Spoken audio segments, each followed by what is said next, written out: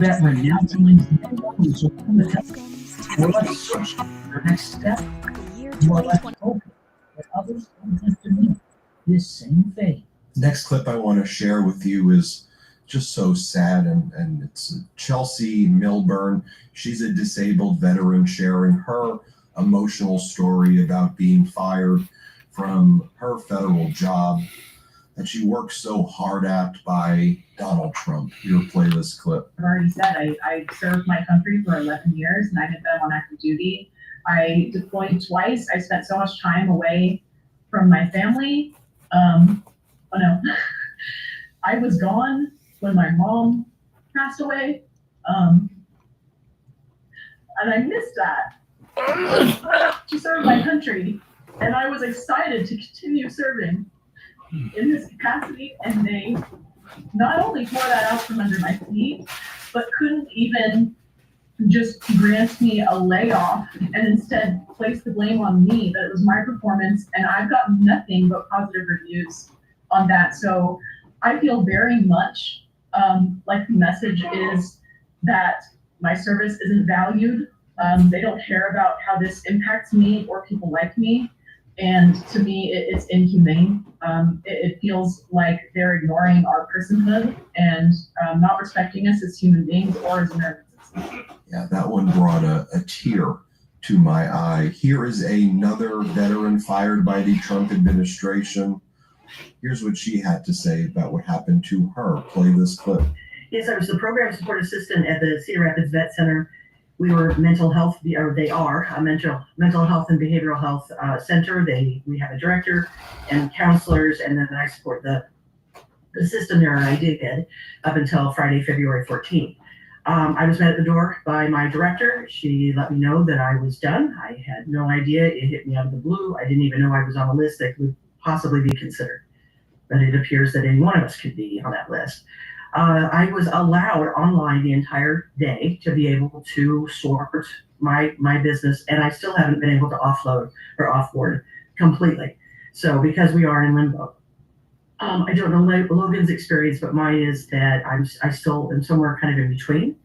And since I work for the Veterans Health Administration, there is no one now to meet our clients at the door. There's no one to confirm schedules. There's no one to help and assist with our counselors. And anytime you take the support away, it may seem minor. I was a GS6. I was on the lowest levels of the GS scale. It may seem minor, but the next time you walk into a doctor's office and there's no one to meet you at the front desk, you have no idea what's going on in the background. You have no idea if you have a schedule or an appointment still. And no one's there to balance the budget, to order things, to make sure that doctors and nurses or counselors have the support that they need, and in turn, clients that come in to assure their anonymity, to ensure that they get their needs met. And when we talk about veterans, we're talking about 1% of the population of the United States. I'm one of them. So when Doug Collins, the Secretary of the VA, said he would watch out for me, he would watch out for veterans and protect us if he was nominated as the Secretary. Well, of the 220,000 of us that lost our positions with the government, many of us are veterans. And I'm one of them. And folks, there are tens of thousands of stories just like this. I'll just share a few more with you, and I've went through them all. And if I kept on showing these over and over again, I think you get the point. I want to give these individuals a voice on this platform as well. And I want you to see how cruel and unusual the treatment is by the Trump administration, by Elon Musk, against people who have sacrificed their lives for the United States of America. It's so horrific. Here is a veteran by the name of Andrew Lennox. He's speaking out after his job at Veterans Affairs was terminated in the Doge purge. Let's play it. Want to understand something, because the grounds for termination in your case and so many others is basically a question of whether your continued employment was in the quote public interest. What is your reaction to that? So yeah, that's the exact language that was on the termination notification. It's my reaction at first, it was surprise, disbelief, and I mean this morning as I packed up my office, it's anger, because it's I was terminated for my performance. I haven't even had a performance review. Nobody consulted any supervisors or even the director of our hospital before making these terminations. So tell me about your job and why you wanted to work at the VA. Yeah, so I spent 10 years in the Marine Corps. I loved it. Greatest job I ever had. And I made the decision to transition into the civilian world. And for a little bit, I worked in civilian jobs. I was at a pharmaceutical company for a little bit, and they sent me to a military-friendly employers conference. And I ended up sharing a table with some Veterans Affairs social workers. There's a Marine Corps vet, and he was telling me about the work he does. And like looking at that group of people and the organizations to get back to veterans, I made the decision that is what I want to do. I want to continue serving my country, and I thought there'd be no better way than helping veterans, my family, the people that gave me so much. I'd like to get back. And my role there is administrative officer for our primary care department of the hospital. So it's a lot of behind the scenes stuff. It's kind of eliminating the red tape and friction that just comes into healthcare as far as like scheduling doctors, the patients, making sure wait times are short, scheduling vacation, pay, ordering equipment, all these things that we try and take the administrative burden off of the doctors and the nurses and the care providers to get veterans treated, as quickly and effectively as possible. Here is another fired Army veteran speaking out about the federal layoffs. Let's play it. Well, joining us tonight is Nelson Felice Sr., a 30-year Army veteran who served as a first sergeant and spent more than a decade working for the Department of Veteran Affairs until he got a notice that he was being let go just a week ago. Nelson, thanks for joining us tonight. I'm sorry about the difficult situation that you're in right now. Tell us, what type of work did you do for the VA? So I started back in Florida doing MSA work. Now I was working in a hospital doing background investigation for the VA, VHA, and fingerprinting folks that were newly hired. I gotcha. Yeah, important work. I'm sure you enjoyed doing it for 10 years. I know you wrote a letter appealing your termination. Tell us about how did you find out you were being let go, and what reason were you given? Well, I didn't find out because my normal work hours were during the week. So Friday I was off. So they were calling me, but I had my phone on vibrate. It was Valentine's Day and little family time. And then I got a phone call from one of my co-workers and told me, hey, you need to look at your email and see what's happened. So then I found out that at 7 p.m., they sent me a letter saying that I was terminated. And that just... Yeah, shocking, I'm sure, to see that. Did they say it was for performance, or did they give you any type of reason, or did they just say you're out? They just took it random, and everybody that they sent this letter to said it was performance. But there's a form called 0750 that will show that that was incorrect. Plus, I had tenure. Yeah, and a lot of veterans, they end up working at, it shouldn't surprise you, at the Veterans Department and Veterans Affairs, which is just getting absolutely gutted. There could be about 50, 60, 70,000 veterans who are going to be losing their job based on what the Trump administration is doing, each with a story like the one I just shared with you. As you know, I'm a dad, and well, I've just been having the greatest time ever. Here's the thing, I never knew just how important it was what we give our children. Typical children's vitamins are basically candy in disguise. They're filled with 2 teaspoons of sugar, unhealthy chemicals, and other gummy junk that growing kids should never eat. That's why Hiya was created, the pediatrician-approved superpowered chewable vitamin. Now, while most children's vitamins are filled with 5 grams of sugar and can contribute to a variety of health issues, Hiya is made with 0 sugar and 0 gummy junk, yet it tastes great and is perfect for picky eaters. Hiya fills in the most important common gaps in modern children's diets to provide the full body nourishment that our kids need with a yummy taste that they love.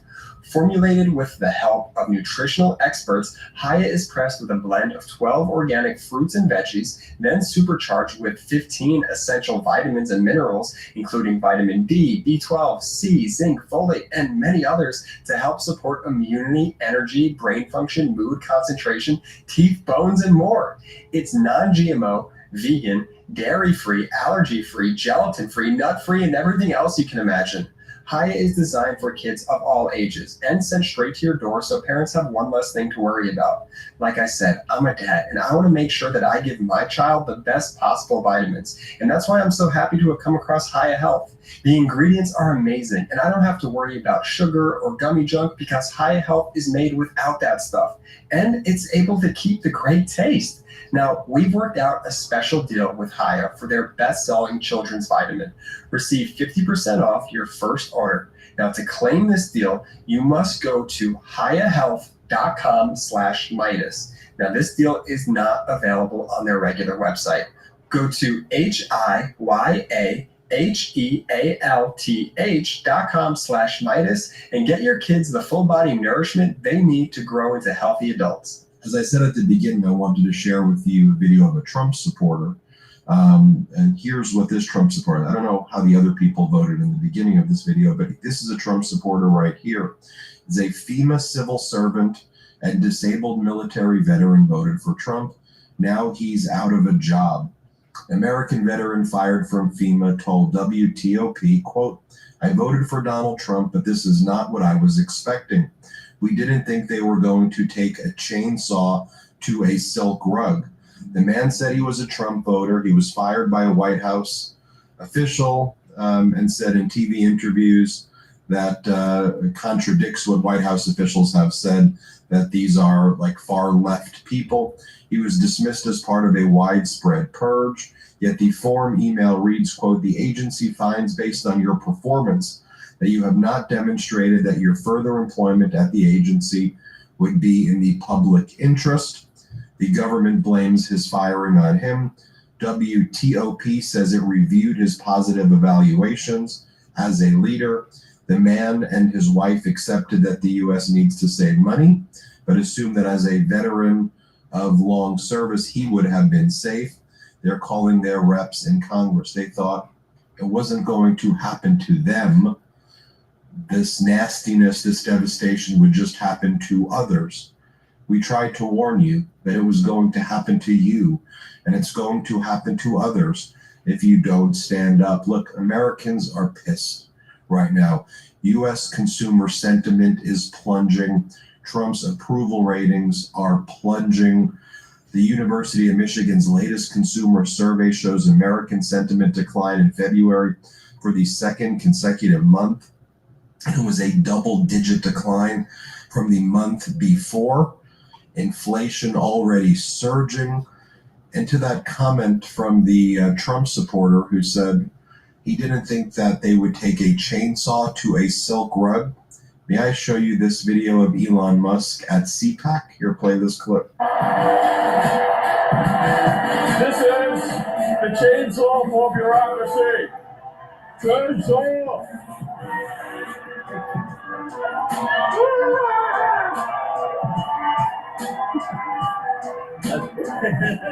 Or how about Stephen Miller blaming you, blaming our hardworking veterans and federal workers as well, just federal workers in general who work every day for our government. You know, they're not seeking attention on social media. They're not out there, you know, seeking the limelight like Trump and these MAGAs. They're out there working hard, chopping wood every day to make sure that you and I and others in this country are safe and secure.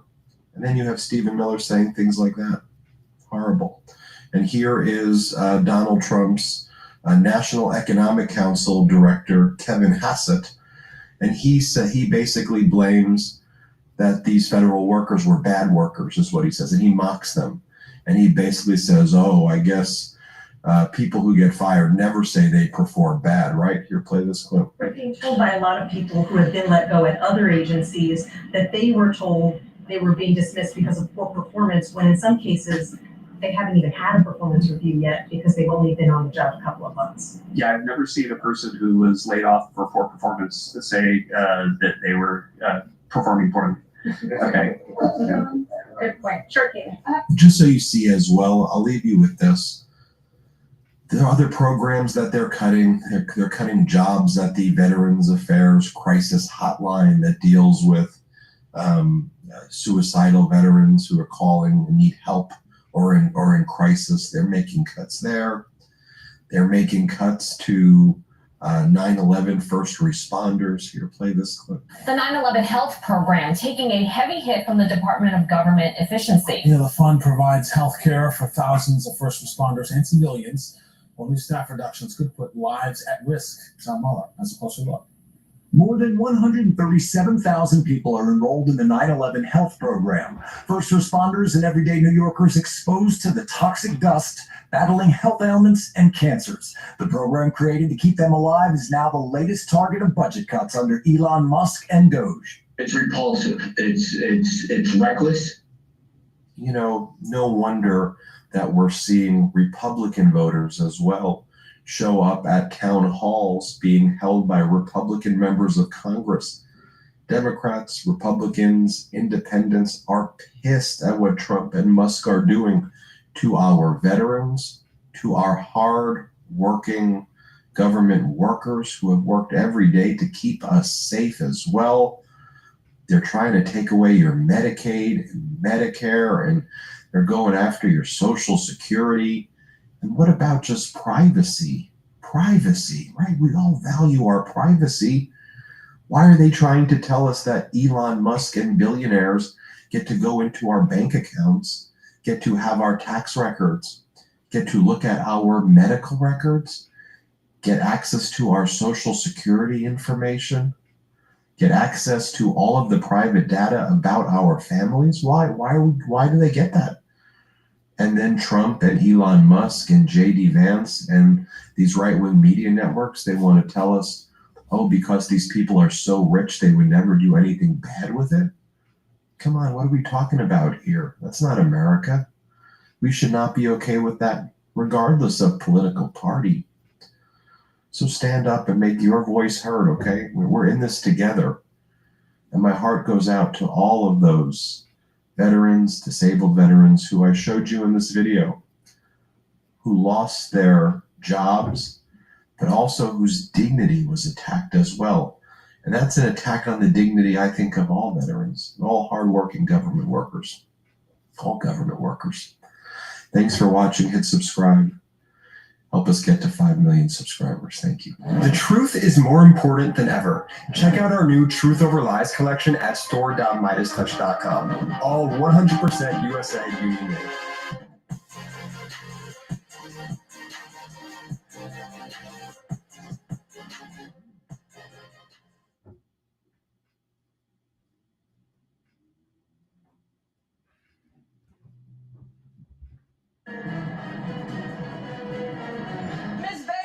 Petition the court for a DNA test. You want to prove to your ex-fiance, Mr. Earls, that he fathered your 3-year-old son, Marcus Jr. Is that correct? Yes, Your Honor. You say Mr. Earls called off your wedding just 3 months prior to getting married because of his paternity doubts. Yes, Your Honor. Mr. Earls, you and Ms. Baylor have been together since you were 17 years old, and you believe she's been unfaithful the entire relationship. Yes, Your Honor. Today, you're countersuing Ms. Baylor for a lie detector test because you want the entire truth. Yes, Your Honor. All right, Ms. Baylor, what have Mr. Earl's accusations and denial done to your relationship? Your Honor, his accusations have ruined our relationship. It has tore us apart. We've been together since I was 17, and he moved in with us, and then we had 2 beautiful daughters. And then after our 3rd child, we decided that we wanted to get married.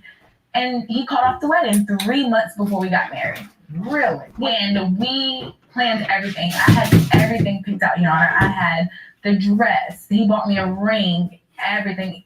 Our wedding date was supposed to be 12/13/14. Like, that was so significant. And it really hurt me for him to do that, Your Honor. Can I submit this to you? What is that? This is my wedding planner. I had everything. May I see that one? So you really planned an entire wedding? Yes. You had 3 children with this man? Yes, Your Honor. And I can see that really hurts you. It hurt, like, so bad for him to not think that my son is his. Like, I don't know where these rumors came from. I don't know who started them. I don't know anything. Like, I love Mr. Earl. I want to spend the rest of my life with him. He's a beautiful little boy. So, Mr. Earl, Yes, Your Honor. you're certain this child is not yours? I'm certain. I'm 100% sure that is not my baby. So this had to be really serious for you to call off the wedding just 3 months before.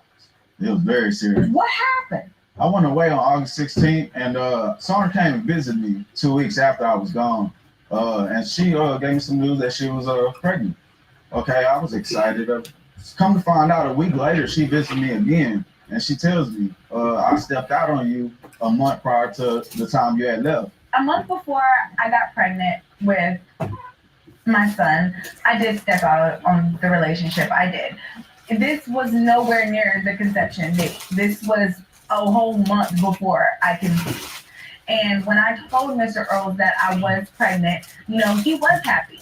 We were both happy because we had 2 miscarriages before that, unexplained, and it devastated us, and we wanted a baby. We planned to have my son. And when he went away, he just feels that, the dates don't add up, I suppose. We didn't plan anything. Okay, do you know what month you cheated in, Miss Baylor? July. Okay. It was. Because I got pregnant in August. I got pregnant August 14th. Let me go to my conception calculator here so I can understand this. When was Marcus Jr. born? He was born April 22nd, 2013. Okay. Now, if we calculate the date of his birth, your conception date would have been July 19th to July 29th, 2012. Yeah, but he's supposed to be. That's about a 10-day window. That's when you said you cheated. I cheated in July, yes, Your Honor, but that is not when I conceived. My son was due May 7th. But I had a C-section due to I had 2 other kids. My blood pressure goes up when I go into labor, and I had to have a C-section. That's why he was born April 22nd. Ms. Baylor, you're saying the baby was born early. And so your conception date would actually have been later than what is projected here. Yes. Mr. Earl, do you think the baby was born early? No, that baby wasn't born early. She carried that baby full time. That is not You true. don't know no baby premature 6 pounds 9 ounces. I know that's a big baby. I do agree. A 6-pound 9-ounce baby. I mean, that's a full-term lady. Yeah, exactly, because I was due May 7th. I had a C-section, which was scheduled at 38 weeks. Our daughters weigh 5 pounds 7 ounces, 5 pounds 8 ounces, and they was full term. All babies are not going to be born the same. All my babies is. No, they're not. No, they're not. Because we're not going to get into that because we're here to prove that my son is your son. He is not my son. That is your son. But she carried him full time. She cheated on me in July. The time adds up. She brought me all the way down. I just want her to tell me the truth. I want to understand, why are you cheating in the relationship? I just felt like he was still lying to me. So who was this person you cheated with? His sister's cousin. So this was a one-night thing, a fling? What happened? It was a fling maybe, but not that long, just a couple of times, and that was it. A couple too many. But I used protection when I stepped out. Unlike him, he has 2 other kids outside of our relationship that he stepped out on me on plenty of times. I do. If you want more episodes of Paternity Court, make sure to subscribe and click on the notification bell. She cheated on me with the cable man. No, I did not cheat on him with the cable man. He was a friend. Wait, where did the cable man get in? As soon as I went away, the cable man came in. He was a friend. He took me to get my kids something to eat one day, and we went to go play pool and have a few beers at the bar, and I cheated, supposedly. My brother also even told me about some things. What did your brother tell you? Oh, my brother even told me he even called her doing mysterious things on her phone, talking to others, talking about she want to meet up with him and things. We've had your brother joining us today from your hometown. That's good. Mr. Earl, can you hear me? Yes, ma'am. Your brother has testified that you caught Ms. Baylor in some very questionable circumstances. Is that true? Yes, ma'am. About 3 weeks. Okay, before my brother went away. I'm gonna get dressed a little bit and I'm gonna go out and get the chicken. Okay. Either we can have, you got potatoes over there? Or yams? Yes, I do flirt a lot. I do. I flirt a lot, but Huh? I did not. No, that is a lie. But you were on the phone. Well, it's not gonna be tapped. I drink the tea and everything and relax maybe about an hour, 2 hours. So it's Anything else? About 2 weeks after my bro. It's 9:30 went now. away, he was having a get scared at the house.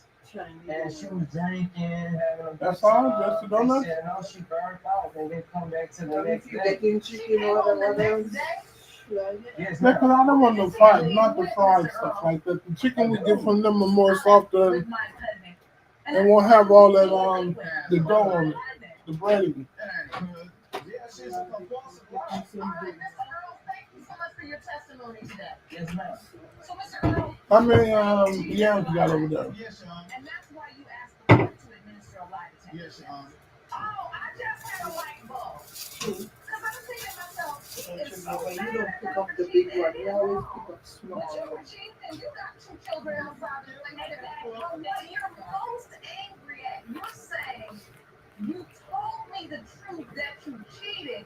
But you feel like she's making up this whole story about the baby being early because she doesn't want to get that possibility that this other guy is the father. The sweet one. Making you most angry. So when you found out you cheated, did you immediately have that? Yes, I already knew. Like it kicked to me. That she cheated, and that is. Now I submit my evidence. Absolutely. Did you bring to the court? It's just a picture to show everybody in this courtroom that this is not my. I'm gonna do a tiny thing today, I think. I'm gonna do a tiny thing today, I think. Huh? Pick up some kind of dessert. Junior. Correct. And on the right hand side is a picture of you. Yes, You don't believe you look anything alike. nothing wrong. Okay, I have a question. How did Okay, this will go back in my car. Definitely need to put that back in there. I feel bad. I always wanted to. What now? I wanted to sign with her. I feel bad. I mean, she crying in the hospital, laid up with a mess all over her bed. So. Well, you can give him depends on how I feel. Maybe I'll pick up another chicken and maybe we can try. Maybe you can try it again. Okay, I'm gonna give this baby my last name is my junior, and I don't believe he's not. That's man. Look. I don't know. I just know I made a mistake. Did you sign the birth certificate? I did. Yes, sign the birth certificate. When you sign that birth certificate, you acknowledge paternity. You understand that, right? Well, hopefully this DNA can help me out. You know, black women like to put people on child support. I ain't got time for that. You're not gonna pay. Hold on, because I'm a black woman. No, well, certain one. I'm sorry. I'm sorry, y'all. Now, look, we get to the truth in this courtroom. Okay. Hold on. Let's get something straight. Yeah, I'm back. It's women of all races and colors that are receiving child support for children. But let me be clear. The child support is for the child. Yeah. And then let me be even clearer. You did this. Once you signed that birth certificate, you were responsible for child support. So don't come in my courtroom talking about what a black woman gonna do, because this black woman's gonna let you know. Now I'm really ready for the results. Sorry. Ron, hand me the lie detector results first. You want to know? My son was asked during the last 10 years, other than the one time you admitted to cheating, have you had sexual intercourse with another man? You answered yes. The lie detector determined that was the truth. That's because we split up.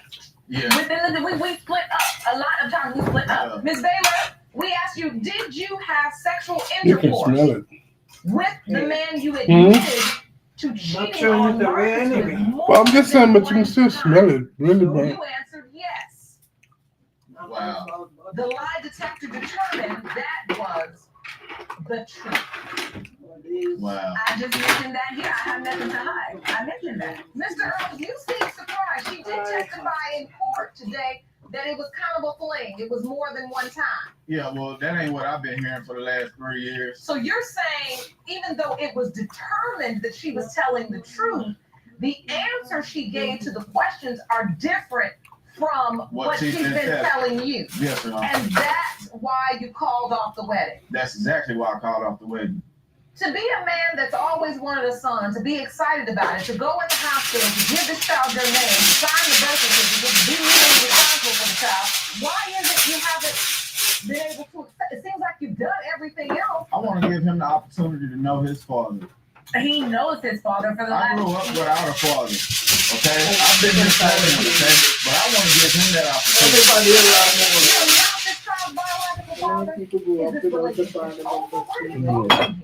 It's over. She look, that lot of since she passed it, because I mean, I already knew she was lying to me all this whole time anyway. She passed it though. You say the relationship is over if Marcus Jr. is not your biological child.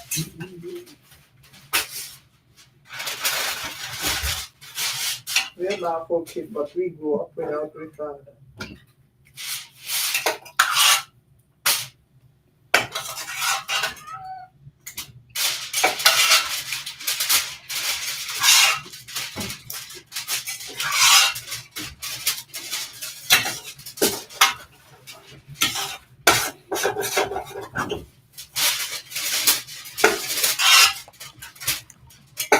Donald Trump is toxic, detested, loathed. MAGA Republican members of Congress are literally running away from their constituents in ruby red. Ouch! Come on, you know better. Even in their districts, their Republican constituents are pissed. Why is Elon Musk running into our private information? Why does he have his 19 to 25-year-old kids getting access to our social security records, medical records, tax records? What is going on? Why are you firing all of these hardworking government employees and shutting down all of these services? Why are you coming after our Medicaid? Why are you just focused on giving $4.5 trillion in tax cuts to the billionaires? Is Elon Musk ever going to have to testify before Congress or elsewhere to justify what the hell is going on? This is what people are saying again.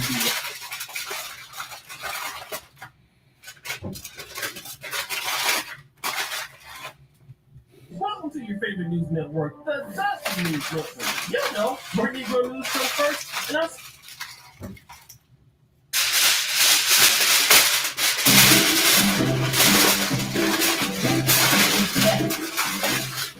Y'all need to be like Candace Owens because y'all.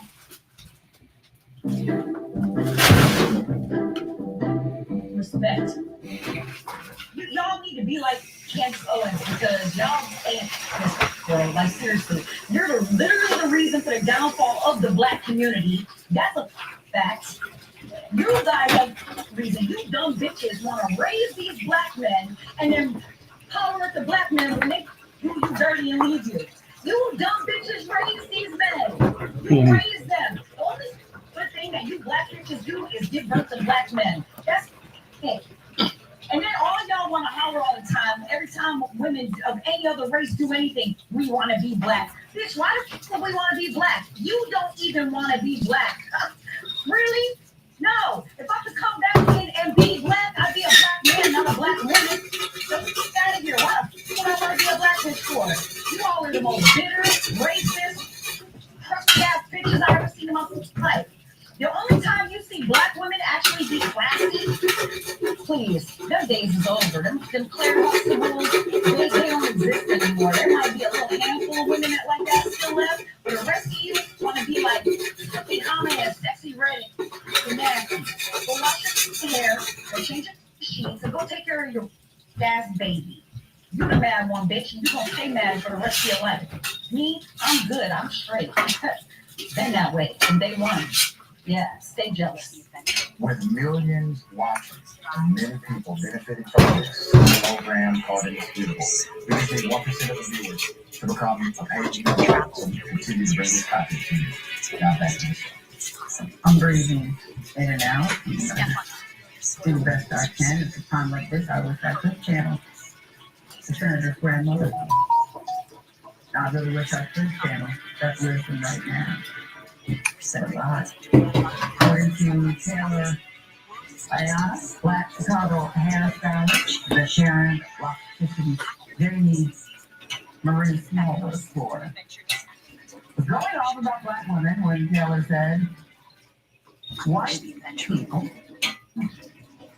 and or Europeans didn't know how to wash themselves properly until the Moors taught them. This was in response to Smallwood saying black women were dirty, not washing their hair as much as white women. After more racially vicious language via messenger and voice messages, Smallwood would eventually block Taylor, as many online would also step up throughout Smallwood's rampant Karenicity. I'm disgusted. I just want to put like some garlic or something around my neck, whatever I can to protect kryptonite something. Mother of Smallwood's husband even contacted Taylor via TikTok to say she no longer spoke with her son because of Smallwood. Other wanted to apologize to her for the vitriol and stated she didn't raise her son that way. The mother would even note the 48-year-old Karen was 18 years older than her 30-year-old son with kids his age. I try not to get in other people's business. You should probably not lash out at others when we're not sure about the stuff in your backyard, your kitchen, your purse.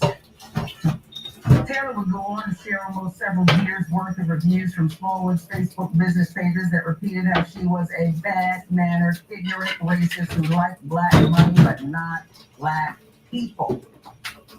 Or breastfeeding mothers. Let's look at it. And reviews would point out horrible styling skills, a desire to be black. What was fine with black Americans being shot by racist cops and even allegedly using the N-word. She is another one, Senator, that you, well, she's another one that isn't hiding who she is, Senator. Or that wolf fox that you talked about, your grandmother's saying. What do we make of this? Yeah, the wolf fox, Minister Malcolm X, and Grandma Mourner and Brian's A Monkey. Sharon, I'm telling you, I'm trying to keep it PG. I'm trying to keep it together.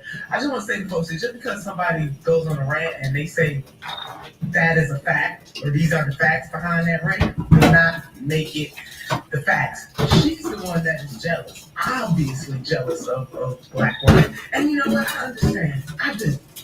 Because mitochondrial DNA, mitochondrial E, let me just go and break this down. Folks like her, you don't understand that genetically, all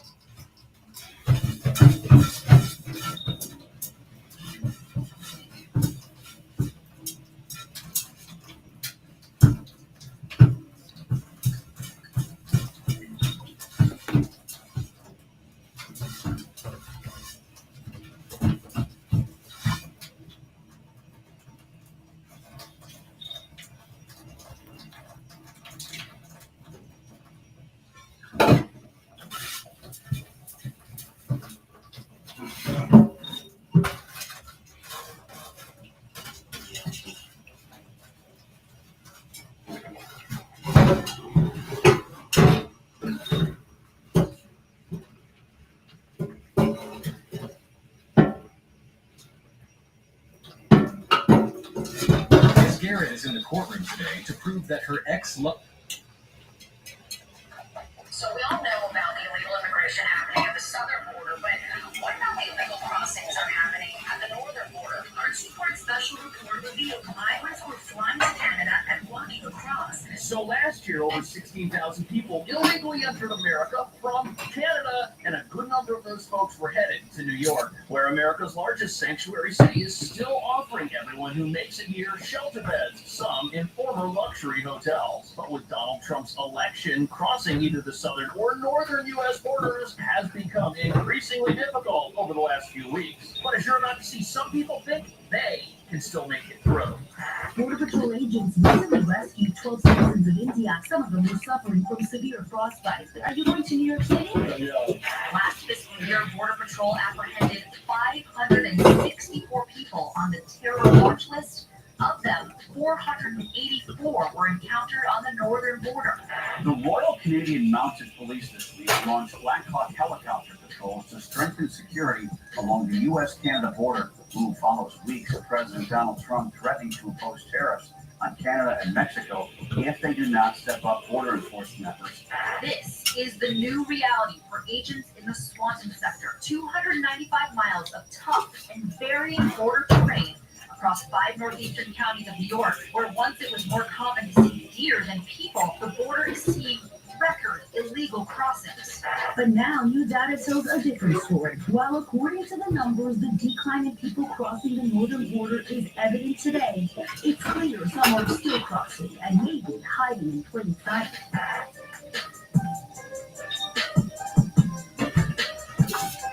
So while smugglers are still offering passage from Canada to New York, President Trump's border crackdowns are making the journey almost impossible. What nobody's talking about is that securing the northern border, although necessary, that's also going to be almost impossible because it is the longest land border in the entire world. At least that was the theory before President Trump took office and forced Canada to do something about the flow of illegal people and substances entering our country. And Canada is not only increasing their law enforcement presence along the border, but also implementing drones and helicopters to stop unauthorized crossings. However, the bus routes used by those who do manage to cross the border and were uncovered 6 months ago are still in operation. And people are still getting picked up by buses just walking distance from the Canadian border and then driven right here to the Port Authority bus terminal in Manhattan, where it's just a short walk over to the Roosevelt Hotel, where newly arrived.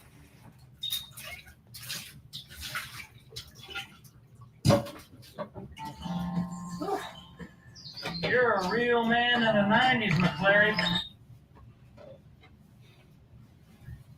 Canada's shocking response to Trump's trade policy. Why didn't the U.S. see it coming? What happens when one of the United States' biggest trade partners decides to strike back? Donald Trump never saw this coming. Canada just made a bold move that caught the Trump administration off guard. U.S.-Canada trade is worth over $800 billion annually, and any disruption could send shockwaves through the economy. But instead of backing down, Canada hit back hard, imposing retaliatory tariffs, expanding new markets, and strengthening ties with the European Union to protect its economic interests.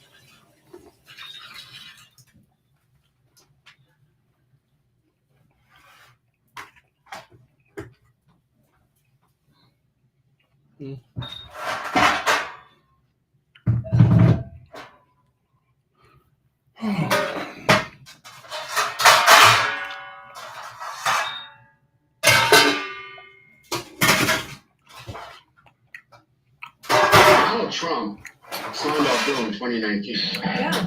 Turned to me, shook my hand, gave me the trophy that he signed the bill. And he said, nobody deserves this more than you. You worked harder than anybody. And to callously and recklessly allow Elon Musk to do this to us, his words are shallow and meaningless to me now. What? Trump going back on his word? Doesn't sound like him, does it? Starting the day I take the oath of office, I will rapidly drive prices down and we will make America affordable again. We're going to make it affordable again. Yeah, and inflation is back. I'm only here for 2.5 weeks. That was January. Inflation is back. No, think of it. Inflation's back. And they said, oh, Trump inflation. I had nothing to do with it. I'm disappointed, but I'm hopeful that they reverse this, because there's going to be a lot of harm done to a lot of people that are already suffering.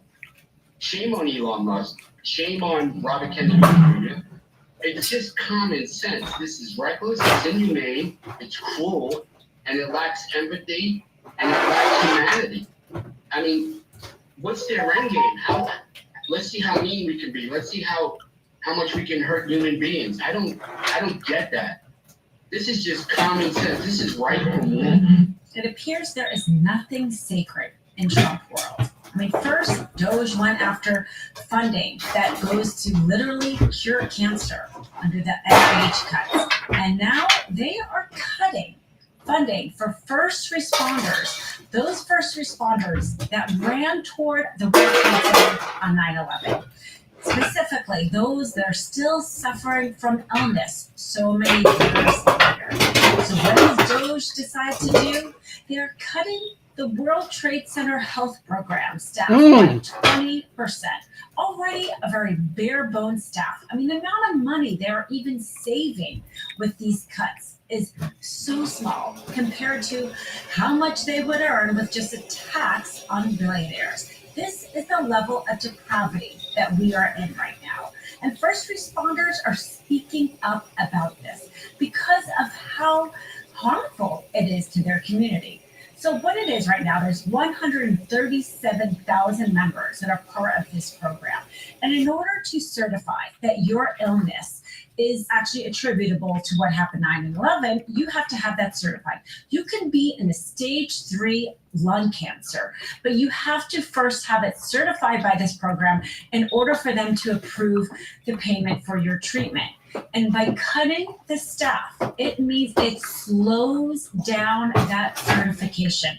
And somebody in that stage 3 could very well die before they get their treatment approved.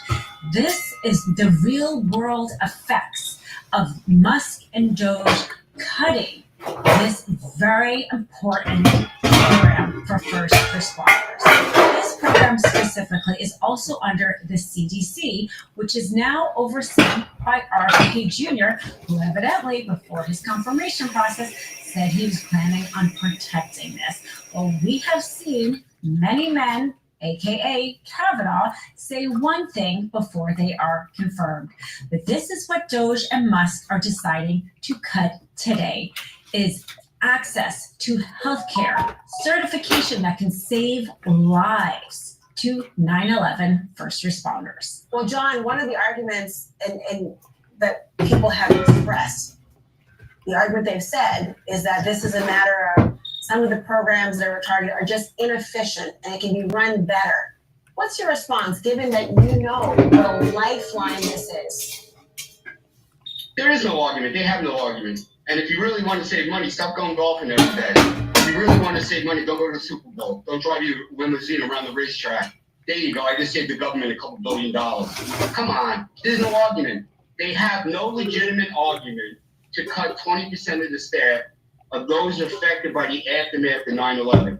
Heroes and survivors, those who worked at the school in Lower Manhattan, and the cops and the firefighters with stage 3, stage 4, or more than one cancer. This is repulsive at its highest. This is disgusting. The fact that I'm having this conversation on a Wednesday at 11:30 with Laura Coates about what the federal government is about to do to this program, that the pain that it's going to cause, if this isn't make America great again, we're screwed. I mean, Robert Kennedy said, let's make America healthy again. How are you making these men and women healthy again by taking away their ability to get enrolled in a program or to get their illnesses certified? Makes no sense. Somebody explained to me, like a 12-year-old, what they're doing. John Field, hero, survivor, champion. I hope someone will give you an answer. You deserve one. Instead of cutting programs for first responders and money for cancer research, maybe Trump should stop going to events which cost millions of dollars for taxpayers. We're talking about, yes, the Super Bowl and the Daytona 500. Glorified events for Trump personally that cost all of us a lot of money. Trump doesn't actually really care about efficiency right now, does he? Otherwise, that would be a very easy thing to cut, or trips just like that. But no, Trump doesn't care at all about efficiency. He also doesn't care at all about American workers. That's why he didn't put into the budget anything that would help taxes on tips, taxes on overtime. I didn't see cuts on those. And in terms of slashing Medicaid, he keeps saying different things. One moment he's not going to touch it, and another moment he is going to touch it and perhaps take away millions of people's Medicaid healthcare benefits. The reason why he keeps it is because he doesn't care. He doesn't care about American workers. He said whatever he needed to say to get elected.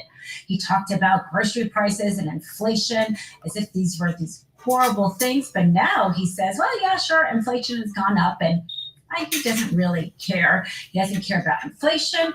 He doesn't care about how government money is spent as long as it's spent on him and his friends. Mr. President, given your concerns about corruption, you said that if there were any conflicts of interest with Elon Musk, you wouldn't let him anywhere near it. That's right. Doge and SpaceX employees are now working directly at the Federal Aviation Administration and the Defense Department, agencies that have billions of dollars in contracts with Musk's companies or directly regulate his companies. How is that not a conflict of interest? Well, I'm just hearing about it, and if there isn't, he told me before I told him, but obviously I will not there be any conflict of interest. He's done an amazing job. They revealed, in fact, he's going to be on tonight, a big show called Sean Hannity at 9 o'clock. And he's on and I'm on, and we talk about a lot of different things. And any conflicts, I told Elon, any conflicts, you can't have anything to do with that. So anything to do with possibly even space, we won't let Elon partake in that. His Trump media has lost so much money with his True Social. They're now putting out ETFs that are going to specifically benefit from his energy policy plans that he's putting into the House budget. So and the energy independence has nothing to do with whether or not it's benefiting Americans. It's going to benefit him directly with his Trump media ETF specifically tied to the oil companies. This is Trump in a nutshell. He's willing to take away necessary 9/11 first responders' access to healthcare and science research to help him. If that means he can go to the Super Bowl and the Daytona 500 and post on his social media accounts him with a picture of a king, because this is really all about him, not you. So Joe Biden had shown up at the Daytona 500 while there were people living under emergency declarations and passing away. In Georgia, a tree fell into a guy's house and ended up killing him. Do you think this is a fair comparison? You're taking. This is not a hurricane event. You're talking about storm. So he needs to respond to every single death. No, then he wouldn't be president. Well, he needs to, I think, say something when the whole point was criticizing Joe Biden for absolutely everything that he ever did. I was just never did anything. Start with really? Carolina. That's not true. We've gone through it multiple times about how quickly he signed emergency declarations. How about East Palestine? How about you just say that maybe you shouldn't be driving around a race car track. Yeah, when this is going on. Can't get enough Midas? Check out.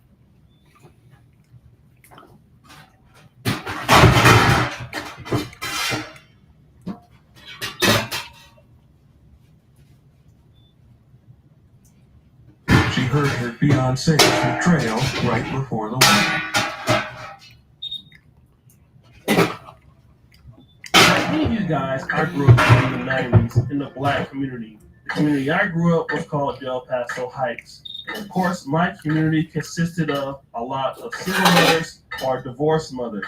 And mine was a divorced mother. So I got to see my mom do a lot of things on her own. And wow, she was courageous. And when I saw my mom doing what she was doing, and I came across women who had kids, as a man, I thought it was completely okay to be a secondary figure in somebody's life. After all, the men that my mother dated had to take a secondary position to us. And again, we grew up in the black community in the time that I did. That was the way it was. Many black men can attest to that. It's a lot different now.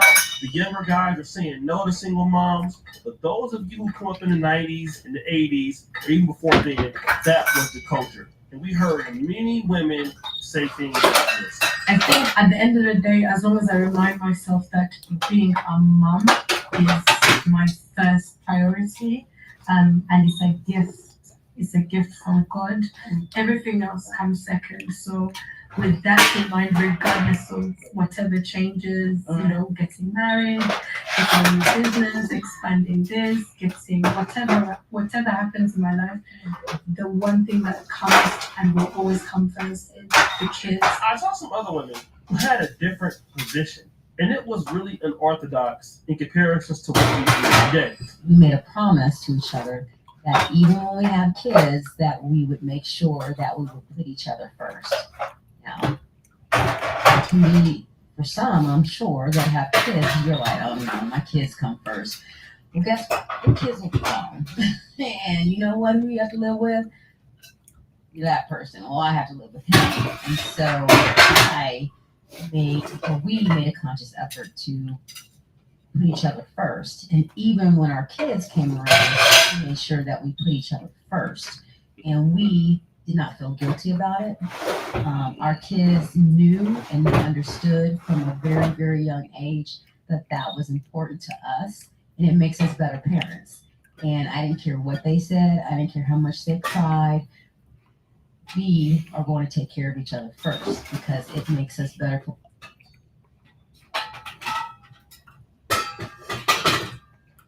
2.2 pounds. 4.78. 2.2. Let's look at the other one. That don't match. The numbers that I ran made me feel like Walmart got off easy.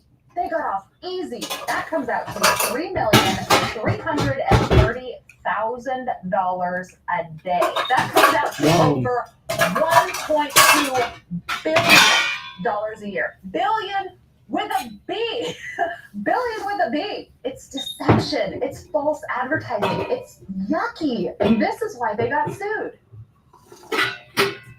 So recently on my YouTube channel, I shed a little bit of light on the shadier side of Amazon regarding allowing customers to completely and totally abuse the return policy to harm third-party sellers. This entire situation has really made me fall down a sort of rabbit hole on TikTok and the internet in general regarding these mega retailers that unfortunately a lot of us as consumers really have no choice but to give our money to and support. But today, I want to talk about Walmart. Because while Amazon has had some shady practices, and I am more than happy to deep dive into some more of those if you're interested in more of the shadier sides of Amazon, please let me know down in the comments below. And I will do another video a little bit more in depth about the other things that Amazon's got going on that are a little bit distasteful. But for today, I want to talk about Walmart and a specific class action lawsuit that kind of shook 2024 and personally brought to light some things that I never even would have considered. And this may or may not surprise you guys, but it gets pretty nasty. So a simple Google search tells us that there have been multiple class action lawsuits against Walmart, including fake advertising, injuries, random lawsuits like a woman suing Walmart for discrimination. But the one that I want to talk to you about today is deceptive pricing and the class action lawsuit that resulted in Walmart paying $45 million in damages to its own customers that didn't know that they were being deceived. After I talk about that lawsuit specifically, I want to also shed some light on something that is coming up in the year 2026 that a lot of you guys might not know about, and I feel like it's going to open that door wide open for Walmart to do some shady business practices. This video went viral when a Walmart shopper exposed a potential overpricing scam. She bought chicken labeled as 4.78 pounds. When she weighed it on the store's scale, it showed only 2.22 pounds, meaning she was being charged almost the price. She tried another pack and got the same. 4.9. Stinky. So yeah, to put it in the simplest of terms, and I'm actually going to go to this woman's original TikTok video so we can see her in real time showing us, not just somebody else talking about it after the fact. What was basically happening is there was pre-packaged meats. And again, this is what the class action lawsuit was about. And this was found to be proven true.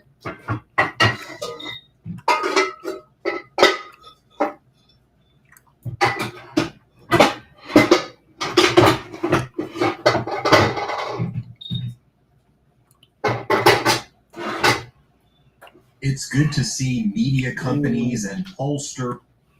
Oh my goodness. Remember the story I brought you about the black male who was aggressively ridiculed and assaulted? I call it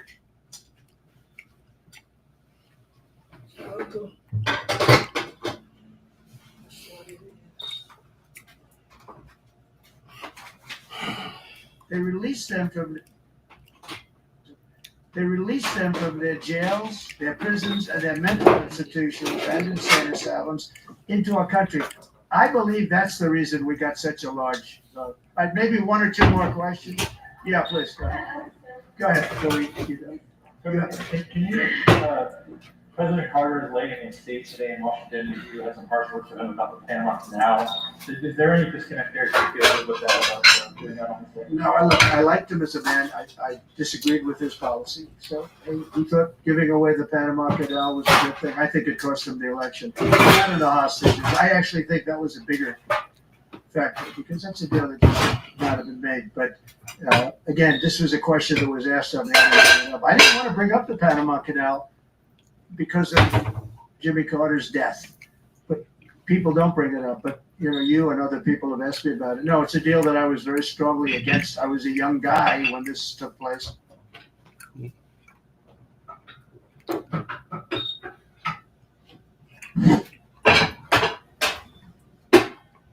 What's good, everybody? It's your boy.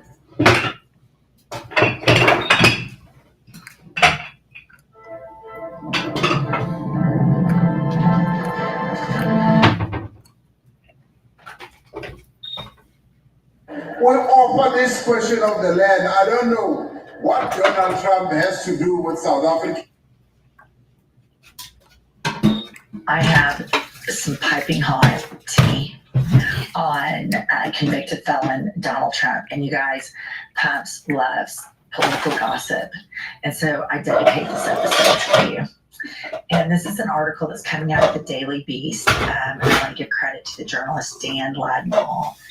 And the headline of it is Secret Service Freaked Out by Trump's Adoring Female Aide. All right. So, this is a book that's about to come out from Michael Wolff. I'm going to give you all some background and then we're going to get Pump's take on it. Okay, the first that I want to read, Kylie. The Secret Service has become concerned about a devoted female Trump aide to the point where they considered her a, quote, potential danger to herself as well as to the president, according to a report. Next, the New York Times reported in November that Hart, and this gal used to work for OANN, who was referred to by colleagues as the, quote, human printer because she followed Trump around with a portable printer to give him printouts of information to spare him for looking at screens, penned adoring letters to Trump in 2023 that unnerved people in his orbit. And just a little, everybody remembers that Trump, when he had his felony trial, he had somebody that printed out things that he could look at a picture of favorable media about himself because they have to limit his screen time. And when I say this, we're talking about the man, 77 million Americans elected to be president of the United States, and he has to have his screen time monitored. Okay, next clip. She allegedly wrote to Trump, "You are all that matters to me. I don't ever want to let you down, and I want to bring you joy." She wrote this to him. Okay, next up. According to Wolff, Hart's fixation was an open secret among Trump's staff, who found it discomforting and the alleged aggressiveness of her attention. The Secret Service, with her letters in their possessions, was now noting the strangeness of her behavior. Nonsense, declared Trump. She just loves her president. According to Wolff's account, Trump had an avuncular and flirtatious relationship with the attractive women who worked for him, whom the president referred to as Charlie's Angels. Wolf writes that Hart was in the entourage along with his lawyers, Alina Habba and Lindsay Halligan, who joined Trump at the NCAA Wrestling Championship in Oklahoma in 2023. Trump's subject of discourse at the NCAA event was which wrestlers the ladies found most attractive. Everyone seemed happy to play along, critiquing the various bodies, rating them as their type or not. But Natalie couldn't be moved. Trump reportedly pressed her on the matter, trying to make her obvious point even more obvious to everyone listening in, with the disbelief and embarrassment of which Wolf claims that she only had eyes for Trump. Wolf claims that his Hart alleged obsession with Trump and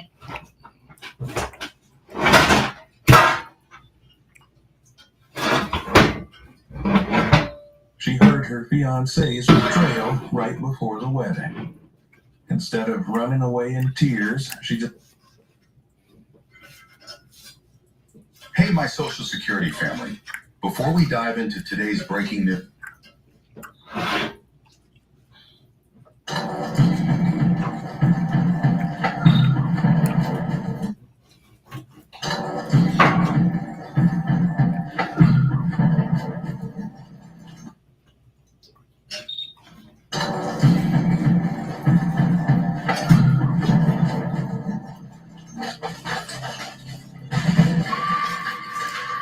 快去通知队长。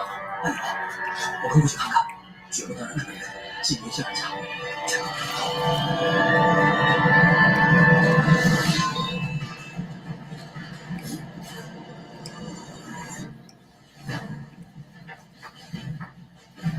Out! Thinking.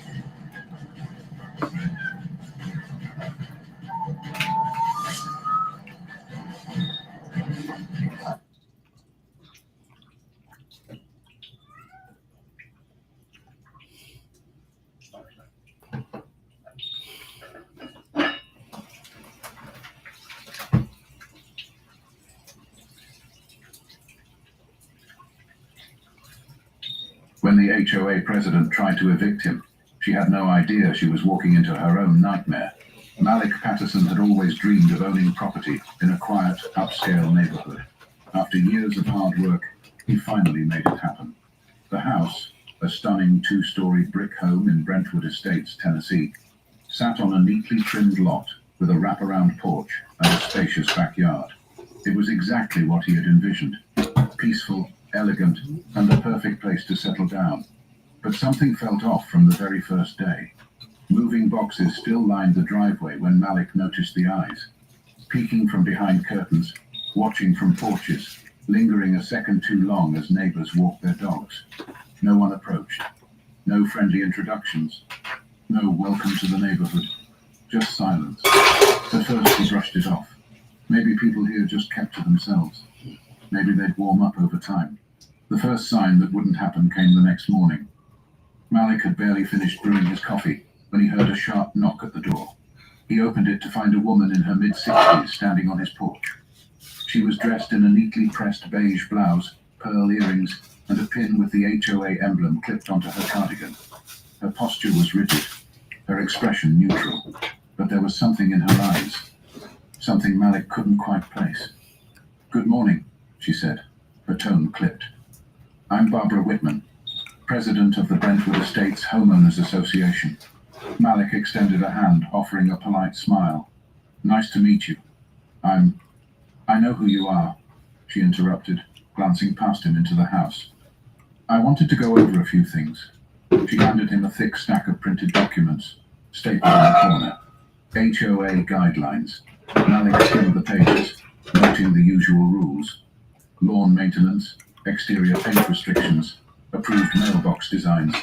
Standard stuff. But then Barbara cleared her throat. "We like to maintain a certain standard here," she said, her gaze settling on the moving truck still parked in the driveway. "I assume you'll have that removed by this evening." Malik raised an eyebrow. "It'll be gone once I'm done unpacking." Barbara nodded, but it wasn't a satisfied nod, more like she was making a mental note. "Good," she said.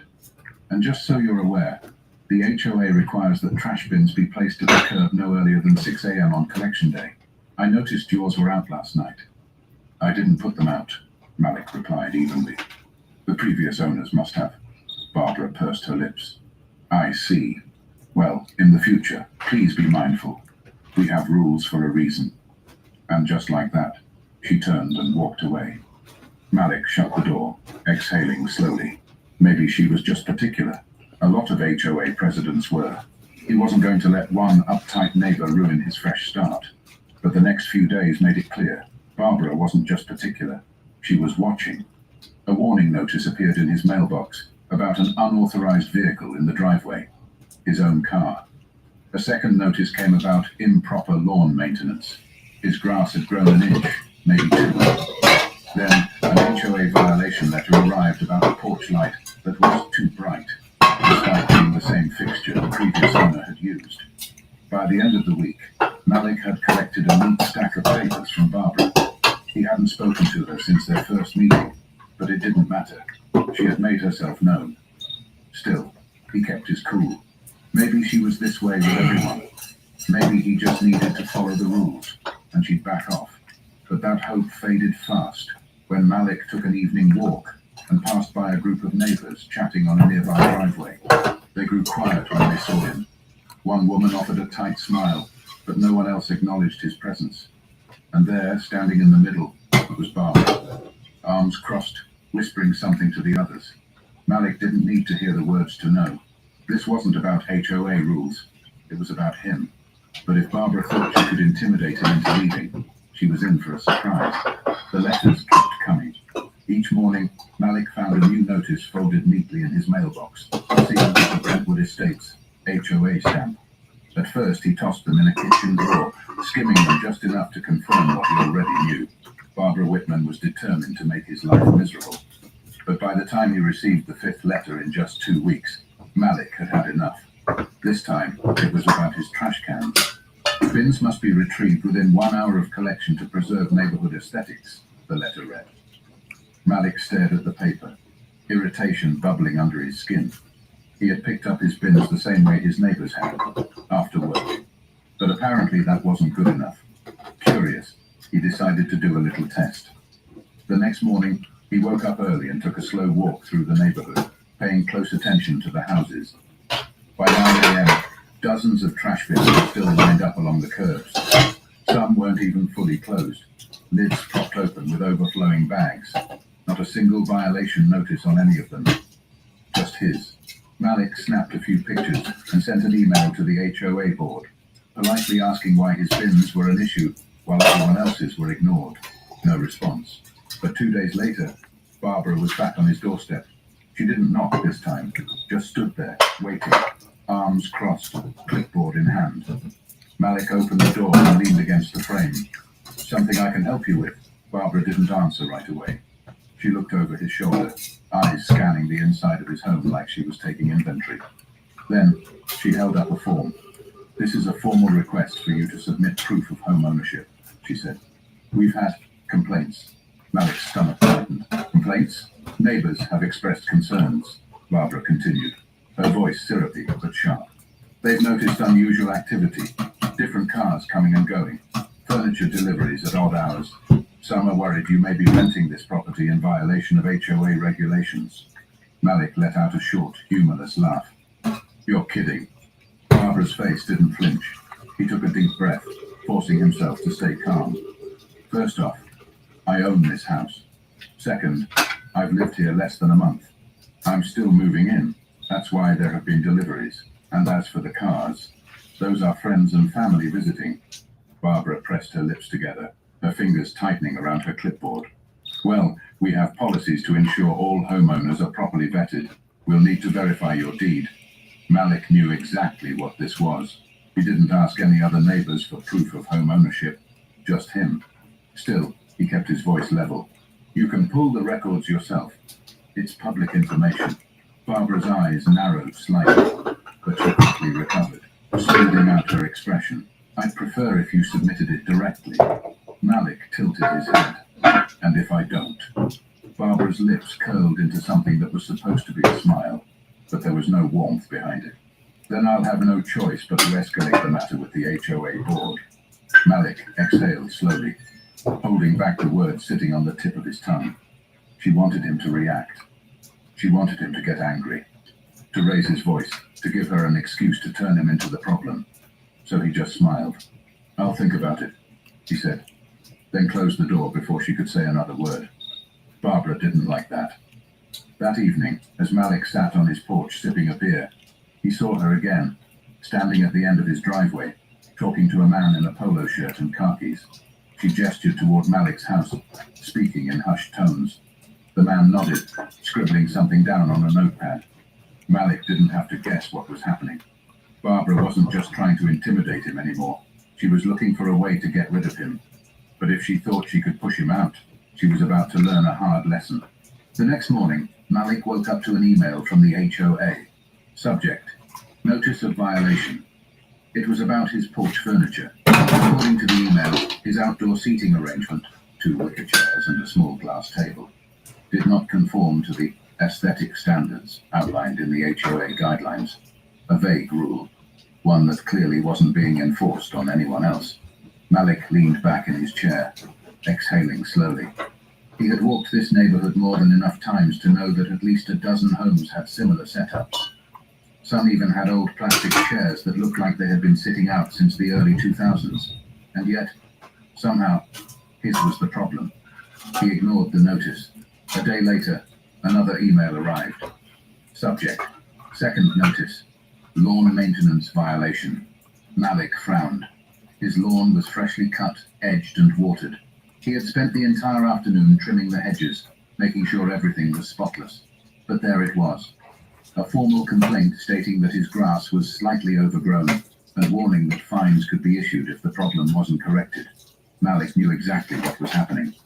Barbara was trying to drown him in complaints, stacking up minor infractions until she had enough leverage to escalate things.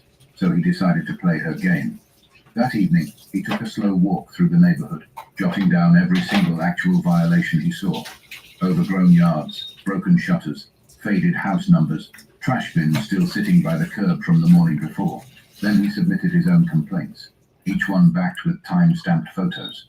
It took less than 24 hours for Barbara to show up again. This time she wasn't alone. She stood at the edge of Malik's driveway with another HOA board member, an older man with salt and pepper hair, and a clipboard in hand. Malik recognized him from the HOA website. Stephen Reynolds, vice president. Barbara's expression was tighter than usual, the forced politeness barely masking her irritation. Mr. Patterson, she greeted, her voice stretched thin. We received your list of complaints. Malik crossed his arms, nodding. Good. Then you know I'm not the only one being held to a ridiculous standard. Stephen cleared his throat, glancing at Barbara before speaking. We appreciate your concerns, but the HOA board determines which issues require action. Not every minor infraction warrants a formal notice. Malik scoffed. So mine do, but everyone else's don't. Barbara didn't answer. Instead, she pulled out a printed form and handed it to him. This is your final warning before fines are issued. Your porch furniture needs to be replaced, and your lawn must remain at the regulated length at all times. Malik stared at the paper, then slowly looked up at Barbara. He wasn't stupid. This wasn't about grass or furniture. This was about making him feel like he didn't belong. He took a deep breath, forcing a slow smile. You know, Barbara, I've read the HOA bylaws from top to bottom. Nowhere does it say a homeowner needs to replace furniture that's in perfect condition. Barbara stiffened. It's a matter of neighborhood uniformity.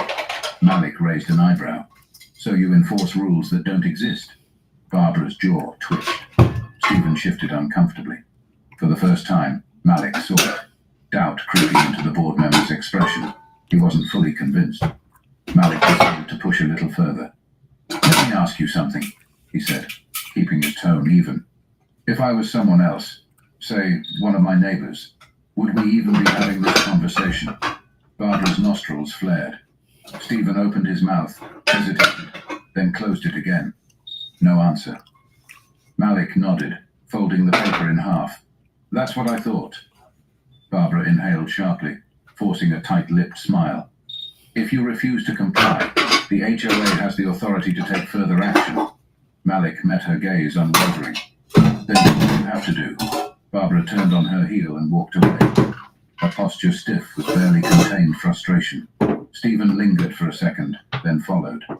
Malik watched them go, gripping the violation notice in his hand. He had just called her bluff, but Barbara wasn't the type to back down easily. Malik expected Barbara to retaliate. He just didn't expect how far she'd take it. The next morning, a thick envelope sat in his mailbox. No HOA logo this time. Instead, it was from a law firm. Inside was an official complaint filed with the Davidson County Housing Authority, accusing him of being a fraudulent occupant. Barbara had gone from petty fines to trying to have him legally removed from his own home. Malik stared at the document, his pulse steady, but his hands tightening around the paper. She was really doing this. He read through the complaint. The claims were flimsy. Allegations that he had failed to provide proof of home ownership. Suspicions that he was renting the property under false pretenses. And a statement that multiple neighbors had expressed concerns about his presence. No names, no actual proof. Just assumptions dressed up in legal jargon. For a second, Malik considered ignoring it. The accusations wouldn't hold up. But then he realized this wasn't about getting him evicted. It was about exhausting him. Barbara wanted him buried in legal headaches. She wanted him frustrated, drained, willing to just walk away rather than fight back. But what she didn't know was that she was playing right into his hands. That evening, Malik made a phone call. "Hey, Joe," he said when the line picked up. "I need a favor." Joe Martinez had been Malik's real estate attorney for years. Sharp, relentless, and twice as ruthless as Barbara ever hoped to be. By the next morning, Malik had everything he needed. And he wasn't just going to defend himself, he was going to flip the situation on its head. 3 days later, the HOA emergency board meeting was packed. Barbara sat at the head of the long conference table, her expression carefully neutral. The other board members flanked her, some looking uncomfortable, others pretending to be busy with their notes. The room buzzed with whispered conversations, homeowners shifting in their seats, glancing between Malik and the board. They had all heard the rumors. They were waiting for a showdown. Barbara cleared her throat, lifting a printed document. "We are here to address the ongoing issue regarding Mr. Patterson's residence. Given the numerous violations and the concerns raised by our community members, I'd like to speak." Malik interrupted, his voice calm but firm. Barbara's lips thinned. "You'll have a chance to respond after." "No," Malik said, setting down a stack of his own papers. "I'm speaking now." A murmur spread through the room. Barbara stiffened, but she gestured for him to continue. Malik stood, unfolding the first document. "This," he said, holding up the deed to his house, "is the legal proof that I own my home. Filed, recorded, and indisputable." A few heads turned. Some of the board members exchanged glances. Malik set the deed down and pulled out another paper. "This," he continued, "is the purchase agreement for another property, 214 Oakwood Drive." Barbara's face barely changed, but Malik saw the flicker of confusion in her eyes. Then he pulled out the final document. "And this," he said, letting the words hang in the air, "is the deed for 216 Oakwood Drive, Barbara's house." The silence that followed was deafening. Malik didn't sit back down. He let the weight of the moment settle. Let Barbara process what just happened. The same woman who had spent weeks trying to have him removed had just found out that her own house belonged to him, and she hadn't even known. Barbara's mouth opened slightly, but no sound came out. Then, in a quiet, tight voice, she asked, "How?" Malik folded his arms. "You might want to check the HOA records, Barbara. That foreclosure you ignored, the property sale that went through last month, I was the buyer." A few gasps rippled through the crowd. Barbara's hands clenched around the papers in front of her. Malik tilted his head. "So tell me, Barbara, who's the real trespasser now?" And just like that, the entire room shifted. The room sat in stunned silence. Barbara's face had drained of color, her perfectly controlled demeanor cracking at the edges. The power she had wielded over Malik for weeks had just disintegrated in front of everyone. Malik took his time, letting the weight of his words settle. He wasn't done. He picked up another document from his neatly stacked pile. Now, let's talk about fraudulent eviction attempts. Barbara's head snapped up. Excuse me? Malik tapped the legal complaint she'd filed. You reported me as an illegal occupant. You claimed I had no right to live in my home. He paused, then looked directly at her. Would you care to explain why? Barbara's fingers twitched against the table, but she forced herself to remain even. As I stated in my report, several residents expressed concerns. Who? Malik interrupted. Barbara's jaw tightened. I am not at liberty to disclose. No names? Malik said, raising an eyebrow. That's funny because I spoke to several neighbors before this meeting. No one remembers expressing concerns. A few murmurs stirred in the crowd. Others exchanged glances, some shifting uncomfortably. The tension in the room shifted. It wasn't just between Malik and Barbara anymore. People were starting to see it. Barbara opened her mouth, but Malik continued before she could recover. You accused me of violating HOA policies, yet you've repeatedly ignored other violations in this community. He pulled out a stack of printed emails. I filed formal complaints about broken shutters, overgrown lawns, trash bins left out for days. None of them resulted in violation notices. He turned to the rest of the board. Tell me, do these rules only apply when Barbara is enforcing them? Stephen Reynolds, the HOA vice president, cleared his throat. I think you should tell the woman to... No, Alex said sharply, eyes still on Barbara. Because this isn't about HOA rules. It never was. This was about her deciding who she thinks belongs here. A sharp murmur rippled through the crowd. Barbara's lips parted, panic flashing across her face for the first time. Malik was most exposing. He was forcing the entire neighborhood to see what had been happening right in front of them. Barbara let out a shaky breath. Mr. Patterson, I was simply trying to intimidate me into leaving. Malik finished for her. Yeah, I got that. Silence. Then a voice from the back of the room broke through. This is a disgrace, an older man muttered. Malik turned to see Mr. Holloway, one of the longest-standing residents of the neighborhood. He shook his head, looking at Barbara. You really tried to evict the man who owns your house. A few scattered chuckles echoed through the room. The shift was happening, but Malik wasn't done yet. He placed his final document on the table. And one more thing. Barbara, you're behind on your HOA fees. Her head snapped up. That's a lie. Malik tapped the paper. I bought your house at auction, remember? That includes the debt attached to it. You owe the HOA over $3,000 in fines and fees. A fresh wave of whispers spread through the board members. Stephen adjusted his glasses, frowning as he read over the document.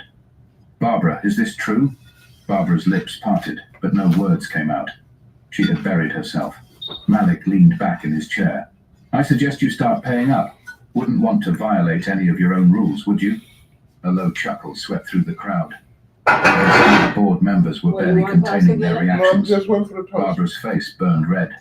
She had spent weeks trying to control Malik. And now, in front of the entire HOA, her authority had been reduced to nothing.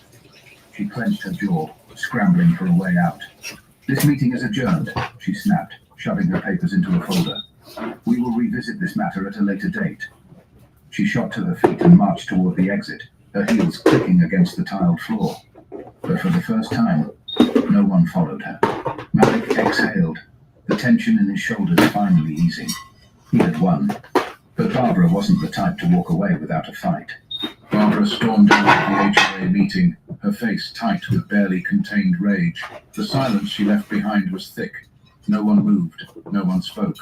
The board members shifted uncomfortably, as if finally realizing they had hitched themselves to the wrong wagon. Malik didn't move either. He just sat back, watching. Then, slowly, the murmurs began. Can you believe this? Someone whispered. She tried to evict the wrong guy. Another chuckled. Stephen Reynolds, still seated at the table, cleared his throat. Well? He started awkwardly, adjusting his tie. I think it's safe to say this situation was mishandled. Mishandled. Malik let out a short laugh. That was one way to put it. One of the neighbors, Lisa Hendricks, a middle-aged woman who lived 3 houses down, turned to him. I don't know what to say, she admitted. I had no idea she was doing all this. Malik arched an eyebrow. Didn't you? Lisa opened her mouth, but no words came out. A few others looked away, shifting in their seats. Because the truth was, they did know. They had watched as Barbara issued violation after violation. They had seen how she singled Malik out. And yet, until she embarrassed herself, no one had said a word. The guilt was settling in now, but guilt wasn't an apology. And Malik wasn't interested in empty words. Instead, he turned to Stephen. Since we're still here, let's discuss actual HOA violations. Stephen straightened, uneasy. Like what? Malik picked up his list. The same one Barbara had ignored when he submitted it weeks ago. Broken fences, trash bins left out for days, lawns that haven't been mowed in weeks. All of these violations exist right now, but somehow I was the only one receiving fines? Stephen glanced at the list, then at the other board members. A few of them looked visibly uncomfortable. They knew Malik was right. We'll review these complaints properly, Stephen said. Malik gave a slow nod. Good. And while you're at it, I'd like to file a formal complaint against Barbara Whitman for harassment. False.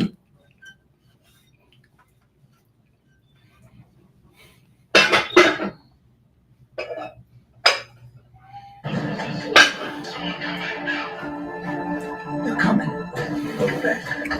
Kill them all. Yes, sir.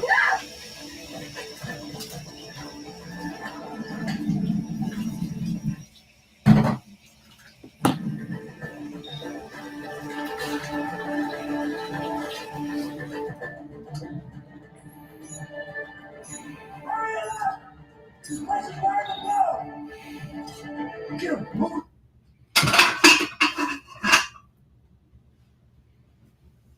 Bill Blackman almost got away with it. The story. I see my kids every maybe like 4 times a week. I see them. Stunning maniac.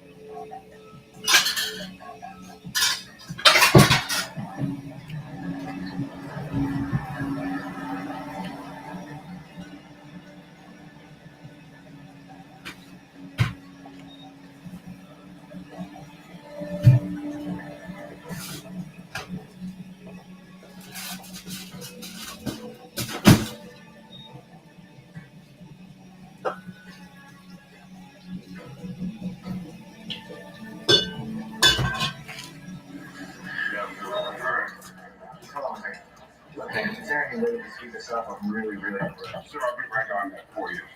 you say? You kidding me? Fuck that guy, man. Sir, I'm done talking about this. Texting you an email? Okay. thank you. Have a good day. How you doing, David? How you been? Hey, Jay, I'm trying to avoid assholes like that. Trying to avoid assholes like that. That goes. This is yours. One thing, do not tell my wife about this, okay? Our secret. See you. Always good to see you, David.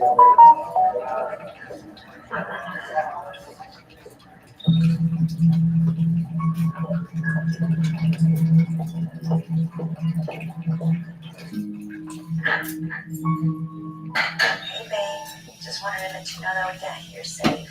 The video call is on, so we're just waiting for you to get home. Someone's excited to hear from you.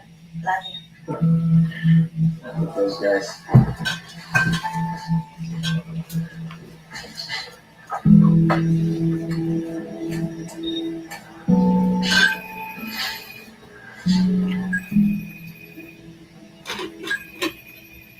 Hi Daddy. Hello. So I like Mexico so far. I kind of miss home, but I also miss you too, Daddy. Oh, baby, it's okay. Come on. Let me see Grandma and Grandpa. It's the wedding anniversary. And you know how much you love you. That's what I told her. Oh, and when we got here, I brought the big bags all by myself. Really? Show me those muscles. Look at that. Strong like daddy. No. You mean you're strong like mommy? Yeah, I know. Are you in Jace?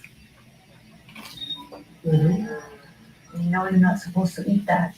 Yeah, she's right. You're not supposed to be eating that, Daddy. Hold on. Jay's from the Bronx. And Chinese. Bronx Chinese is better than that. I don't want to hear any complaints when you get sick. I'm not gonna get sick. What? We'll see. So, how did it go today? Yeah, well, they invited me to take black belt too. Those are great news, babe. So, my executive badass. Very funny. Is there any way you can get here any earlier? I mean, 2 weeks is a long time. Well, just by chance, I did close the Kovacs deal today. So I think they might have bought me some as well. Okay, babe. I'll let you get back to your daughter while I get ready for bed. How's that? Okay. I love you so much. I love you, honey. So Daddy's gonna come right back. See you soon, okay? Where are you going? Daddy's just gonna grab a glass of wine. Wine? Really? You're not supposed to be drinking wine. Is that right, old lady? Don't give it such a hard time. I'm sure you're gonna get it. See? It's one glass, but Daddy's getting in this. So, I have an idea for this activity here. I was thinking that we could write our resources together. We have those.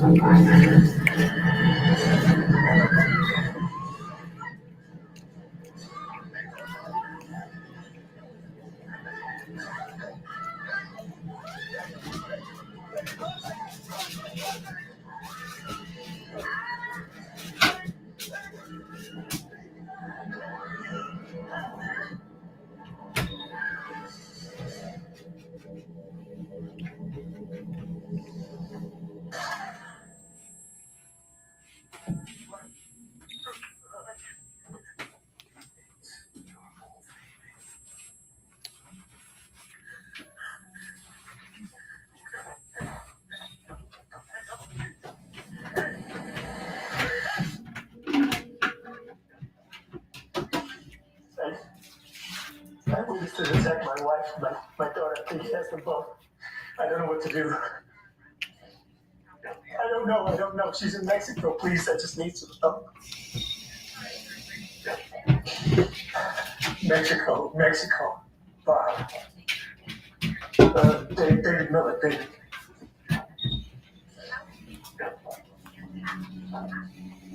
I was on a video call. I saw everything. I saw them. He hit my wife. I think he hit my daughter.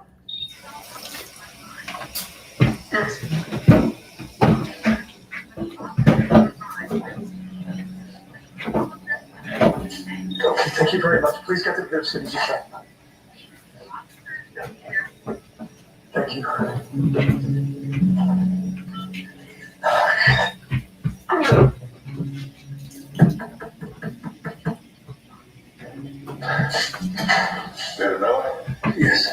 proceed with recording of the chat. That's right. Sir, 1 minute. Please. You want to take a look around?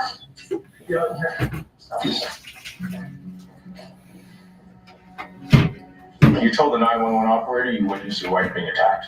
Yes, she's in Mexico and visiting her parents. I saw her attack as a video call. You mind if I check you? Of course you can, but was that necessary? Just procedure, sir. Put your hands behind your back for me. Spread your feet apart. A little wider. Lean back. So this alleged attack that you supposedly witnessed, how were you able to do that since it took place in I've Mexico? already explained this. I was on a video call. I showed up to my wife and my child. I saw everything. Okay, so you saw this attack on a video check. Yes. Mr. Miller, would you give me a moment? Of course. That's what happened, okay? I was on a video call. Dispatch. I'm with the gentleman who said he witnessed a 217. Copy that. Yeah. He said he witnessed the attack via video chat. I'm sorry. Can you repeat? Witness attack via video call. The attack happened in Mexico. I'm not exactly sure how to proceed. Well, let the gentleman know we'll have to send professional investigation tonight. There's really nothing more we can do. Copy that. Mr. Miller, we're gonna have to refer this to a different department. Someone will be contacting you shortly. Someone, what do you, who will call me? I'm sorry, sir. Someone will contact you this evening. Okay. Let's go. I'm really sorry, sir. Thank you.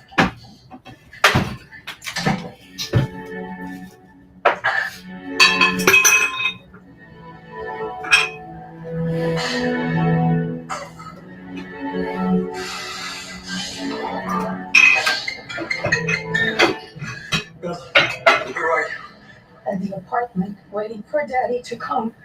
The police is here. Oh my God, David, what's going on? Carla, do you know anything? No, there's police everywhere, and they said that there's a detective on his way. David, hold on a second. El detective Cardona está haciendo unas preguntas.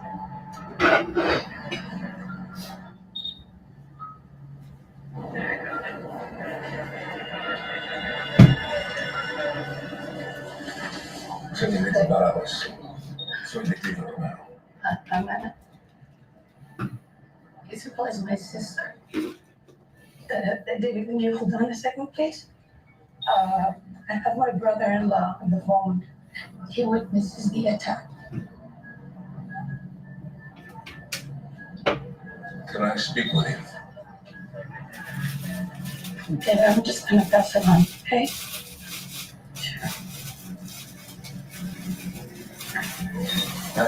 I may want to ask you a few questions and then finish, please.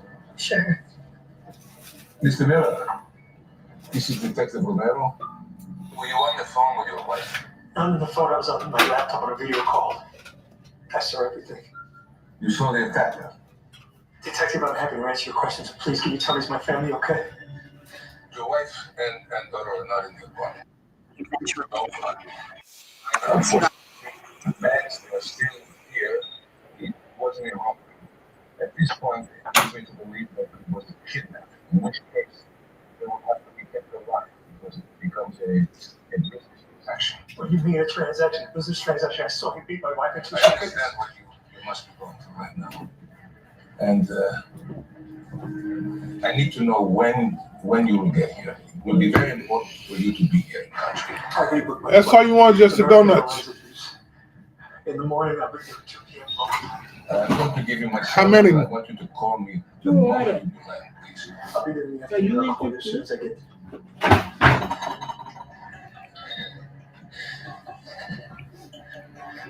That's with the sugar, without the sugar. Without the sugar. If you want the sugar, you can put one with the sugar.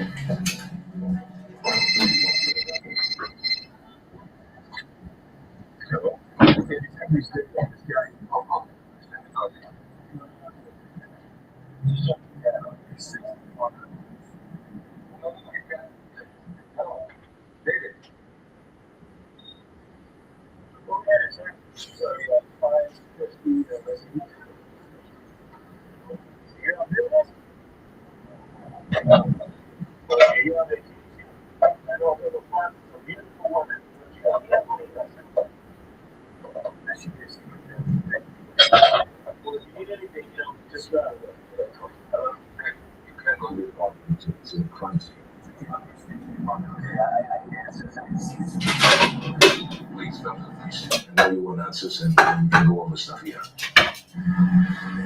Do you have the address? Yeah, I know I have. Central District, right? Yeah, the police station in the Central District, you know where that is? Yeah. Can we go there, please? Yeah. Copy this. Great, I'll see you here.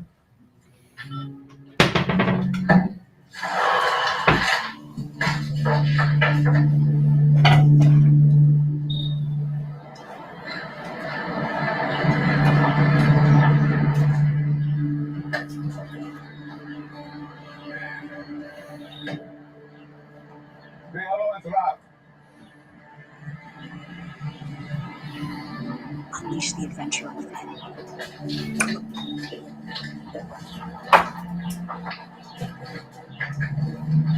Mr. Miller, I'm Detective Romero.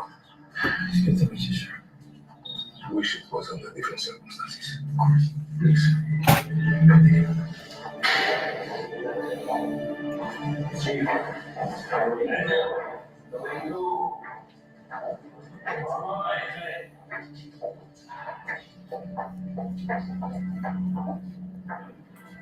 Necesito un importante. Please.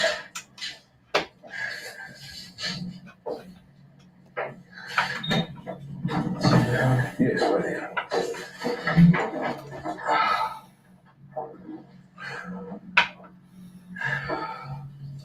How was your journey?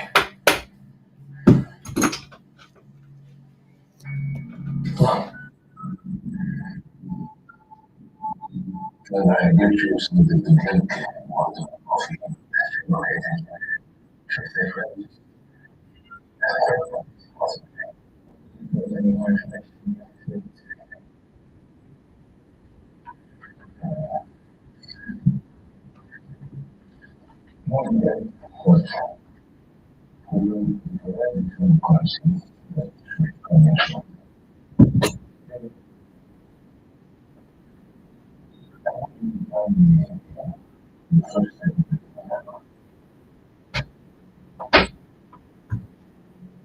His voice.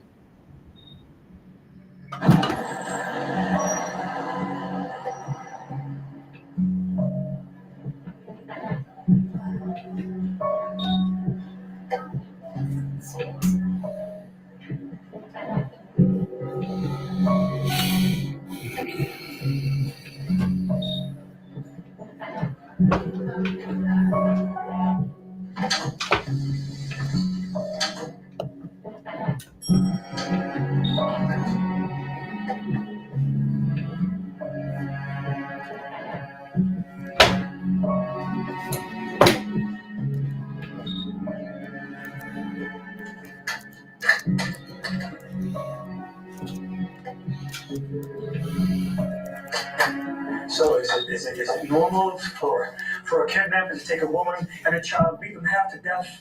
I mean, what use are they to anybody if they're dead? Is it normal? Yes. No gun resistance. Do you know how many recent kidnappings we have here? A lot more experience at this thing than you think. That's a very upset. Please, try to sit down in the office, please.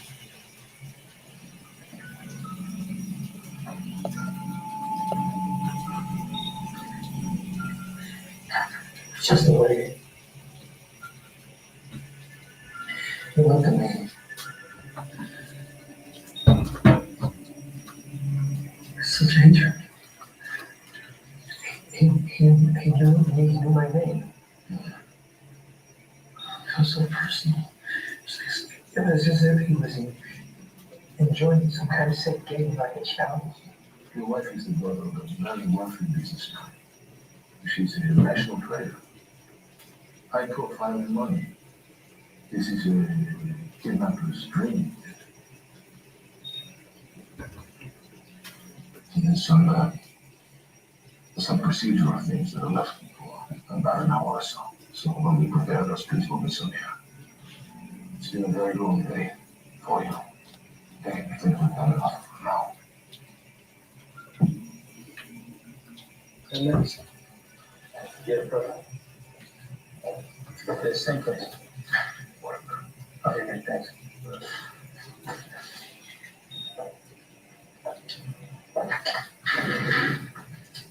This is the next round. It's a local phone. It's over the numbers, my contacts. I'll be able to reach you immediately for something. Okay, wonderful. Thank you. You need a ride? No, Ken's on the way. Thank you. Thank you very much. We find them. Good night.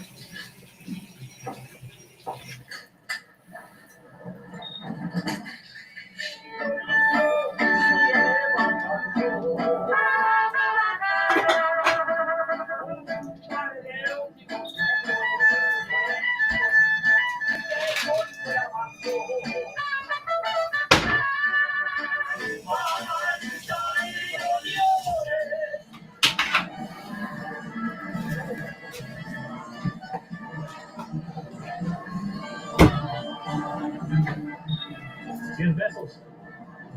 Hey, you sure you want to stay here? There's no good here, man. It's dangerous. It's perfect. Look, thanks, sir. Keep it.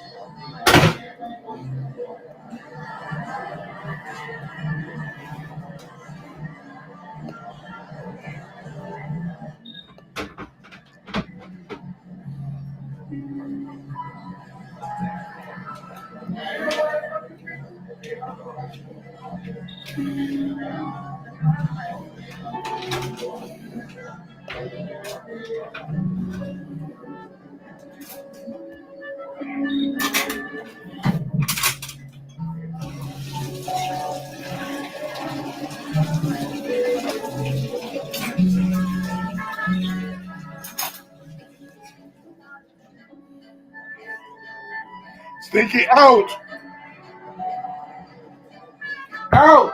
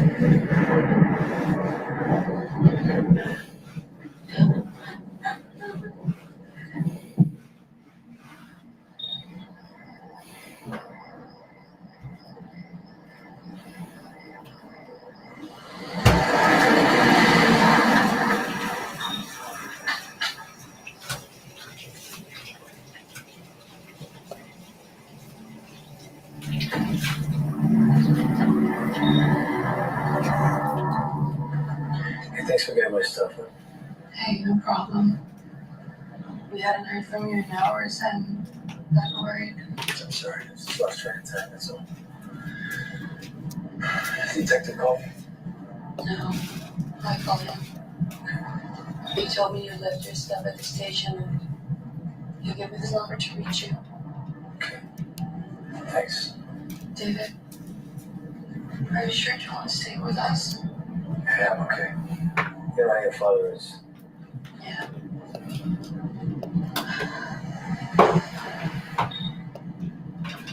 David, what exactly happened? You heard her. You heard her badly. I believe Josh has my baby.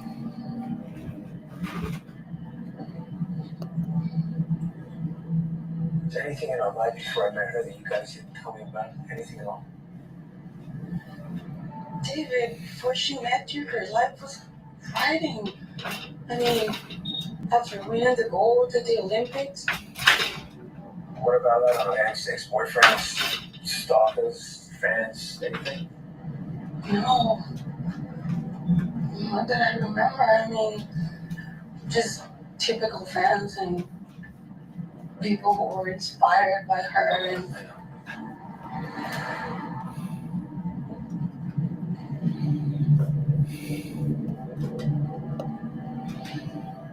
wait, we still have boxes of fan letters at home.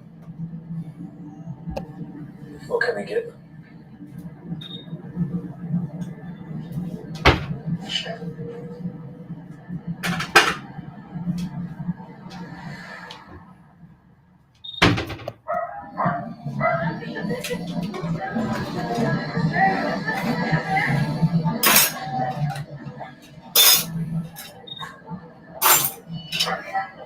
We need more lip spoons. What happened to the lip spoons? Don't see them. I don't see them no more. Gotta get some more.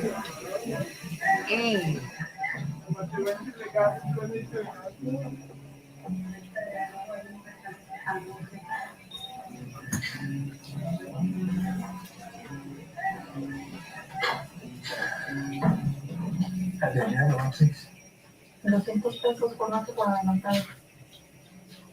200 pesos in advance.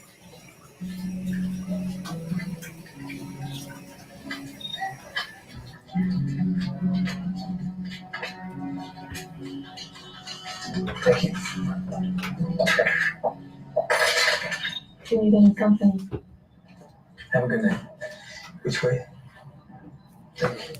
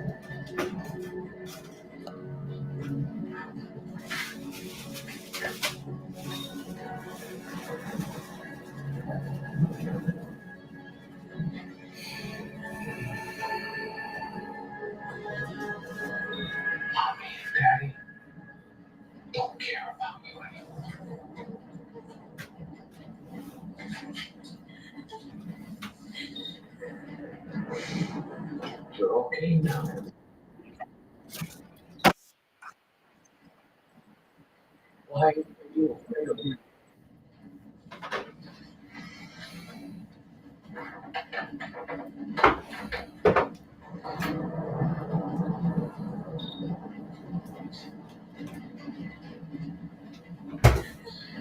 that, Okay.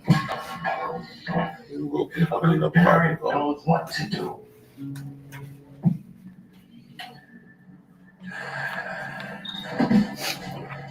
This is like it's a good movie if you get the chance to watch it. Okay.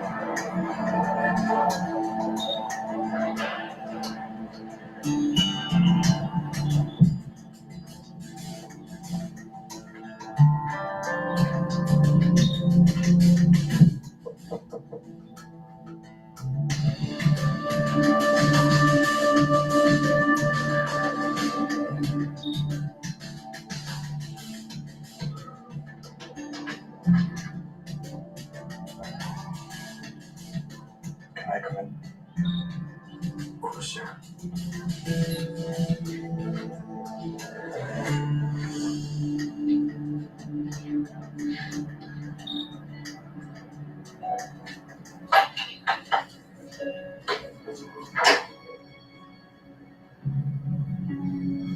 What are you doing, David?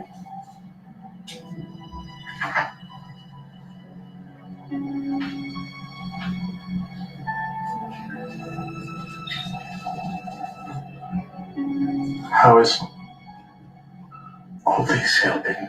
I don't know if it is. What do you mean?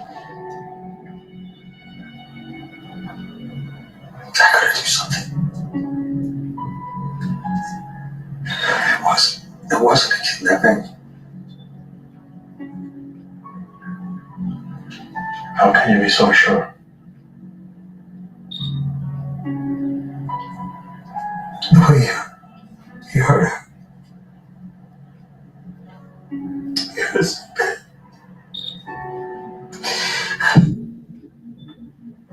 You know my family. We love you. You're like a son for us.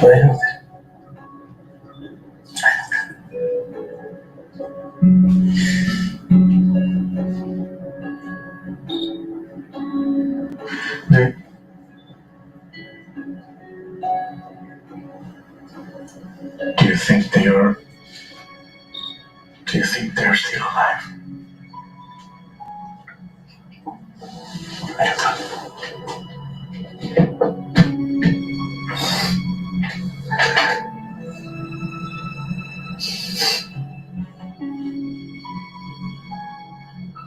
I gave her one like this the first time she competed. She's my baby, Tim.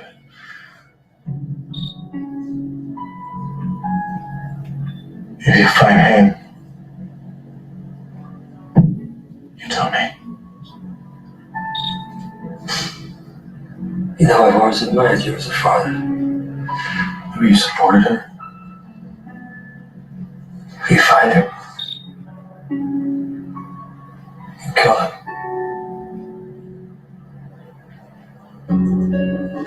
I never see my baby again.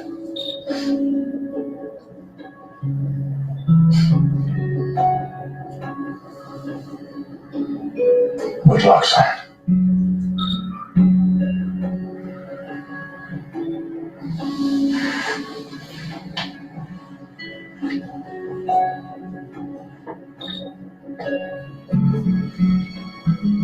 Detective, this is David. I've been trying to reach you all night. I've got some important information. Meet me at address 150 Foothrow Paddock. I'll be there in a few hours. Please be there.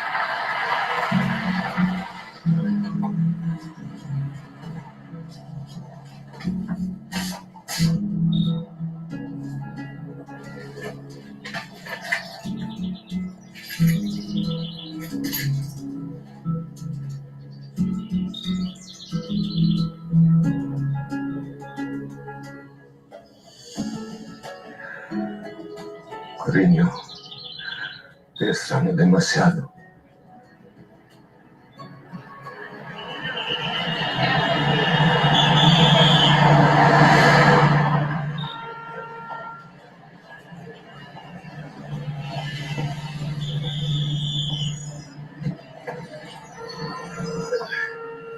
Ahora we go to 1503 Agua Caliente. Ningún problema, mira.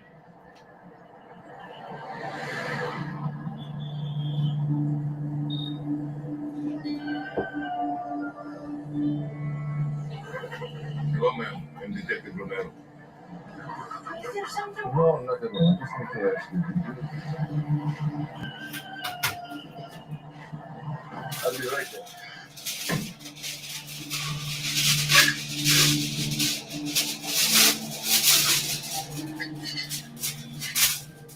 Why are we here?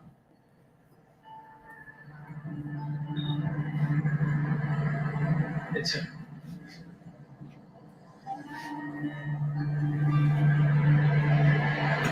You can't be running your own investigation.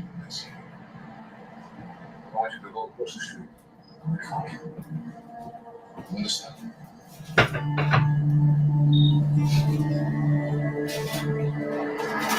Make sure he stays there.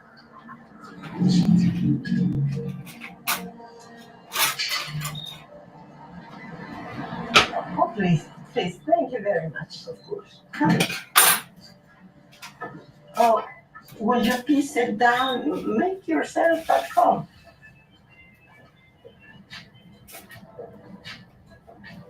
Would you like a cup of coffee? Water? No? That's very kind. I just have some routine questions to ask you. Your name is Mrs. Perez, yes? Yes, but call me Alma. Alma. Alma, yes.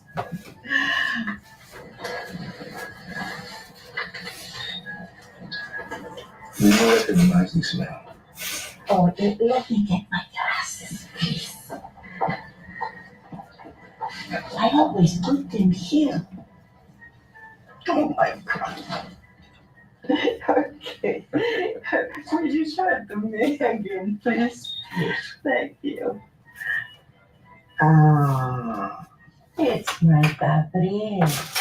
Your Gabriel. I am his grandmother.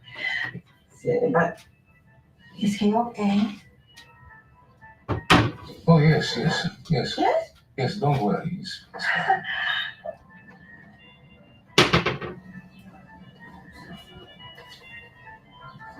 Did he ever live with you? Yes, yes. Yes, a long time. When was the last time that you saw him? A long time ago, detective. Too long. Can you recognize this girl? Oh, yes, I remember her. She's a real talent, isn't she? My Gabriel used to have such a crush on her. Oh, you understand those things. Can you show me his room? Yes.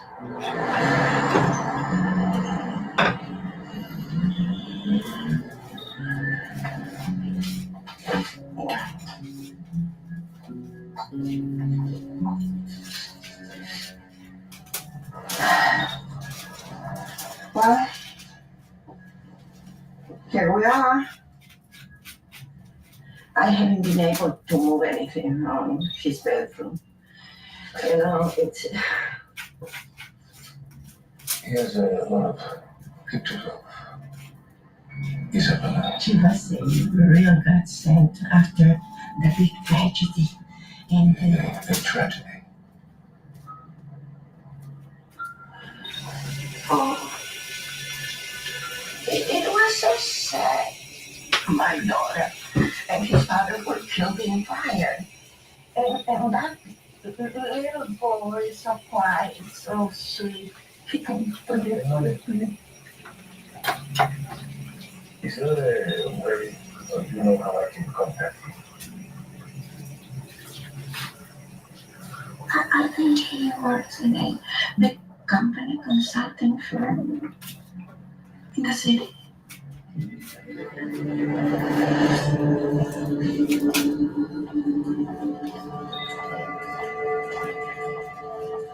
Good morning. Hello there. How was your trip? It was productive. And it's true what they say. That city really never sleeps. Oh, your grandmother called. Is she okay? Yeah, she seemed fine. I'll call her later. Don't let me forget. I won't. You have a meeting at 11 a.m. with Mr. Stevens. He wants to know what's going on with the Anderson deal. And Mr. Thompson from KDR should be calling him soon. Well, thank you, Liliana. You're right.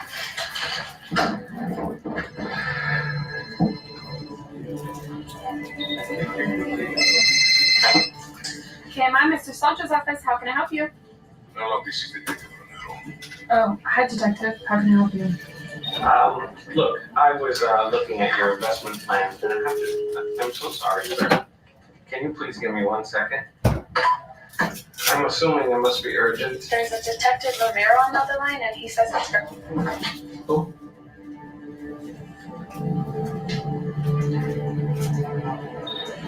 Okay. Put him through.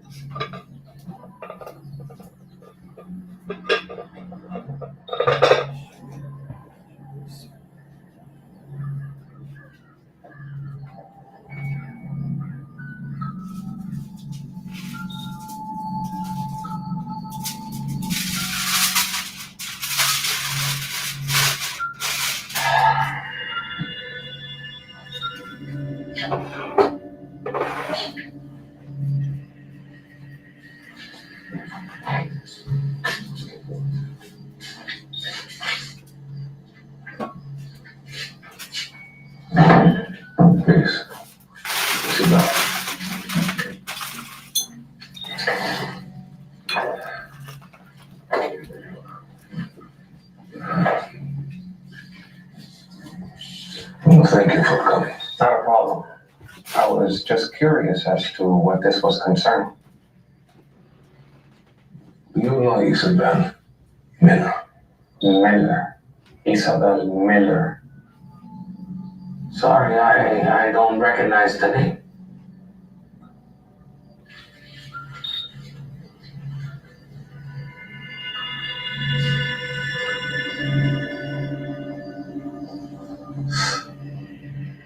I haven't seen this picture in ages. Yeah, you recognize her. You mean Isabel Barabbas? Of course I know Isabel Barabbas. Doesn't everybody? I remember the day she won the gold. When it was announced, the room exploded. You remember that day, don't you? Other than that, what was your relationship with her? There was no real relationship. I was more of a fan growing up. I know. I've been to your grandmother's house. You got me. I was a big fan. She's the reason I started writing. Was there any other contact that you made with her recently? No. What is this concerning? Did something happen to her? 3 days ago, Isabel never had a daughter or that. They've been missing ever since. My God. That's awful. Where were you 2 nights ago? I was on my way to New York on business. Did anyone corroborate these? Of course. Just check with my assistant. She took care of all the arrangements for me. I stayed at the West Hotel to give them a call. It's in Liliana, correct? Yes, Liliana. You know, I hope you understand that until we can verify this information, that I need you to remain in the country. Thank you for the cooperation. Not a problem. You're free to go. You're free to go. Hey! Hold on. Who is this guy? What do you mean, who's this guy? You're not saying! Okay, not go there. Get him out of here. What's wrong with you? That was him. I swear to God, that was him. You saw him on a video call. You saw him on a video call. I'm trying to build a case. Okay? I need proof and facts. If his alibi checks out, we have nothing. What do you mean? We're talking about my bad family. What's it? I have 2 daughters. I understand where you must be going from. I need more time. How much more time do you have? Currently now.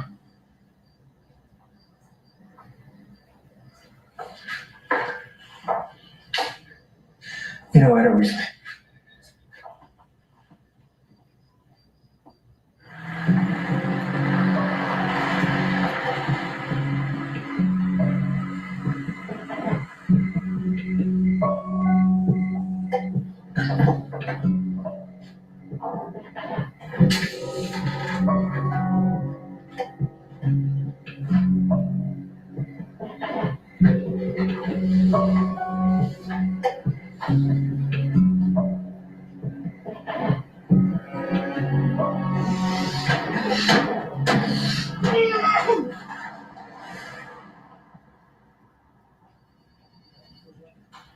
Mr. Sanchez, everything okay? Yeah, I'm fine. Just stupid mistake. I was changing the spark plugs in my car and I didn't realize, pulled back, hit my hand, and that was it.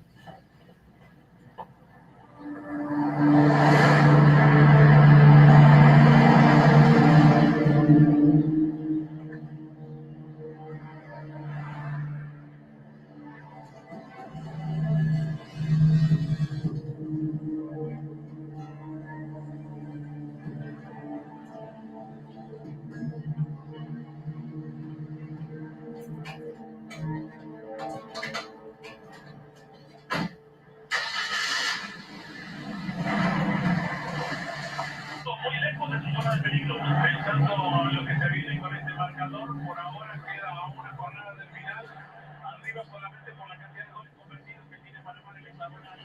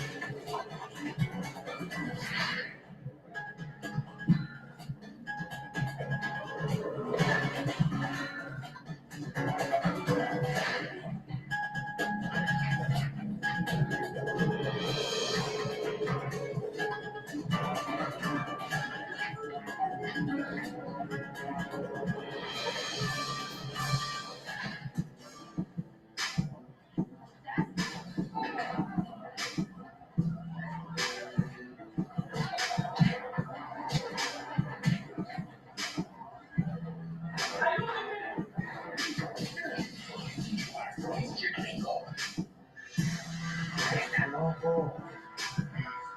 Está flipado.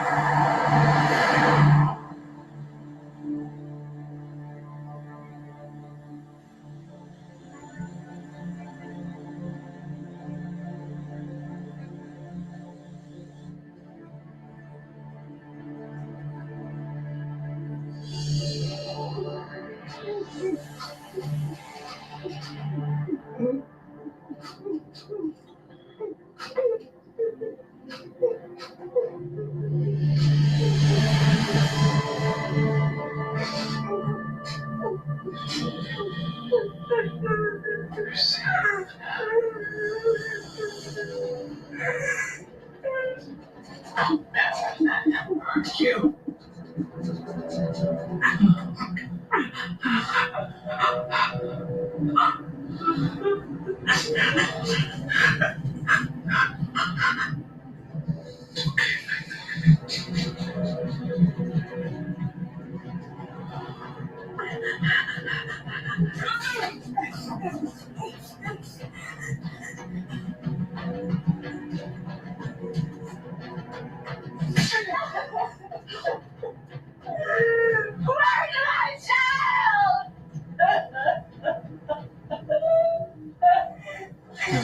mind.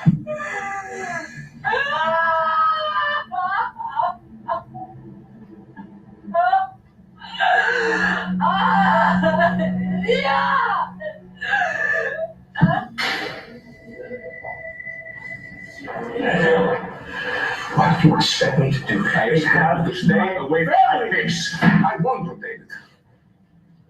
I saw him, and he ran. A man accused of kidnapping the family. Sees a crazy man come at him. Who wouldn't run? I've been doing this for 35 years, David. Do you know what it takes to make a good case in this system? So the murderer doesn't walk out of the courtroom sticking his middle finger up at me. Or I don't have to look into the faces of the victim's family because I failed to bring them justice. I broke promises to children because I acted with instinct and not enough evidence. And now you're getting in the way of me gathering my evidence. Finding your family.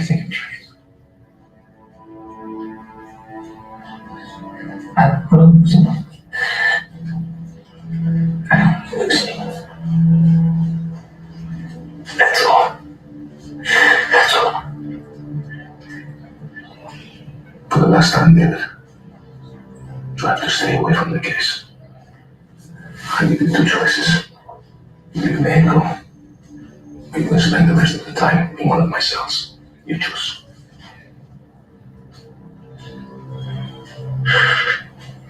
Every minute feels like an hour. I don't know what to do.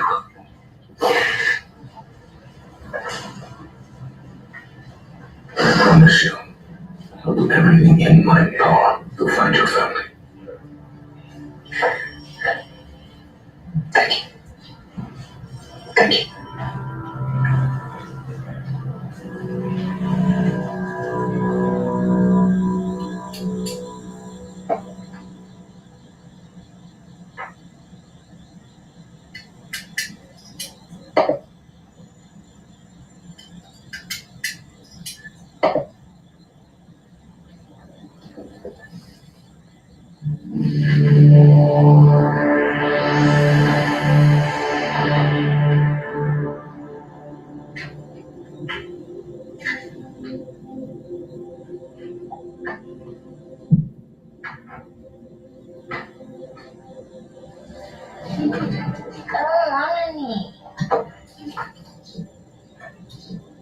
Leave me alone.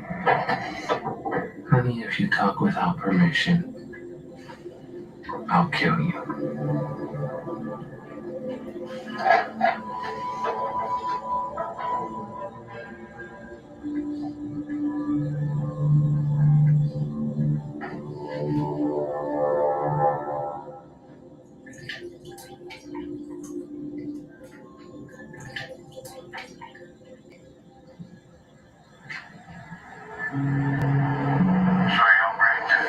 Sissy.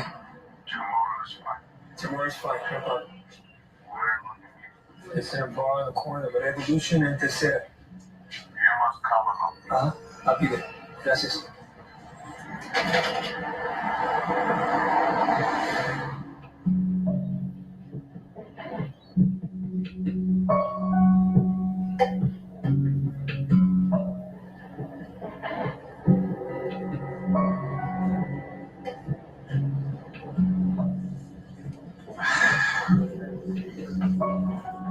Morning. Just the man I was looking for. Well, you found me. Question, have you ever been to my beach club?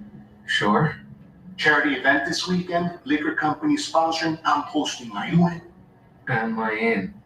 What kind of question is that? Of course I'm in. Booze, women, what else can a man want? You are a wise man. Have your secretary call me, okay? Already on it.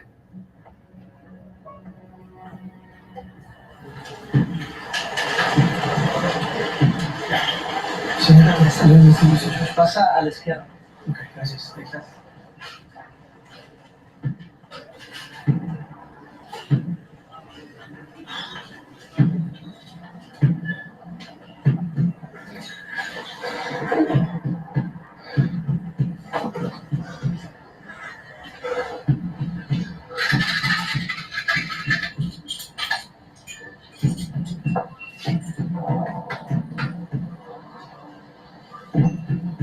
¿Estás conseguido casa? Aquí viendo usted. Gracias, señor. Gracias.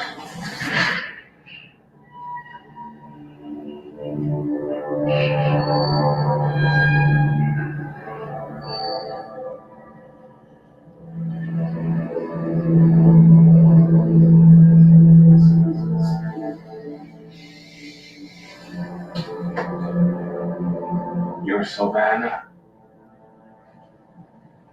I spared her. But I needed to punish you. I waited for you all these years. I knew one day the time would be right for our love to fully blossom. Then you had to go betray me with that man.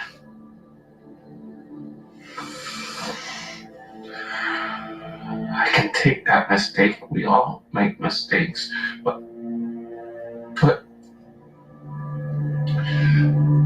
that child, I can't live with that child in this world. A bastard.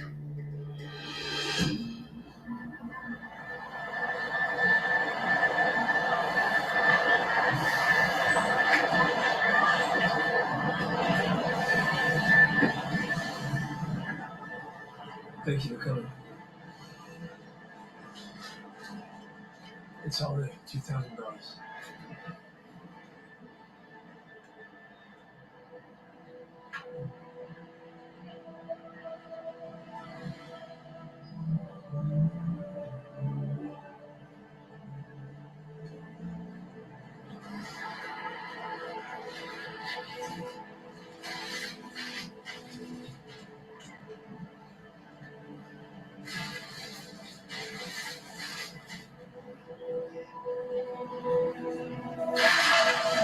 Thank you.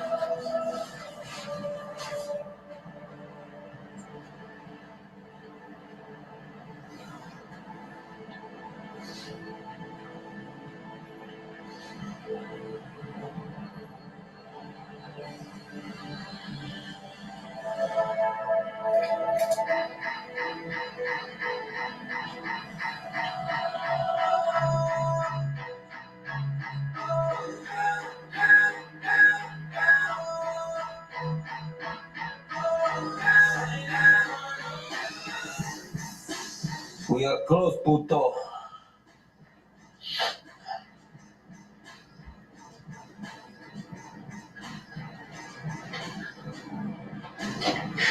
Mr. Bravas.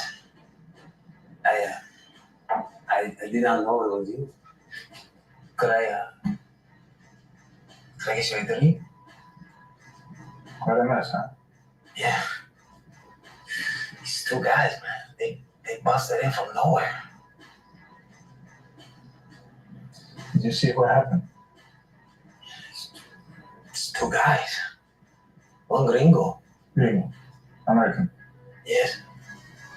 Bald head, tall. See? Did you see the other one? He's a little shorter, dark hair, just wearing a suit. He's fucking crazy. Never seen him before. No, sir. Next time you see him, you call me.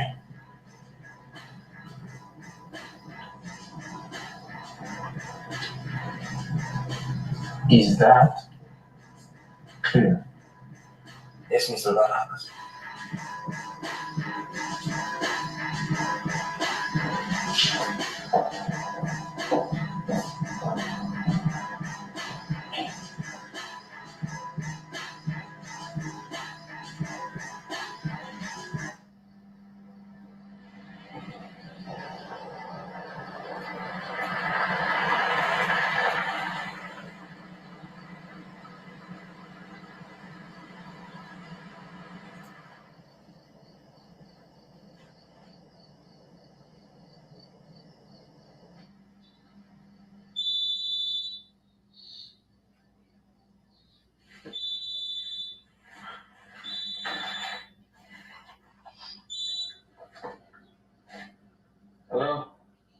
this?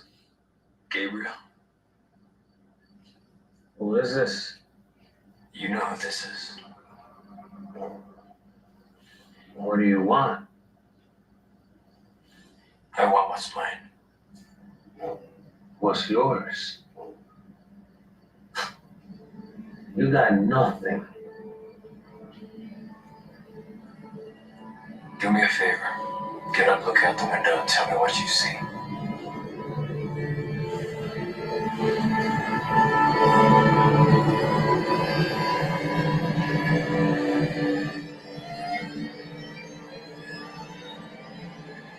I see a car parked on my property. Maybe I should call the police. Yes, it's too late for that.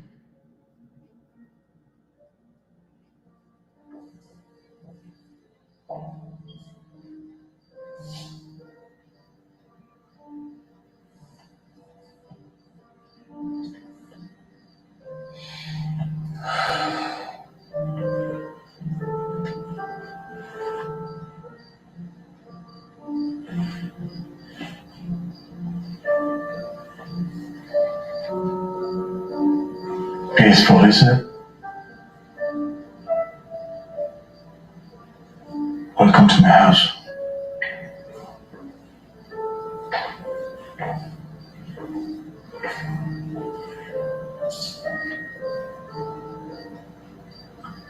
So you can't find my daughter or my granddaughter.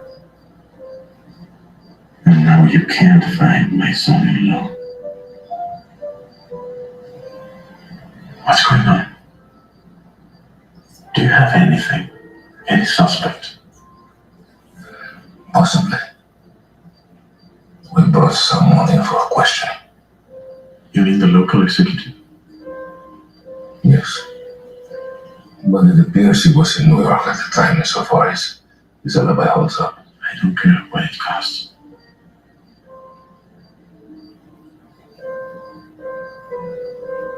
Senor Barabas, there's been no ransom request, no contact. I don't think this is a kidnapping anymore.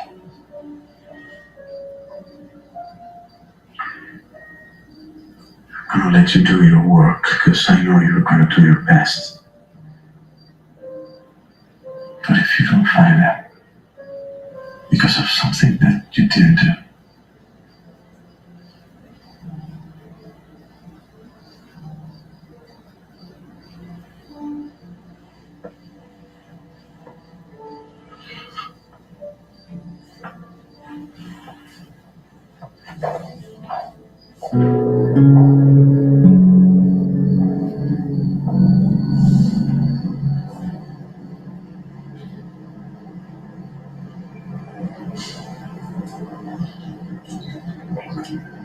You got a broken heart, huh? You, me, this bottle of wine, just the two of us. Let's get better than that, listen. I'd be a bad host, wouldn't I, if I didn't share it?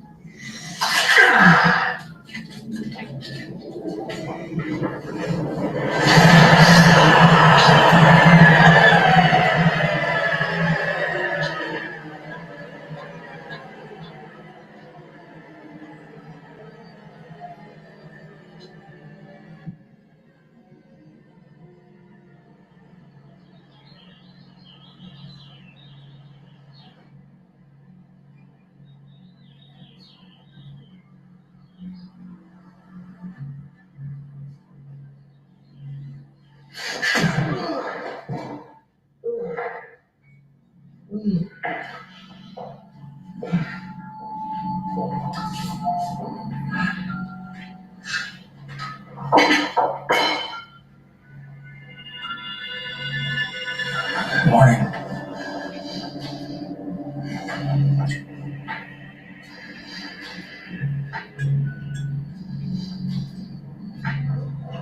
Nice place. You know, see, I've been thinking all night. You know the difference I think between you and I? See, I think you want to live more than you want to see him again. You know, my wife, my beautiful daughter. See, I mean, I don't want to live another day if I don't.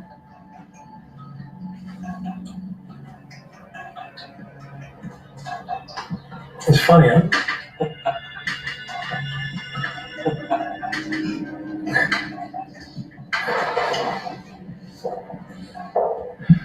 It's funny, huh? Where is my family? Huh?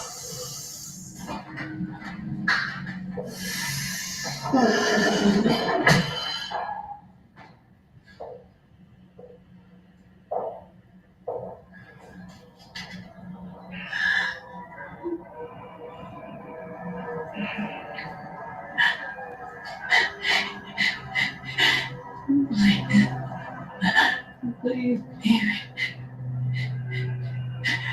God. Your voice. Just let mommy know you're okay.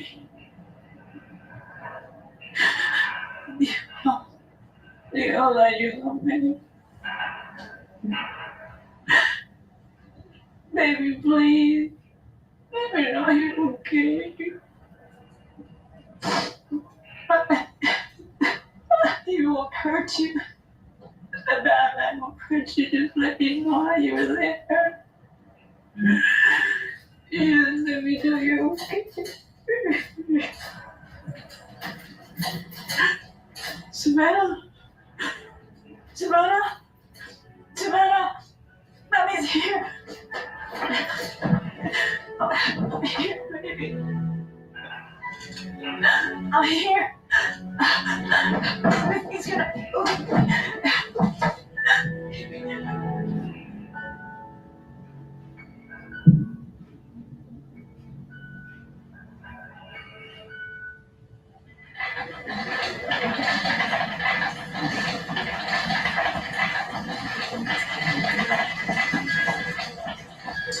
Is he in today?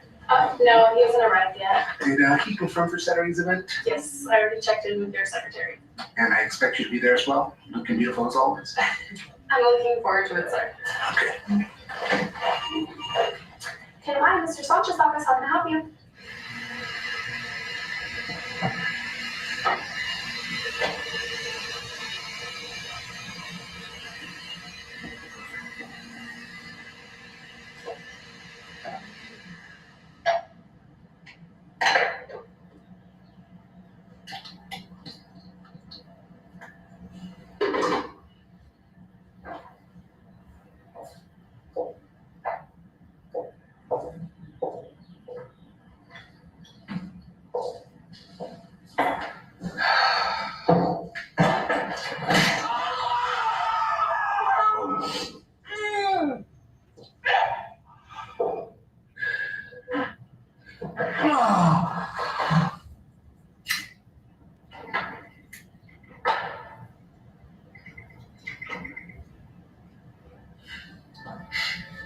I know the first time I saw her, I remember so clearly.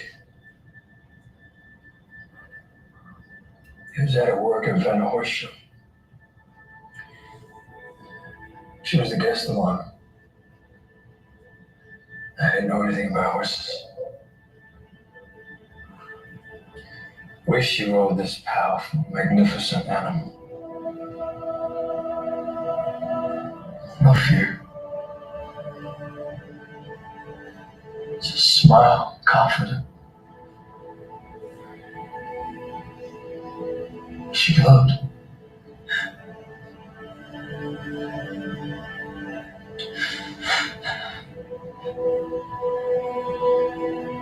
I spent the rest of the afternoon trying to meet her.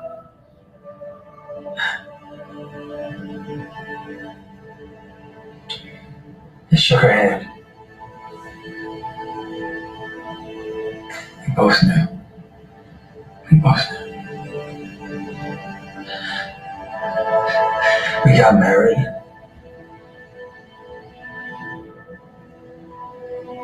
She gave me a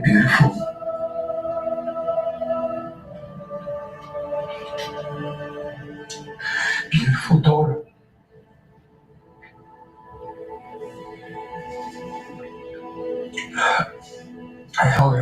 times. I remember thinking, as long as I'm here, she's safe. As long as I'm alive, nothing will ever happen to her. You said, fuck.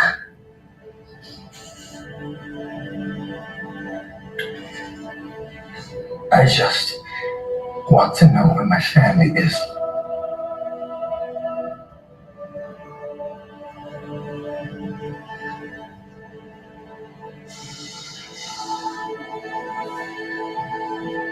Please. You are pathetic.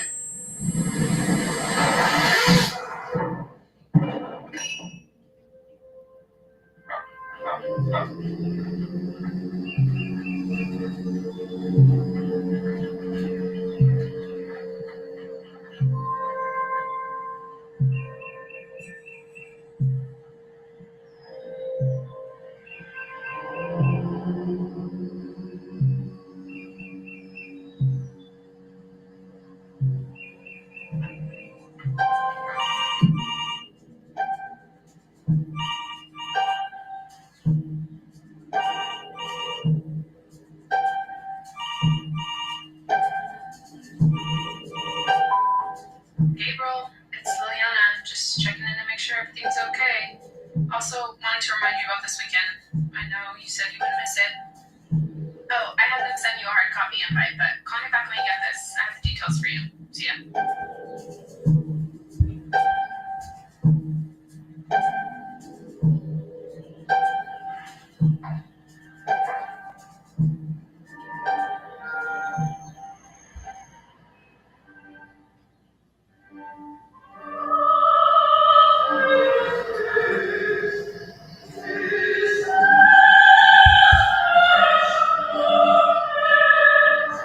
Love this movie.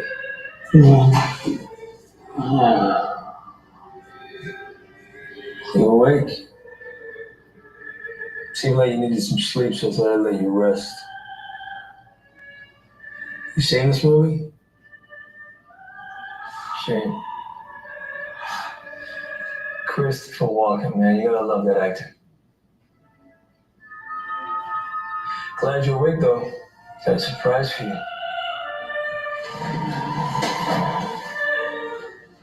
You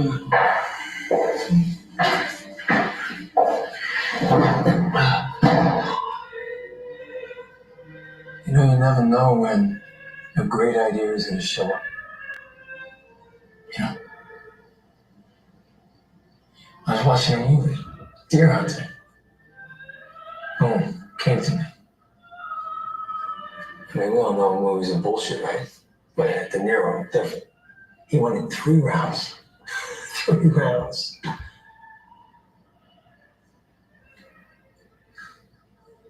You wonder what's inside the box, right?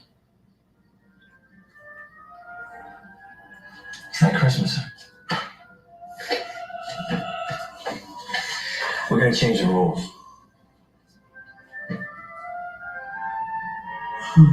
We're gonna use one.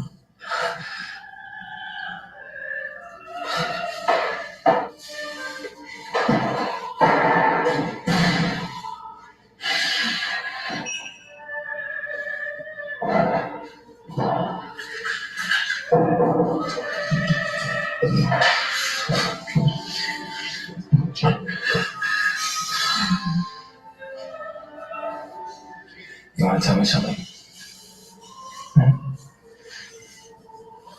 No? Okay. Ready? 1, 2, 3.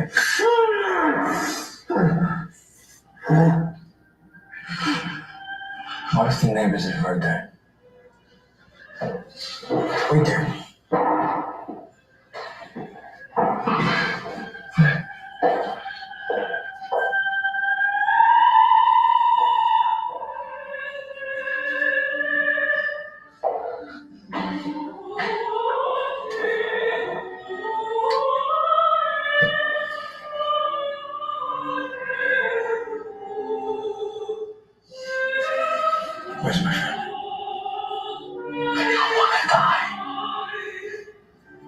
So tell me where they are. I don't want to die. Because if I die, then I can't look after my Isabel.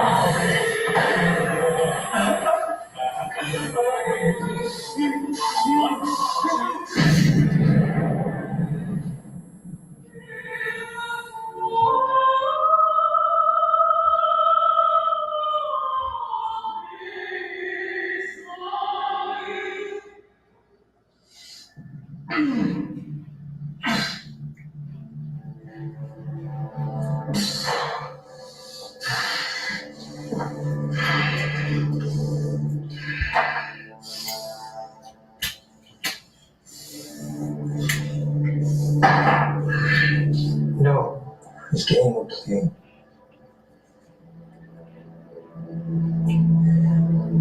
It's not as much fun as I thought it would be.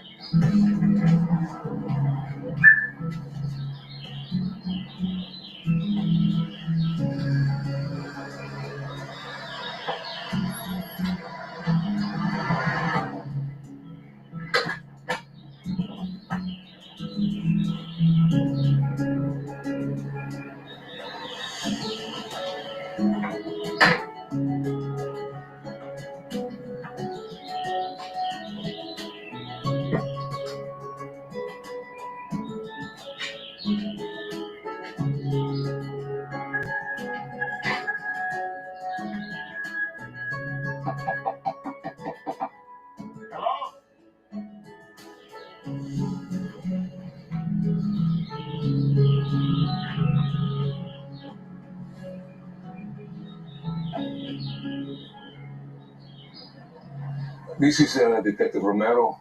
There have been some new developments, and I need to ask you a few questions. So please, call back as soon as possible.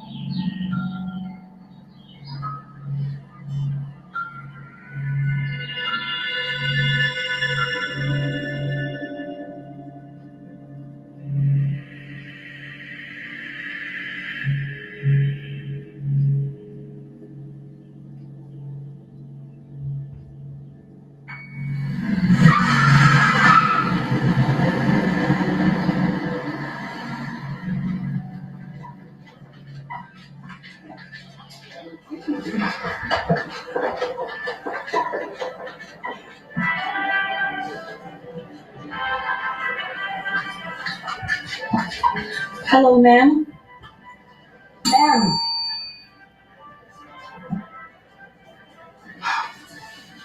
I really need your help. This is really important. I'm looking for a guy who's staying here. American, gringo, tall. Have you seen him at all? No, honey, I'm here every day. Haven't seen May I? Here, take my number. Can you please call me if you see him anytime?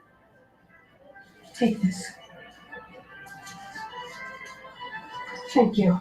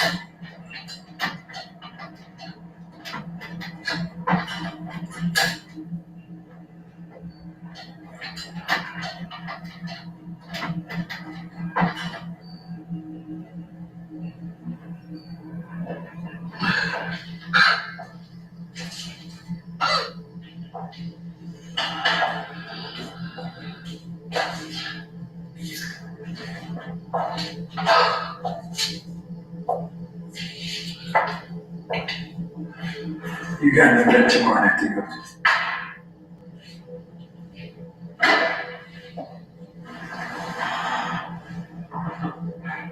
You're gonna be late.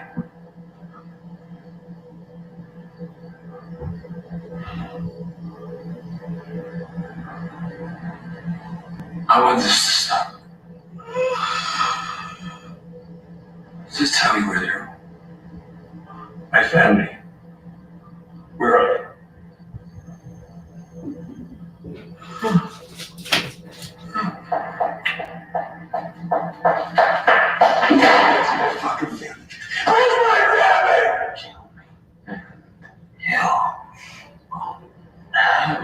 See them again.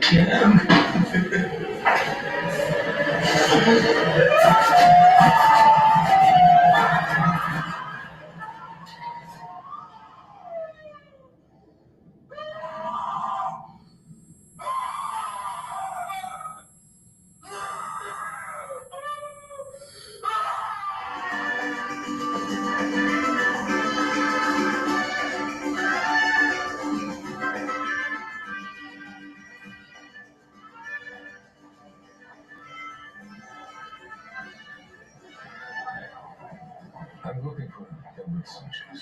When exactly was the last time you spoke with him? Thursday, right before he headed home. Is it usual for him to have a long weekend? No. Gabriel is a workaholic. Where did he go? New York, And how long was he there? 3 days. Excuse me.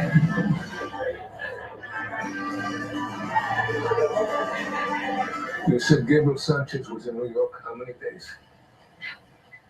And the hotel confirms this. Look, check with immigration. I want to know exactly when he came back. I don't care it's 3 o'clock in the morning. Find out. Get back to me.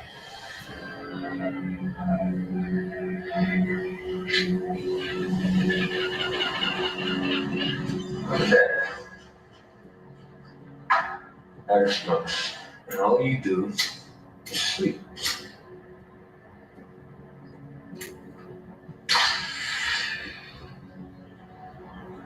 Now I gotta buy some more. You need anything?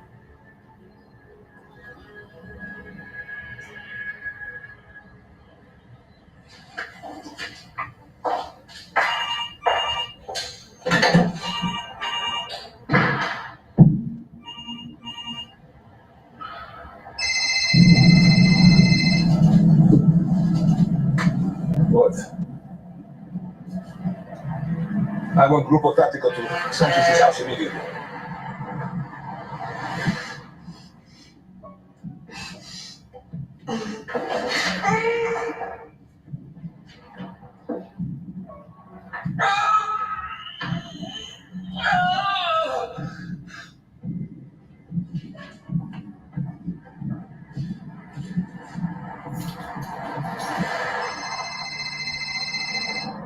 His name is Gabriel Sanchez. He flew to New York, checked into a hotel, and then turned around the same day and came back.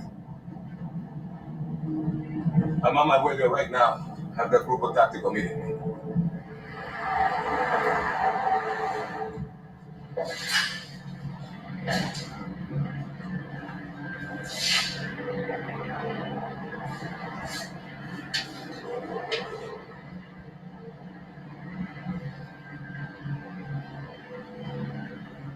Chingada madre. I want a 25-mile radius. Roadblocks, air support. Let's own it.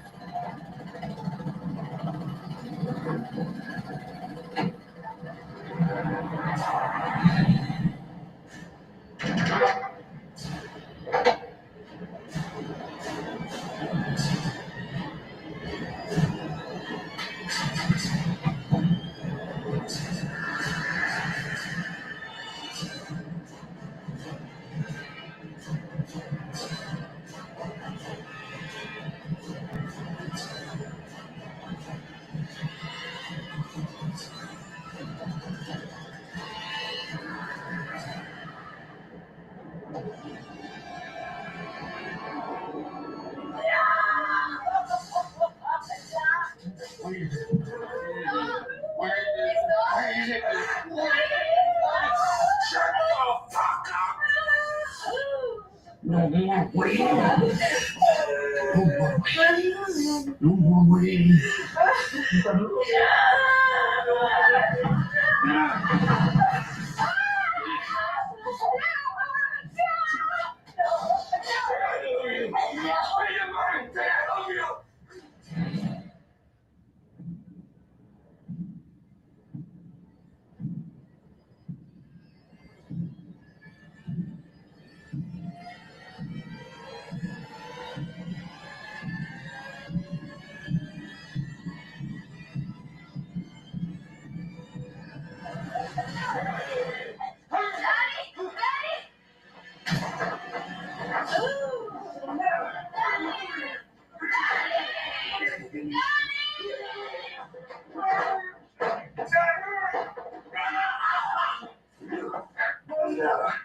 Get your filthy hands over there!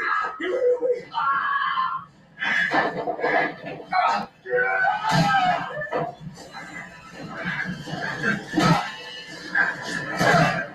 Daddy, I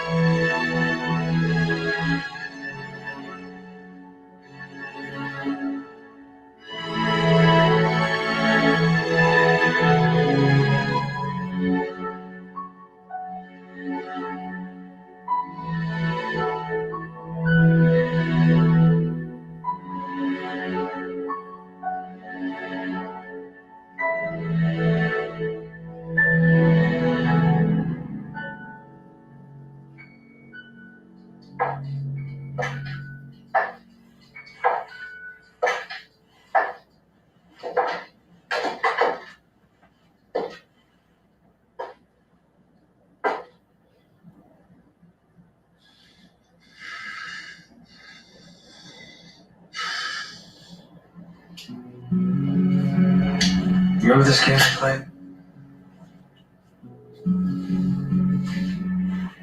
It was all about chance.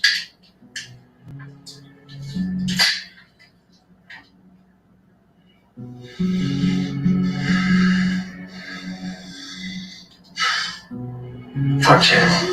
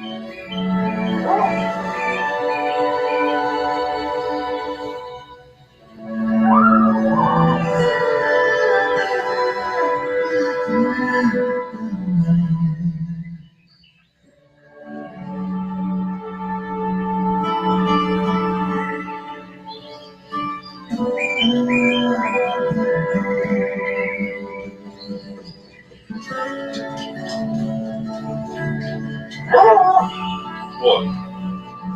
What you want? Not now, Knothead. I'm fishing. Go play. Here, go play with your sister then. Knothead. You don't know what I named you, Knothead. This is fine. All right, one time, that's it. And no more ancient bones. Go ahead, Fonz, go.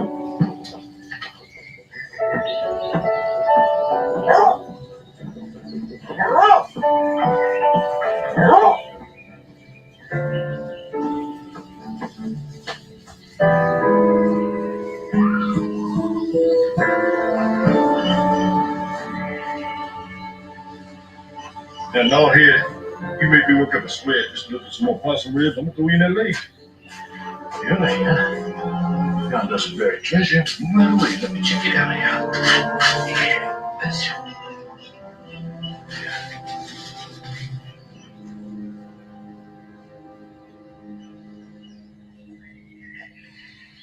Lord have mercy. This baby wasn't more than a day old when he was buried. How long dead? Maybe a week. Maybe he was born dead, though. I don't think so. Probably premature, though. Could be somebody just left him there to die. Well, adoption agencies crying out for white babies. Poor little fella never even got a decent burial. Hey, Marshallburg, can we have these? Oh, yeah.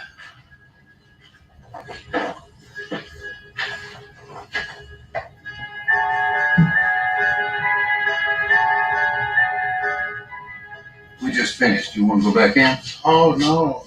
I don't need to see a dead baby. What is it? Oh, boy. He was born prematurely. Then someone buried it.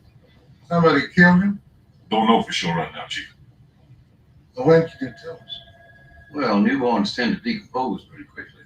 I know you're not giving me the details of this thing, please. Doc, as soon as you can, let us know whether we have a murder case here or something else. Day after tomorrow, maybe. Okay. So what are we doing? Well, I figured we'd check out the lake and see if anybody saw anything. Check with the local obstetricians. Yeah, don't forget the free clinic. Right. Nothing gets me down like this. Nothing.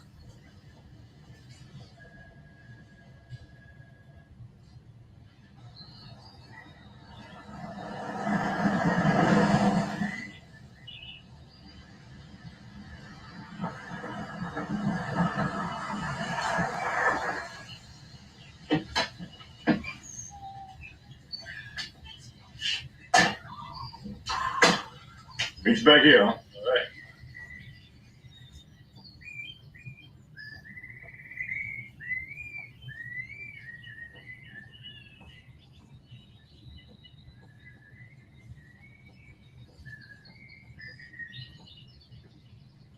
Morning, ma'am. Sir, you got a minute?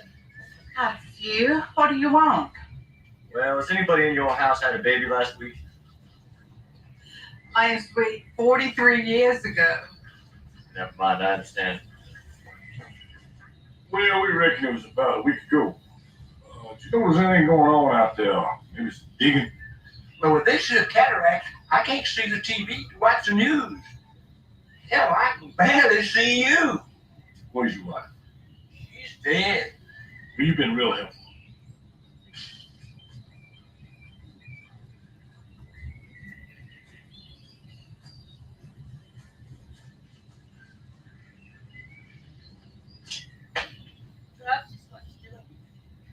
People out of their minds these days. Yes, ma'am. Now, what people? What? Are you talking about anyone in particular? Like who? Like anybody you saw at the lake? I don't spend time by the lake.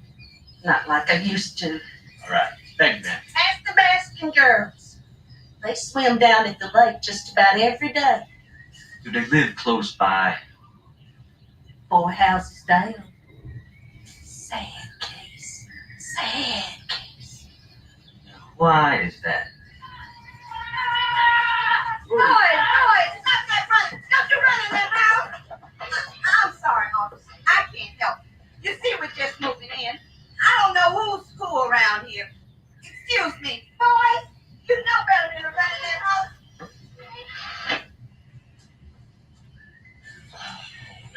She'd go on and on.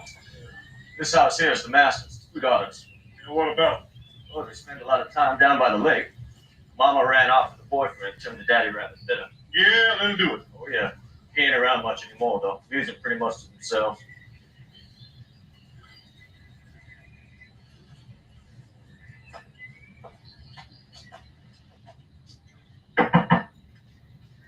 Nobody's home.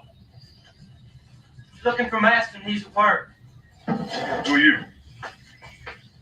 Tucker cards. Well, I do odd jobs. Patching screens today. Where are the 2 girls? Kitty's probably at school, but the other one, Willa, don't go to school. She might be around here somewhere. Willa, you in there? Nope, nobody here. I was told Willa was of school age. Yeah, but she's backward. You know, she don't go.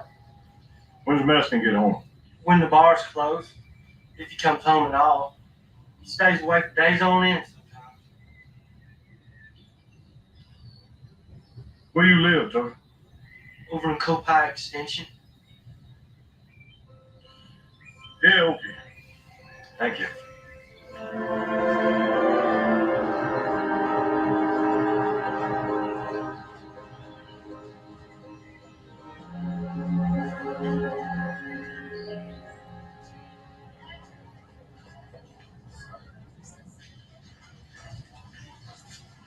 Kitty, the police are hoping you can help them. I hope so too. They found the body of an infant near where you live. The police are trying to find the mother of this baby. Do you remember seeing anyone acting funny or strange near the lake? Maybe someone you didn't even know. About a week ago, a little bit more. I didn't see anything, sir. Maybe your sister Willa noticed something. We'd really like to talk to them. You can't do that, sir. Why's that? What I mean is, Will's away visiting Aunt Martha. Where is that? Over in Kennard. I forget the address. Willa's been there a few weeks. She'll be there another month. Well, I guess we don't need to talk to her then. No, sir.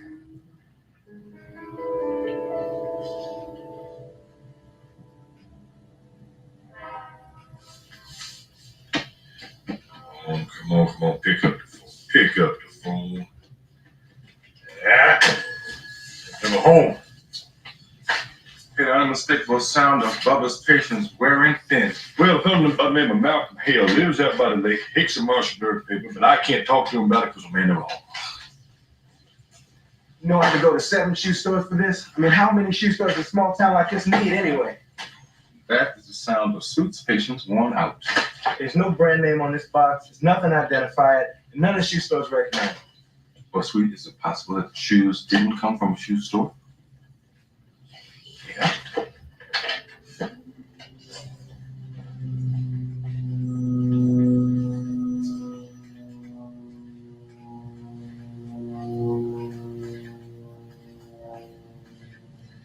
Your wife sure was a pretty woman, Chief.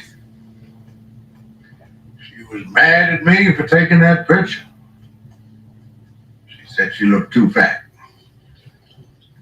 That was just before she had the baby.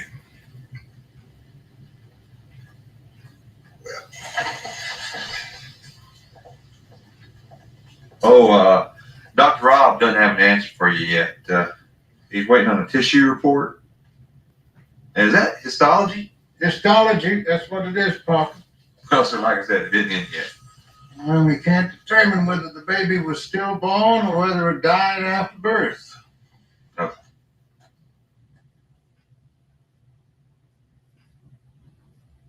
I know what you're thinking, Chief.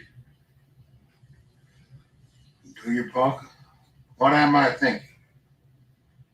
About how you and Miss Anna wanted a baby in the worst way. And you didn't have it. You lost it.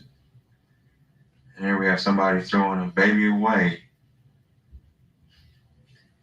And we'll never know what that child would have become.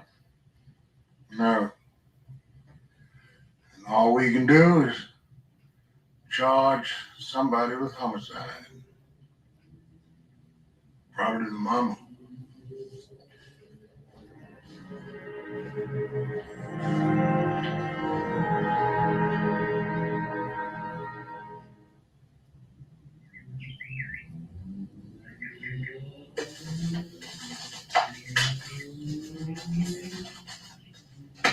Virgil, will you please take a look at your antenna?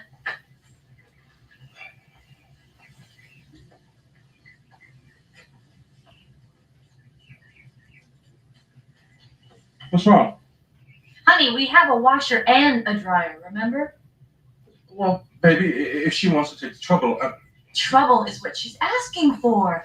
Damp clothes attract dust. Damp ground could give the babies the croup. Thea, I seriously doubt if any of those disasters are going to occur.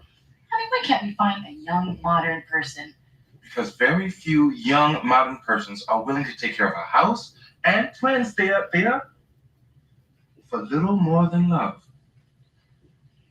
But we'll keep looking. We'll keep looking. All right. I won't say another word.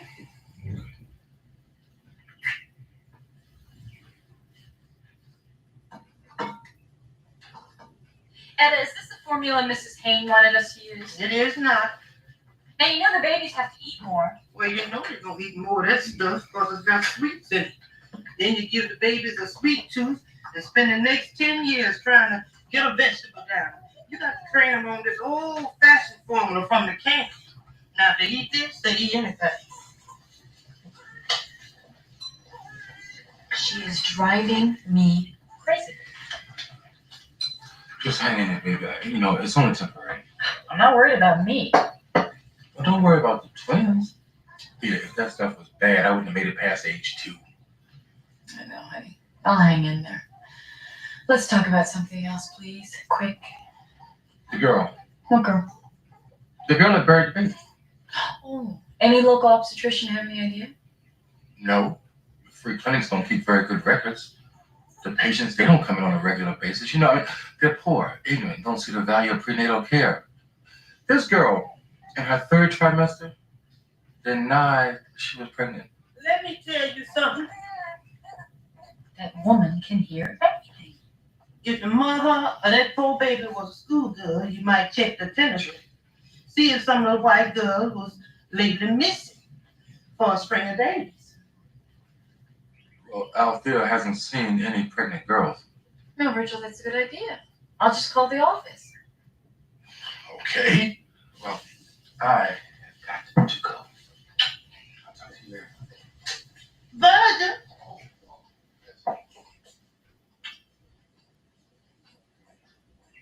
Etta, that was a very good idea. I wonder why I didn't think of it. Well, you can't think of everything unless you're perfect. Lord knows you ain't perfect.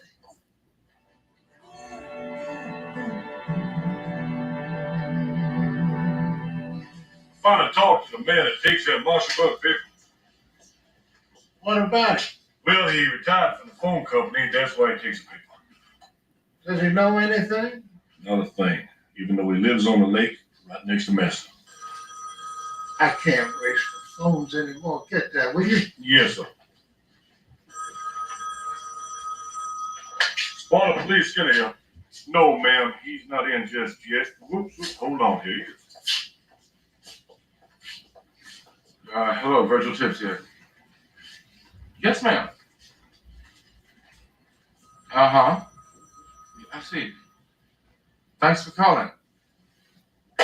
That was the attendance clerk over at the high school. Kitty Maston missed 4 days of school about the same time the baby was born. Is she the little one? Yes, sir. Starting to smell a little smoke. Well, you were right. This box didn't come from a store to sell shoes. It came from one that repairs them. There's this number on the inside of the lid. Mm-hmm. That's the number on the claim ticket. You got a name to go with that number? Yeah, George Maston. Yeah, I see some flames.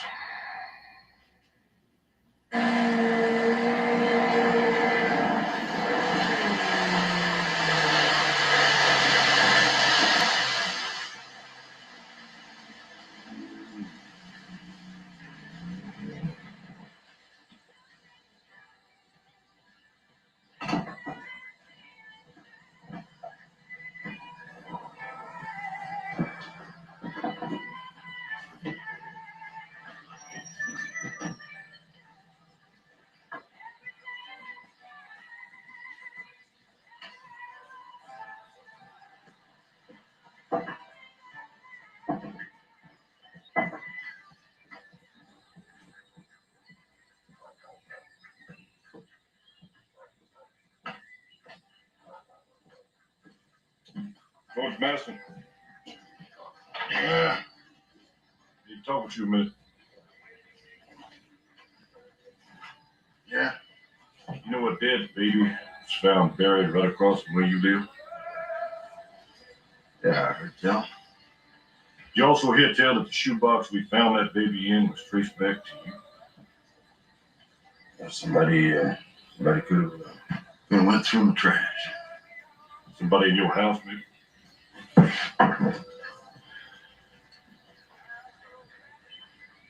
Now y'all saying that one of my daughters is its mama? I'd say and ask you. Well, a 14-year-old, you see, she don't hardly know anything about sex. And the retarded one, she gets these special shots just so she can't get knocked up.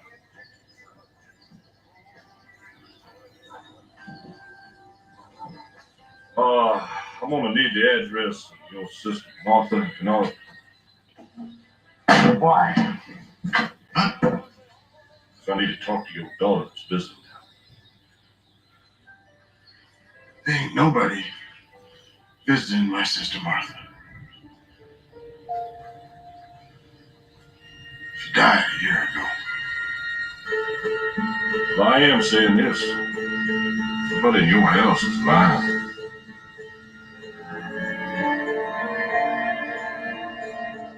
No, I don't think so. No. Try someplace else. Mr. Tibbs is coming down the hall. Oh, I was expecting him. Thanks, John. You'll have copies in the morning. Fine. Afternoon, Miss Tibbs. Bye-bye. Hi, Tibbs. Afternoon, John. Ready? I'm ready. I don't know if I'm willing or able. Well, thanks for helping. Rachel, the girl's only 14. She's never been pregnant. Oh, yeah? Well, can we be sure? Her own homeroom teacher said, Kitty? No. She's never even been seen talking to another boy. But I guess we're just gonna have to go over there and make sure for ourselves. Yeah.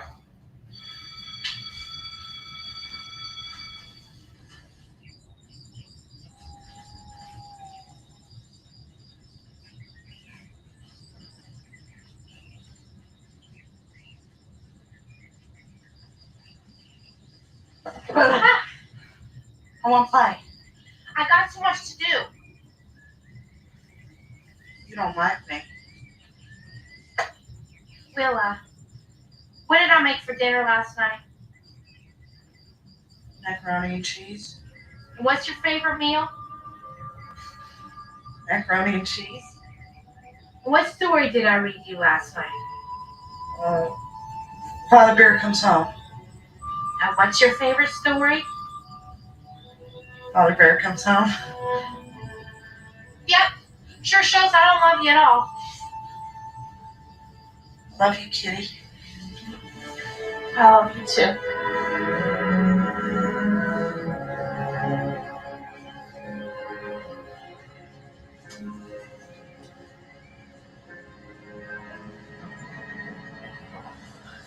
Maybe we should play. How about hide and seek? Go hide in the house and I'll try to find you. Start counting, Kitty.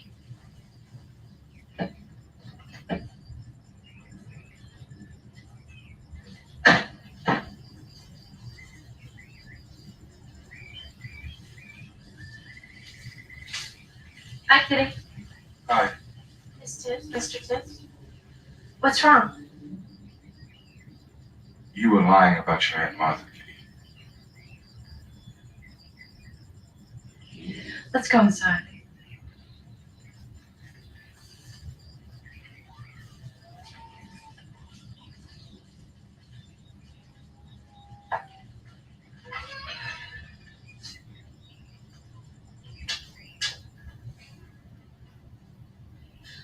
I didn't want anybody upset and Will with talk about dead babies. That's the only reason I lied. But Willa knew about the baby, didn't she? No. Well, she was with you when you had the baby. You think I had the baby? Kitty, you were absent when the baby was born. Kitty, how long do I gotta hide? Hi. You must be Willa. Willa, we can't play if we're in the same room. Kitty, I want Willa to stay. Willa, would you like to come and visit for a while? Come sit by me.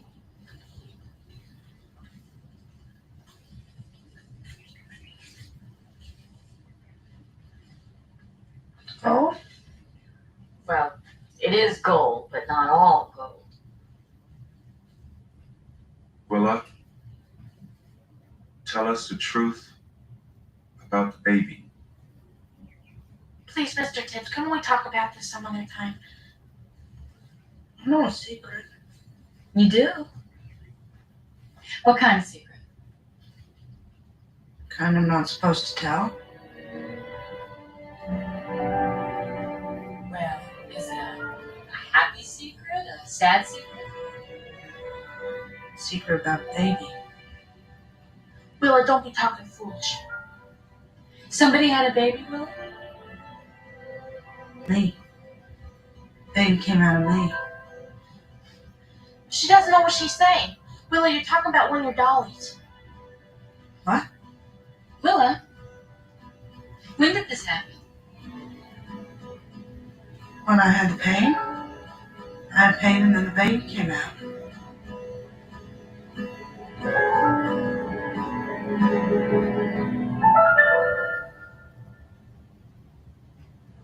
Why did she try and hide the baby? In the first place, the girl doesn't understand what happened to her. She had mentality enough to put it in a shoebox and bury it. Listen, the result of the autopsy is not in yet. If we find that the baby was alive, not stillborn, what then? All I can tell you, Darnell, is that if you bring an indictment for anything against this unfortunate girl, the people of this town gonna cross the street and see you coming. Well, give me someone else to indict. I'll wait, but I won't wait long. I'll try not to keep you.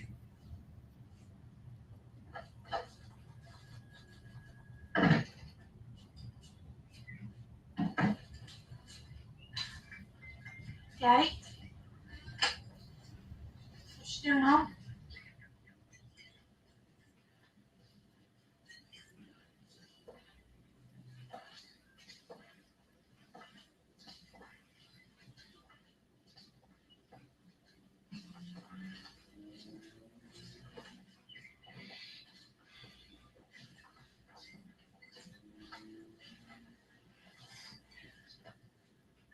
You know, y'all look more like your mom every day.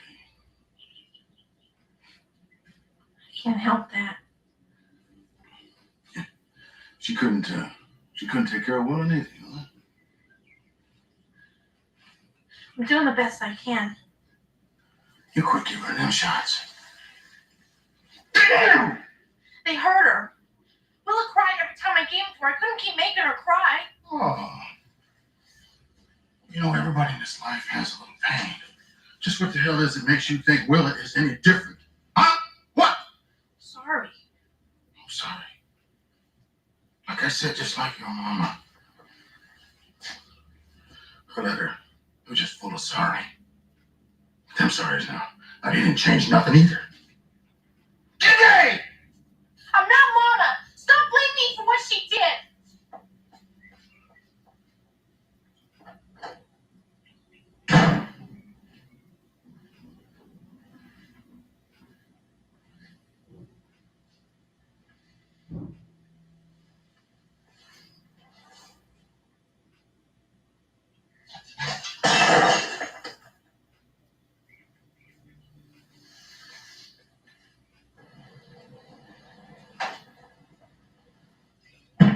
No, sir. I think he's over at City Hall. Correction.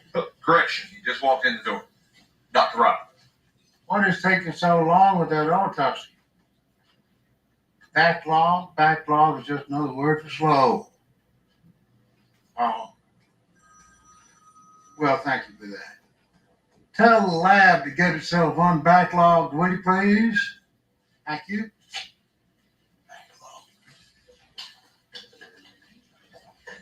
Oh, good. Anything yet? The lungs show no sign of asphyxiation, which means that the baby was dead before he's put in that body. Yeah, but was it born alive? That they can't tell us yet. You know, maybe Willa had help hiding that baby. She Sure had help getting it. Yeah, and whoever fathered it is obviously hiding. Mm. Yeah, I'm going to.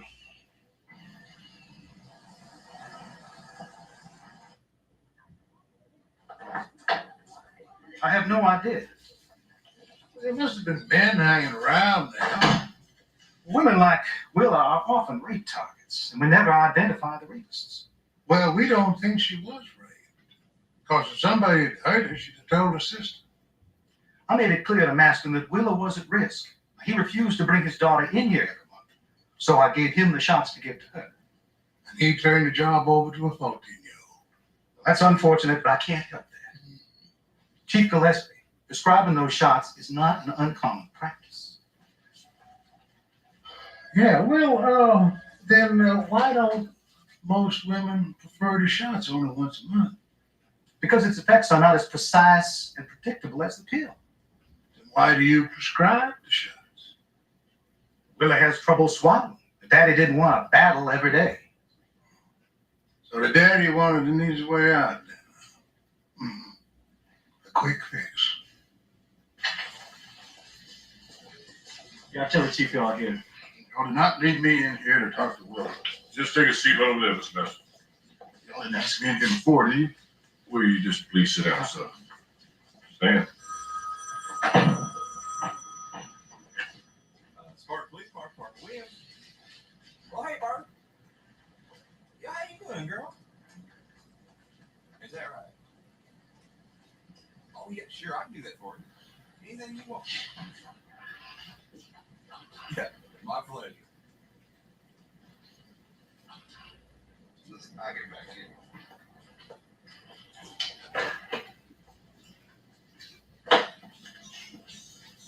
Yes, ma'am. Uh-huh.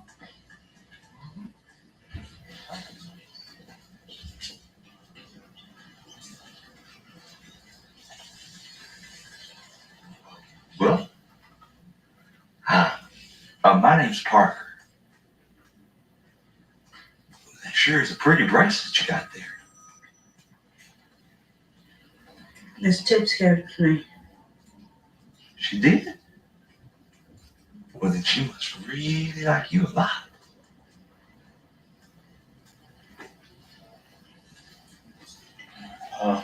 Chief like to see you and Kitty first.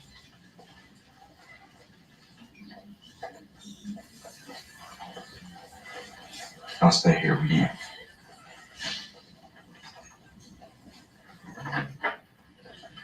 Oh, Kitty, won't you sit right here? This is Chief Gillespie. Maston, sit, stand up. Mr. Master, make yourself comfortable over there, will you? We appreciate your coming in like this. I didn't exactly have a whole lot of choice, I did.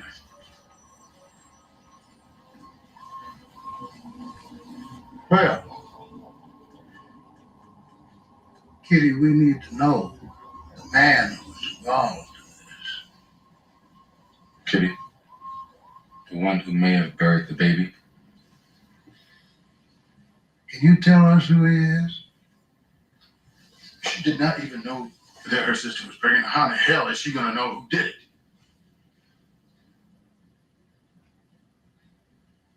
You didn't know? Or did you know? Yes, I did.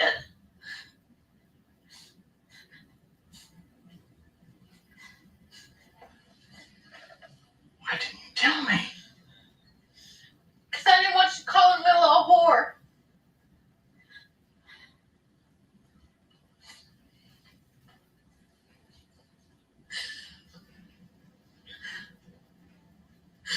Willa's always been so big. I just made sure her blouse was fresh to loose.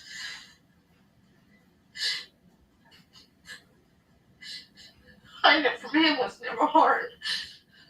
Never looks at her anyway. I know you and your daddy have had some uncomfortable times. Didn't you think you could inform him about this? No. Because for years, I've had to listen to him call my mom a whore. I couldn't bear to hear him say that about Willa.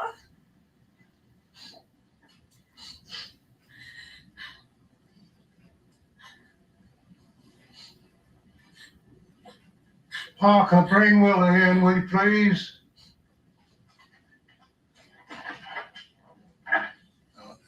Let Willa say hello to Virgil. Hi, Willa. Oh, Mrs. Tibbs said to say hello. That's very beautiful. Friends like to give each other things, huh? Wish I had lots of friends. Oh, don't you have a special friend? Kitty. Sisters are special. But Willa, I mean like another kind of friend. A friend who is not a girl. Tucker Carnes. He's the handyman.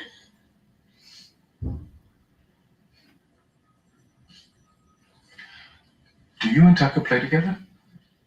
Uh-huh. He likes to cuddle with me. I like it too. That slimy bastard. Baston, take it easy.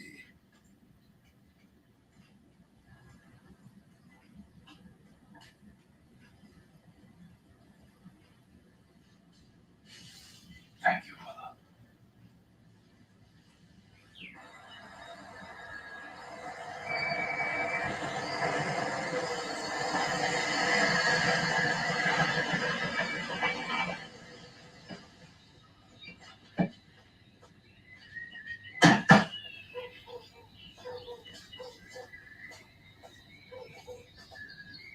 Tucker lives right back there. I read out that work shed is an apartment.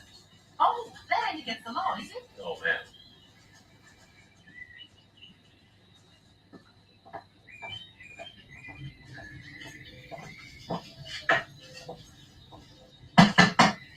Tucker Collins, it's the police.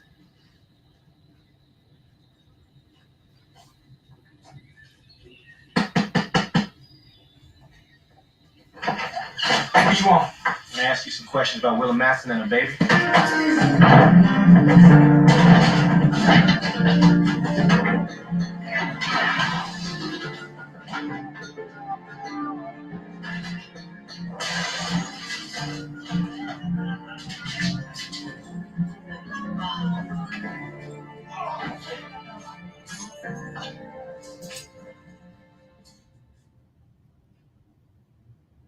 You're gonna have a hard time proving that.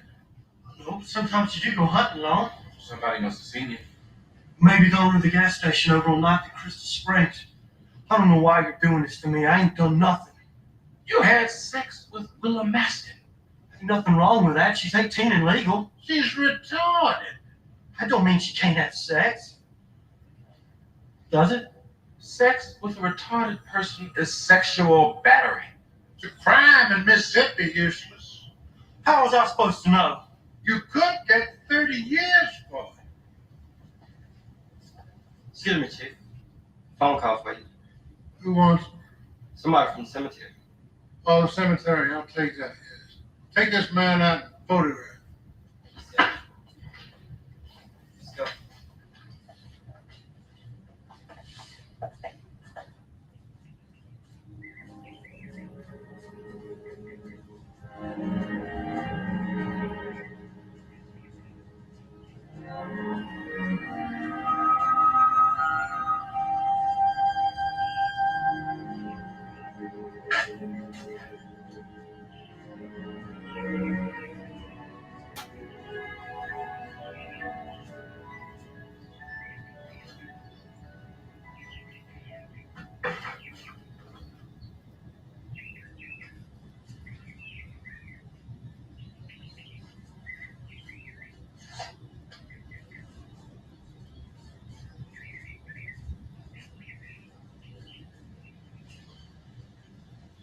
They were bringing unto him the little children that he should touch them. And the disciples rebuked him.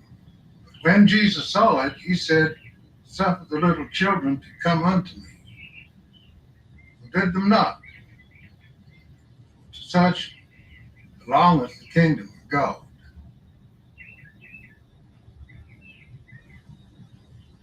Say amen. Amen. Amen.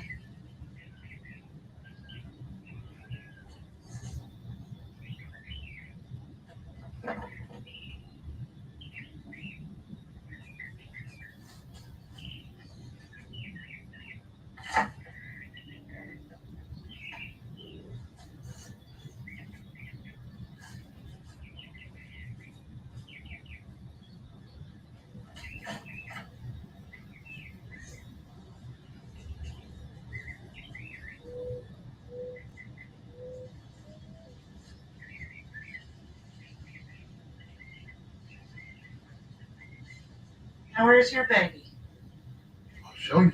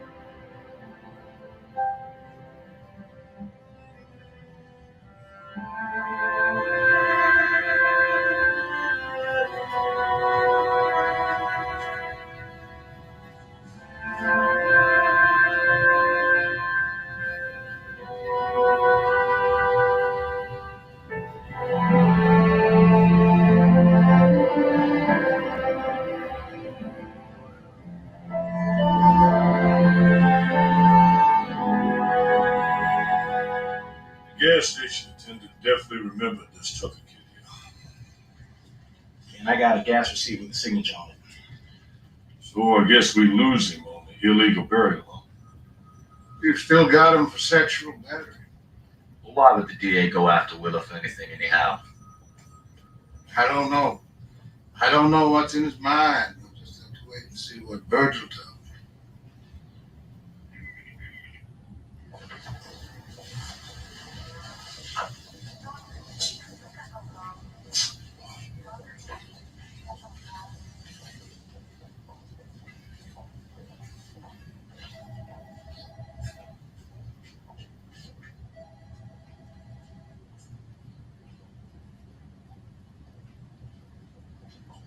Failure to thrive? What does that mean? Baby wasn't premature. He was full term, but emaciated. Had a defective heart, too. He couldn't withstand the trauma of the delivery. No chance of survival. Maybe under normal circumstances here in the hospital. And we have an up-to-date neonatal intensive care unit. The baby died a natural death. Why not just leave it like that? Because of the way she disposed of it. You're going to try to nail her on some chicken charge like failure to report a death? Why in heaven's name would you do that? I'm not trying to nail her. I just want to do what's best for her. And what do you imagine that is? See that she gets a place where she'll receive some proper supervision. Put the child in an institution? Optimum care facility. Oh. Somebody's got to be responsible for her. You're going to break the little sister's heart as well as Willis. Two girls need each other, Darnell. Please, gentlemen, please. Now, until you can show me what else I can do, that's the way it stands. I told you it was a waste of time coming over here. Excuse me. I've never come over here with an appeal of this kind and got any satisfaction whatsoever. Yeah, you know, Virgil, I think he's beginning to recognize me. I think so. Oh, I got it. Did you ever know how you were going to feel about these things? Yes, but I didn't think I could love him so much. I didn't think my heart could get so big. It can shrink in some people. Think about that man, Master. Now, he's the one the DA should be looking at putting away. Well, the kind of a parent a person's going to be doesn't usually interest the law until it's too late. Chief, Jameson's escorting Mass into his house right now. I want us to get there first. Yeah. She had him put the baby away. I'll put him in his pen. I'll put him in his pen. Mwah. Bye, honey. Bye, baby. Here you go. Don't miss me too much. I'll be back to see you soon. I'll see you soon.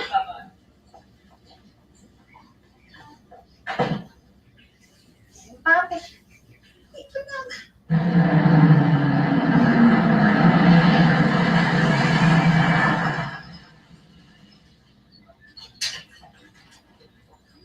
You know, don't keep my job. Y'all was asking me to take time off. We can always put in a good word with your boss. Well, that'll help. That'll help. Yes, sir. Good afternoon, Mr. Bastion. I'd like to have a word with you. If you don't mind, over here, please.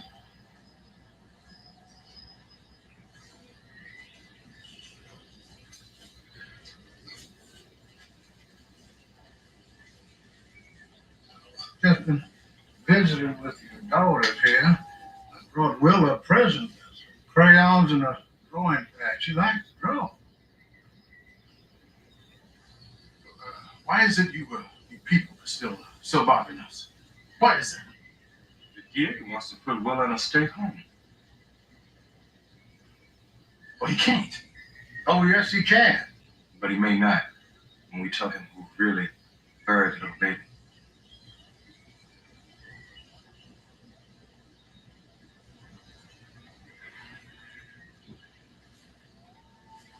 I want you to tell your daddy how that baby got buried. Go ahead. Willa was in the bathroom, on the floor. And her cries is what woke me up. The baby was coming out. And he didn't cry, he didn't wiggle, nothing. He just laid there.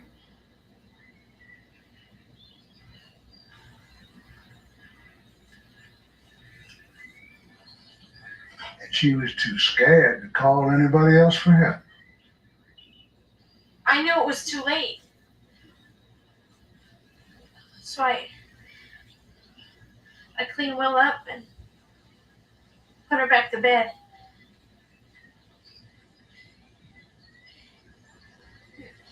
Then I took the baby to Willa's favorite place by the lake.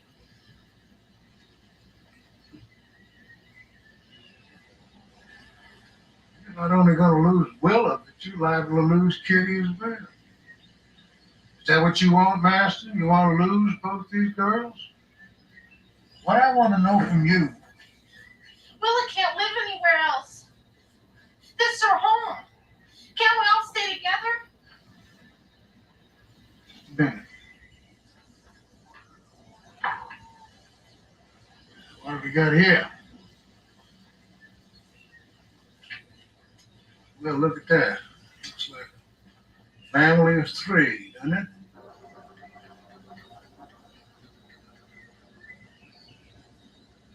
I think you should take that over and show it to your daddy.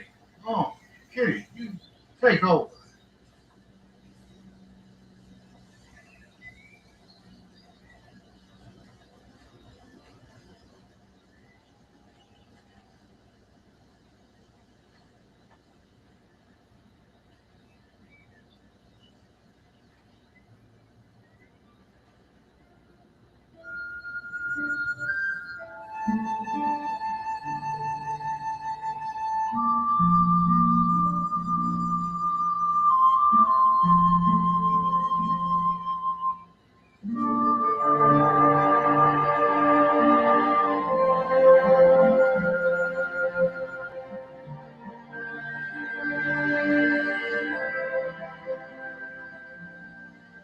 I think we better go and talk to the DA again.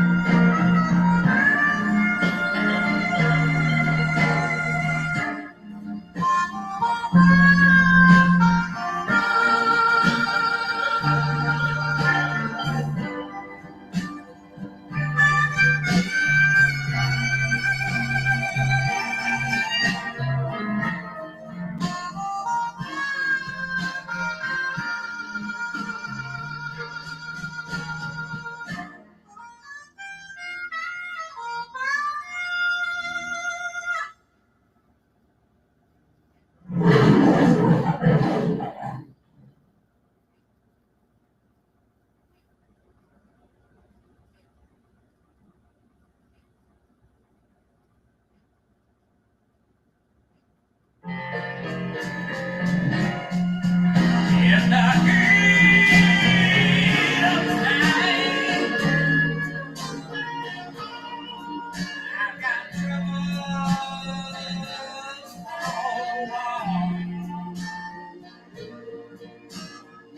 the heat of the night. Must be an ending to the war.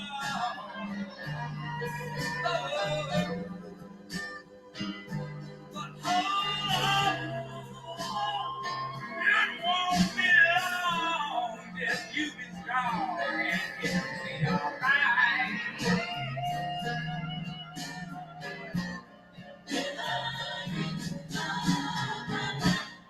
In the heat of the night.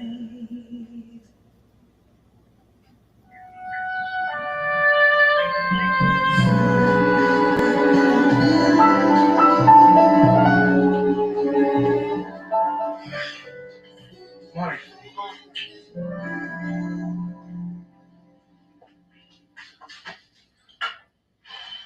Oh, Virgil, I hate that. I hate that tie. You bought it at an airport. Why don't you put on the one? No time. I'm late already. For a silly meeting? Well, silly, I admit, but the chief wants me there, man. Well, doesn't this man Hope deserve a parole? Presumably. Well, does the city council have enough power to reverse the state parole board? No, it does not. Nobody in town wants that main hold released. I know one of your own officers would be upset about it. Which one? Wilson Sweet. His cousin is still going through plastic surgery because of that terrible accident. It was an accident. All right.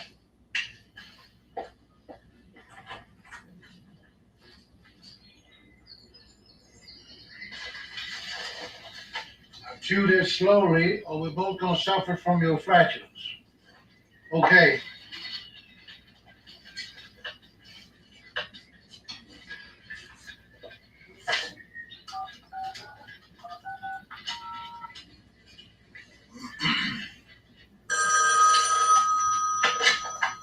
Sparta Police Department, Parker Williams. Can I help you? Parker. Have you got my list there? Yes, sir. Well, call Mrs. Greeley and assure her that Kevin Fox won't be playing his drums on Sundays and no later than 9 p.m. on weeknights. And if Carsey Lipton calls, you can't make lunch today. I'm waiting to hear about Lamar Jeter's parking ticket. Oh, yes, sir. If Lamar calls, you can't fix it. What? You won't fix it. What? It's fixed. You tell him it's in the hands of the clerk of the court and can't be touched. Oh, yes, sir. That's right. That's right. Have you got my list down? Yes, sir. It's here. What did I say to do about my laundry? Oh, that whoever's out that way should stop at the corners and pick it up for you. Now, let's just see here. What else I got? You got nothing else down there because I told you nothing else. Yes. Chief, what time do you expect to be back? When the council meeting is over. Yes, sir. Bye-bye. I gotta go.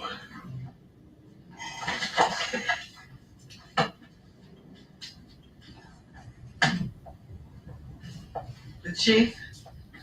Yeah, he's on his way to a council meeting. This whole business is ridiculous. Why do you say that? I mean, you don't kill 3 little kids and cripple 2 others and expect people to forget. I expect people to make sense. Well, maybe you feel a little bit different about it for one of your relatives. I'm not defending the man, Sweet. I'm just saying he was judged, sentenced, and served his time. Well, I just hope the chief doesn't get caught in the middle of this. Why would he? He wrote a letter for Hope to the parole board. I just happened to see it.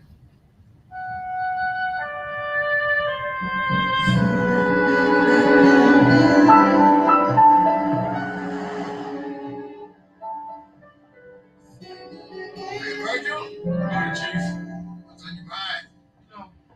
I was thinking of dropping over here. Calling this meeting the Ombudsman Committee is ridiculous. What else would you call it? The Committee of No Hope. Oh, well, The chief and ombudsman can do something about public complaints. This committee can't do squat about most of the stuff it hears. It's just a place for people to sound on. Fine. Why do we have to listen? You don't have to listen. I just think it's wise now and then to be tuned in. Now, here's a copy of that letter that I wrote that might refer to it in there. Oh, sounds pretty non-committal. I walked around the holly bush and stepped in the chuck hole.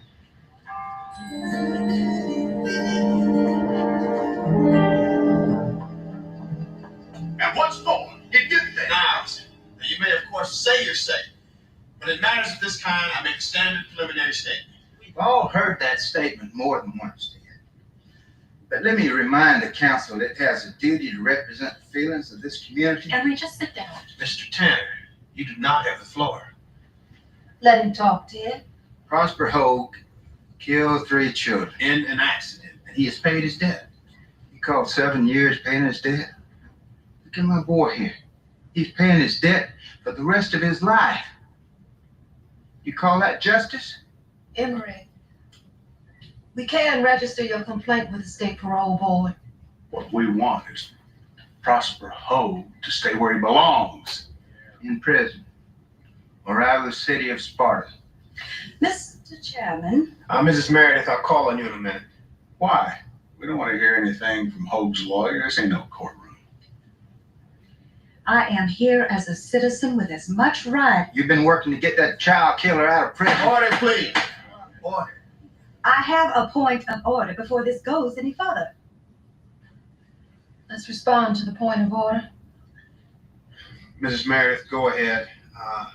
And please sit down, Mr. Maitland and Mr. Tanner. This committee of the city council should not be hearing this matter. Now, Sheila, this committee room is simply a complaint forum. People sound off and hear about everything from the Panama Canal to the revolution in China. Now, we can do very little about many of the issues that come before us, but the people still want an official place What to hear. people in Sparta say about China does little to affect the Chinese. But what is said here about Prosper Hogue can put him in serious jeopardy. He deserves all the jeopardy we give him. He killed 3 children and crippled 2 others. Emery. There, you see what I mean? And what is this all for? The parole board has already acted. Now, can anybody reverse that? Chief? Only Hogue himself. He violates his parole. So we're going to see him out walking the streets in front of us. My wife and I'll see him, but I won't see my daughter. Is he going to have a parole officer here? Yes. Yes, I'll be acting as his parole officer for the time being. Did you help that woman get him out? No, sir, I did not. Did you, Gillespie? No, I didn't, although at Ms. Meredith's request, I did write a letter. Letter to who? To the parole board. Recommending him parole? I did not recommend it. I merely stated that I knew of no reason why it should be denied. The man had served his time. Just maybe you served your time too, Gillespie. Come next election, you might not have any friends on this council. Your letter writing might just to cost you your job. Wait just a minute. We are not here to discuss the employment of Bill Gillespie as police chief. Now, Harriet's right, absolutely. We're talking about what, if anything, could be done about Prosper Hogue's parole. And I think we all know it's out of our heads.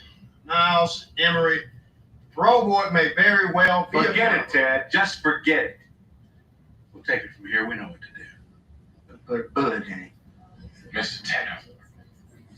Mr. Tanner, I don't think you want to be making those kinds of threats. I don't think you know what I want, unless you know me better than I do. Even the devil don't know that.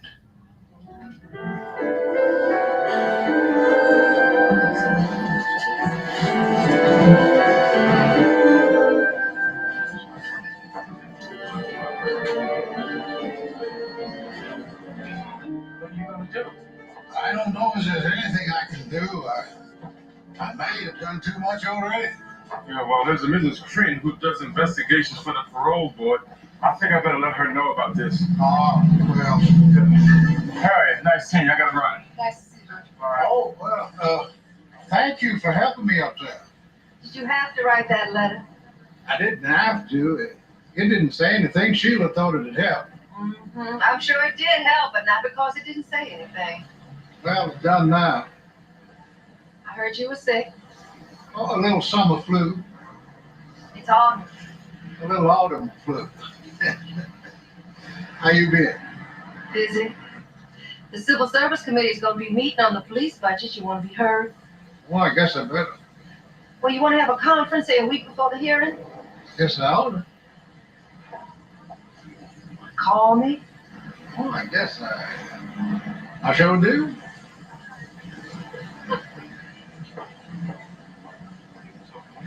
Chief Gillespie, I want to thank you for your help.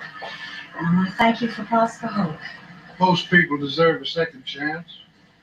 Hogue deserves it. He was a model prisoner and he worked very hard to turn himself around. He's writing a book, you know. Really? Boy, Sheila stirred up quite a hornet's nest here. Well, I've heard a lot of tough talk in my I'm time. afraid we're past the talk, Bill.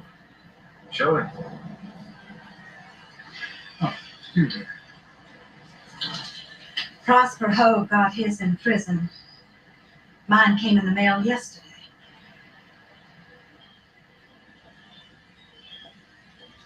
It's a long time since I've seen a death threat.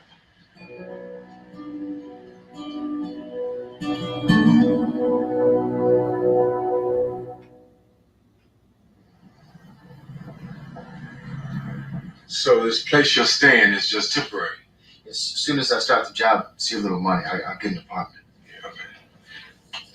And you'll be working at Art Fox Transmissions. Mm-hmm. Yeah, over forward, man. Transmissions used to be my specialty. I wanted to thank you, Mr. Tibbs, for offering to be my contact. Oh. Yeah, I can help. Now, I just have to make sure you understand all of these provisions. Stay sober and out of the bars and keep your job. That shouldn't be hard to do. Oh, look. Don't be too visible for a while. Let people get used to you gradually. Any more threats? No. Any idea who might have sent those letters? Well, how many people we got in this town, huh? Well, only a few that would send hate mail. I mean, I think most people here are willing to be fair. But look, at the first hint of any trouble, you let someone know. No. So, what did you do your first day out? Well, I took him out to the cemetery. Folks out there? No. Just wanted to visit the kids. From the accident. Mr. Tibbs, I just want you to know that I'm not going to let Hubie and Sheila Meredith down. They were the only people who fought for me and the only people who believed in me. They did it all for nothing. They came to see me in the pen, too. Well, Sheila did that. Now, Sheila did it all. They kept on fighting. They worked for my parole. I'm going to be a credit to them. I'll make up to everybody for what I did. That's fine, Hope.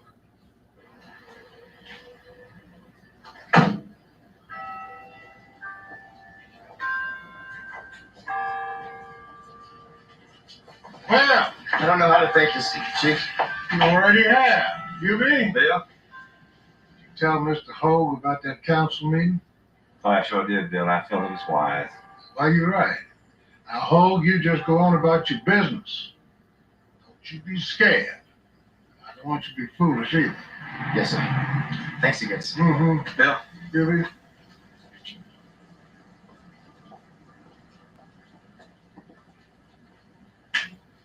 Find out where that young fella's living? Yes, sir. Trailer on McLean. Now, where'd you get that? Mary's. It's registered to them. Well, keep an eye on it. Keep an eye on him, too. Yes, sir. Well, sweet. Yes, sir. Kind of glum around here the last couple of days, huh? Yes, this whole thing, Chief, is, it's just not right. What do you mean, his parole? He shouldn't be out now. Well, when should he be out? 5 more years? When? My cousin got hurt in that crash, Chief. You know, she's still got a lot of painful reconstructive surgery to go through.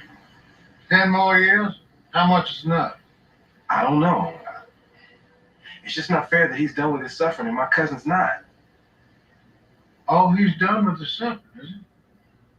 I want you to think about that. And when you can tell me how anybody above ground is done with the suffering, let me hear from you, will you? Yes, sir.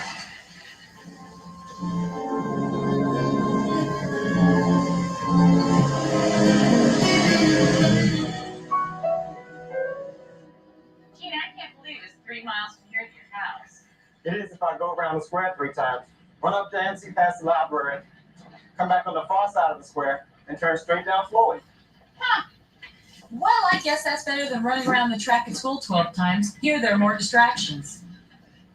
More distractions, that's the key phrase. Track is just a track. This route he's worked out has 2 or 3 stopping busy places. Traffic, it's a drill. It's no fun. It's boring. You said it, Mom, not me. See you later, Miss Tibbs. See you, Gina. I checked his files. His grading period is coming up soon, and he's doing about the same, a little above average. He's a smart young man, Harriet. He's just not a good student. And I was the other way. A very good student and not too smart. Still not smart. That's not true. Well, you are what you feel, and when you're alone, you don't feel smart. Being alone is your choice. I've always said that. It's not my choice, not anymore. No, I look, and then I step back. Then I look again, and then I step further back. You telling me you're scared? Yes, I am. Always.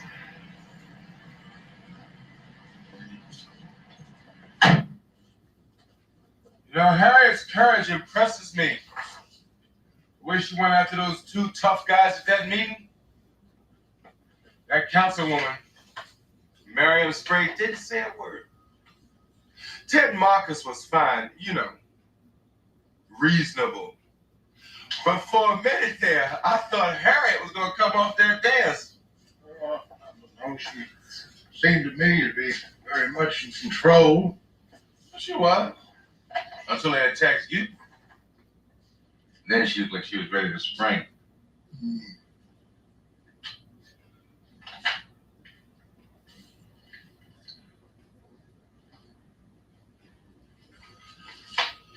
Chief, you can't let letters like that drive you crazy. Yeah, but I always do. You know, I have never learned how to protect a person from anonymous threats. Here's a brand and model of that typewriter. But the typewriter we'll be looking for a while. Looks like an oldie. It'd be a shame if Prosper Hogue was safer in jail.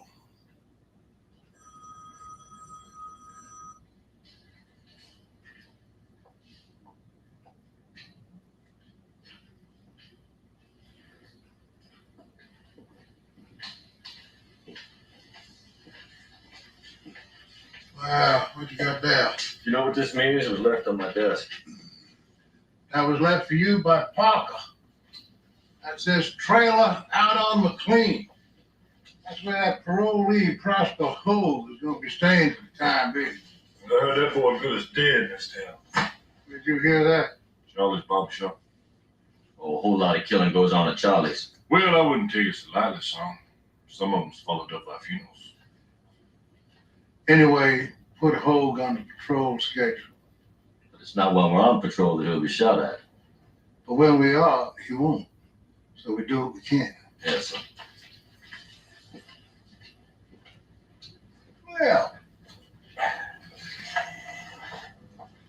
find everything felicitous on your trip to Natchez? Well, Victoria and Noel up and got married on me. That's what you mean. Oh, well. Southern man? Cincinnati. Now that is a shame. Uh-huh. Yeah, I think the license plate's about 2 years old, and doesn't M stand for Marshallburg under the old system? That's right. Does Lieutenant Boy use crutches now? I believe he does, sweet. Uh-huh. Well, listen, I'm seeing something that's making me a little nervous, so I'll just get back to you, okay? Right. Yeah, 10-4.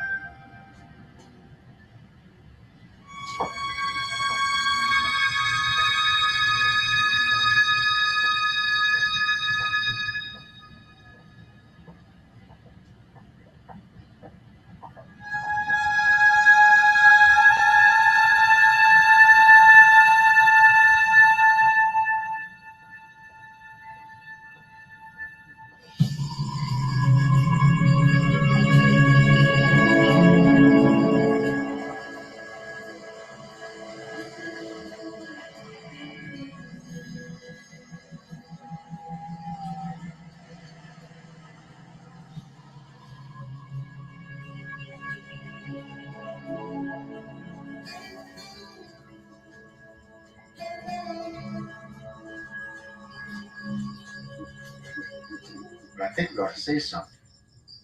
Tell the truth. And you know I'm a firm believer in the truth these days. Well, you know what it means if we don't. It means I ain't free. Yeah, I might as well be locked back up in that joint.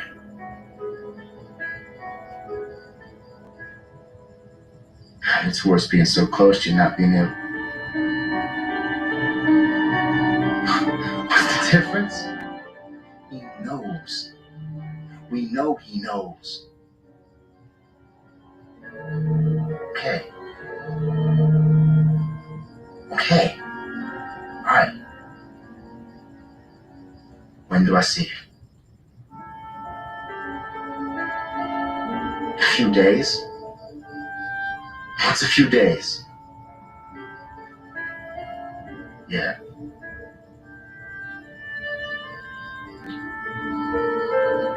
I know it'll be best for us. I'm gonna miss you. Ah.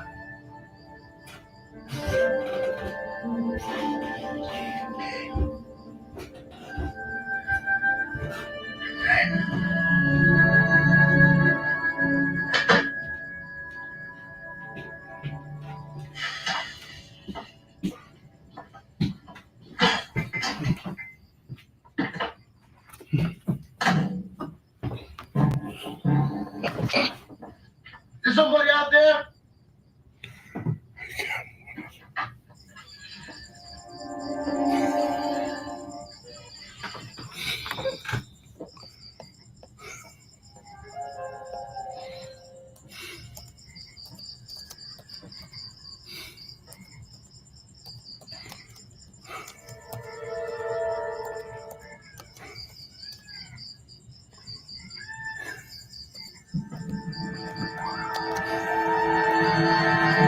Hell.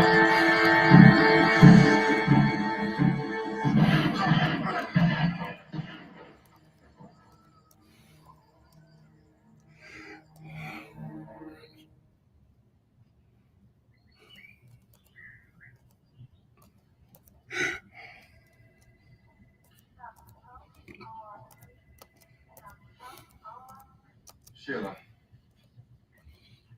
How is it? He's bad. Shot 4 times. The chief. He's in there. In case Pross comes too. I was talking to the paramedic. He said he brought him back from the dead twice. But the last time. Do you smoke? No, I ran out without mine. There's a machine down the hall here.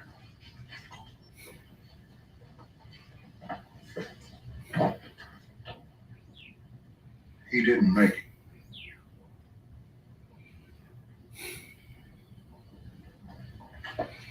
Sheila, what happened, huh? I mean, what happened? What happened? He didn't make it. Oh, no. He's dead. Oh, that's terrible. I'm so sorry. I'm so sorry. Ruby, I need to be alone for just a few minutes, okay? Okay.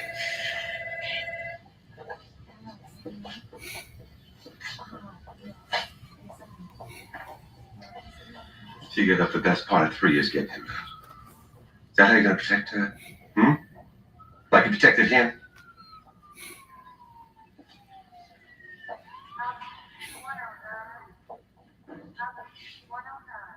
Did Hogue say anything?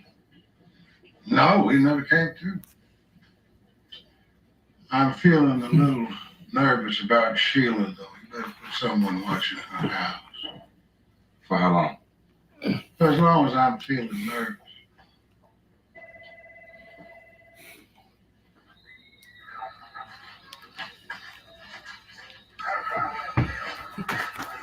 Jackson, someone left him a message. Yeah, well, we won't get much off the road. What else? The slug they didn't find. Footprints? Some, but not good.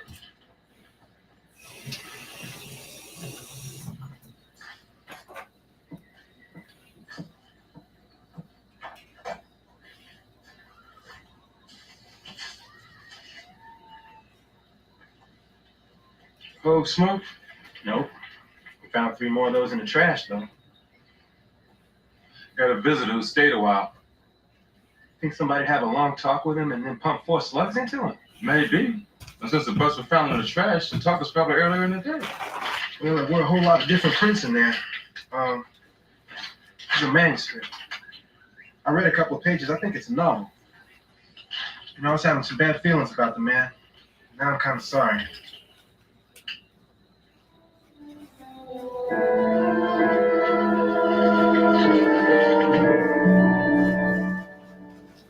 I didn't think Hogue was the type to write a novel. Here are the relatives of the kids in the accident. A few of them do own 38s. How many? 7, but maybe the shooter didn't buy his 38 around here. Thank you, Luann.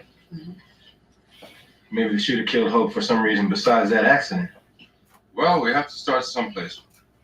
Emery Tanner owned a 38 police special and a 12-gauge shotgun. I'll find out where Emery Tanner was last night. Yeah, and Walt, too. Yeah, Parker. You find out about Walt? Yes, sir, Chief. I'm working on it already. I heard something. What about Niles there? Yeah, Niles on the 38 also. Bought from himself. Oh, that's where Emery Tanner got his, from the store. Well, I think you're right. I think we ought to start with those guns. What is it about guns? They're dangerous. I know that. Tell me something else. There's too many of them. You got one? Yeah, but I have to use this in my job. What does my son Walt need one for? Well, I'm sure I don't know. You're a cop. Take it away from him. It's not illegal, Miss Tanner. I know that. You think I'm stupid or something? I'm just kidding. Just kidding. Yes, ma'am. Just think it's insane, that's all. What's that?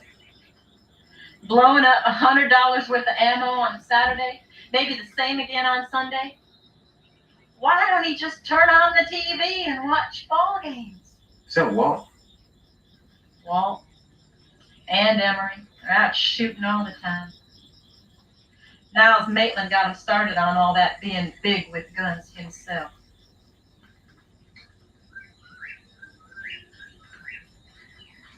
Miss Tanner, we're investigating this fella, Prosper Hogue. Prosper Hogue? They ought to make a target out of him instead of wasting bullets on sheets of paper. Shoot Hove for all the grief he brought this family.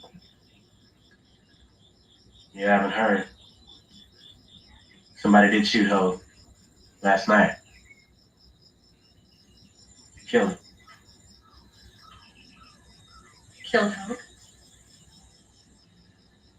And you think Walt did it? Or Emery? You came out here to get me to tell you something? Ma'am, I just came to get anything you have to say. You get off this porch! I'm just trying. Get! Yes, ma'am.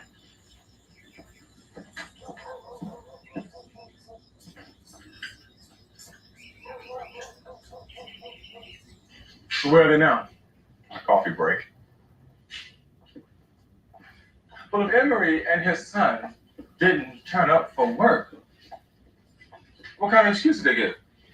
And Walt don't really work here. He just hangs around his dad. What was the excuse? Emery said he and Walt were out running the hills in their camouflage outfits playing war games. Got too tired to come in. You believe that? No,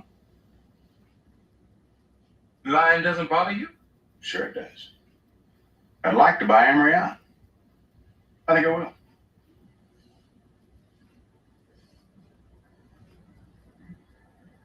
That your tucker?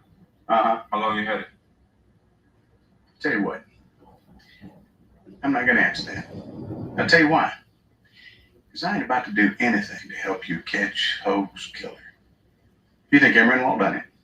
If they did, they done me and this town a big favor.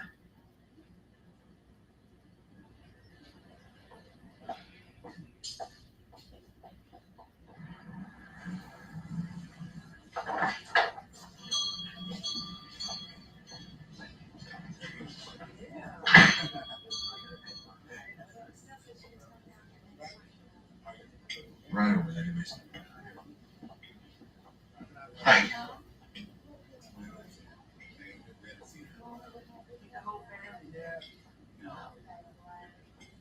This is Chief Gillespie. Chief, this is Bessie. All right. I may know you from somewhere. Well, when you ran May Bell out of town, you probably see me running with her. I'd have to see you going away.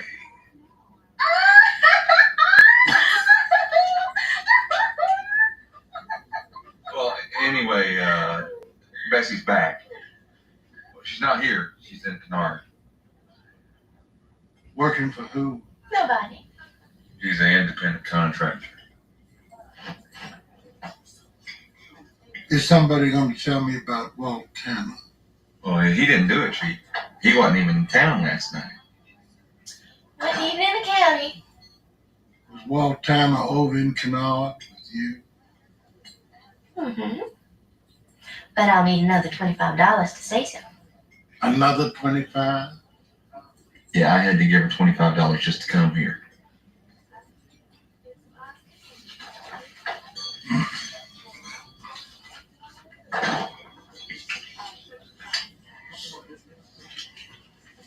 Say so. I certainly will, Chief. Walt Tanner was with me last night in Canard. Indubiously. Well,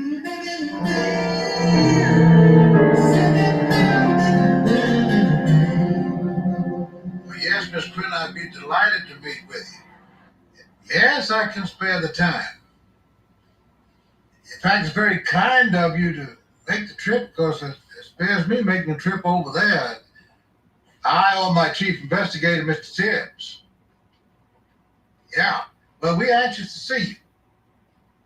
Thank you. Bye. What trip were we about to make? Over to see that Miss Cran from parole board. But we don't have to now because Harriet DeLong called up. She's coming over here. She's going to bring Prosper Hope's file with her. It should be very interesting.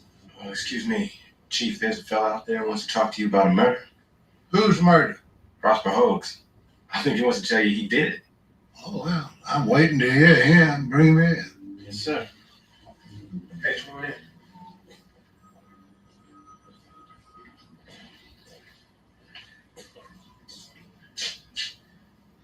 What's on your mind, Tanner?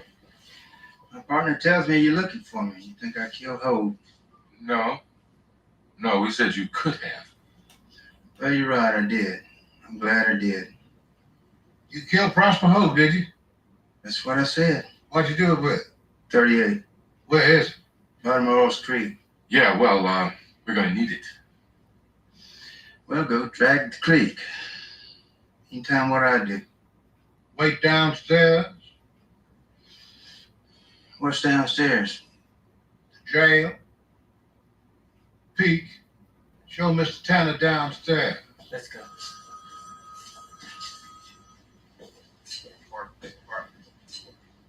Emery Tanner doesn't know it, but his son has got as good an alibi as he's got.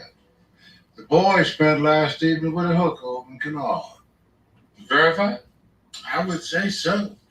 And the daddy spent the evening with Ida Ivy, the cashier over at the Magnolia. Why bother holding him then? He confessed, didn't he?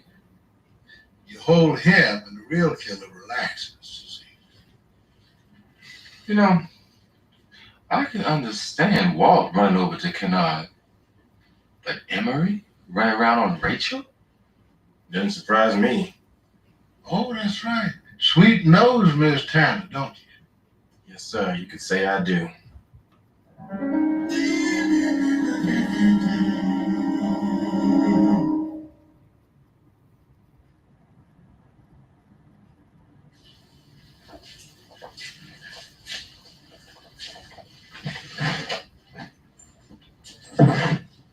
Thank you. Did you care about fingerprints? No, just ballistics. That gun didn't kill Hogue. It's your father's, isn't it? My father didn't kill him. Your father uses typewriter much? He didn't write the letters. I did. Why? Scared Hogue. Thought if he came back, my dad might kill him. Did you think you might kill him? No, and I didn't. Oh, we know that. We know where you were. Went to Kennard? Let's just say Kennard came to us. Detective, the typewriter goes. Typewriter goes. And the people stay.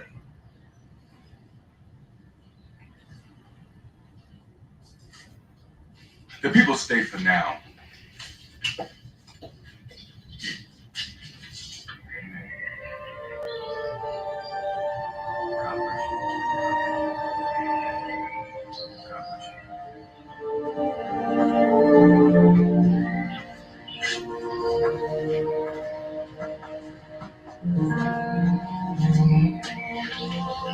No relatives? Oh, not yet. Over the years while we were working on this case, we met a few in Alabama. But they were like strangers. Only reason they had was us. Sure. Just us. Me. It's all so senseless. He just wanted to try and make up for what he'd done. They just wouldn't give him a chance.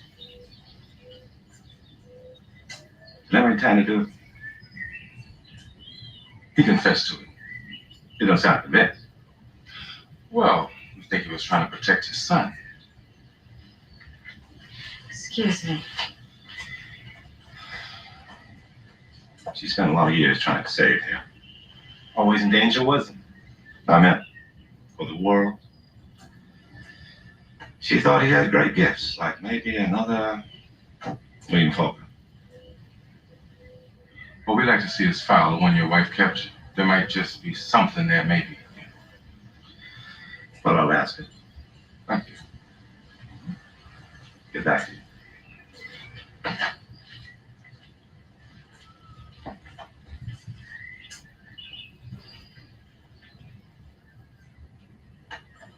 She definitely paid him a visit that day. She was his lawyer. But why didn't she mention it? You think she killed him? Why? Jealousy, hate, or the other side of hate, love.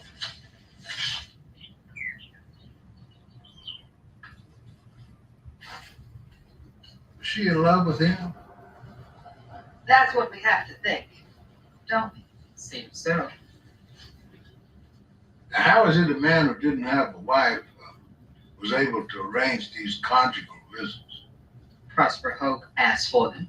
His lawyer made the arrangements. Sheila's smart.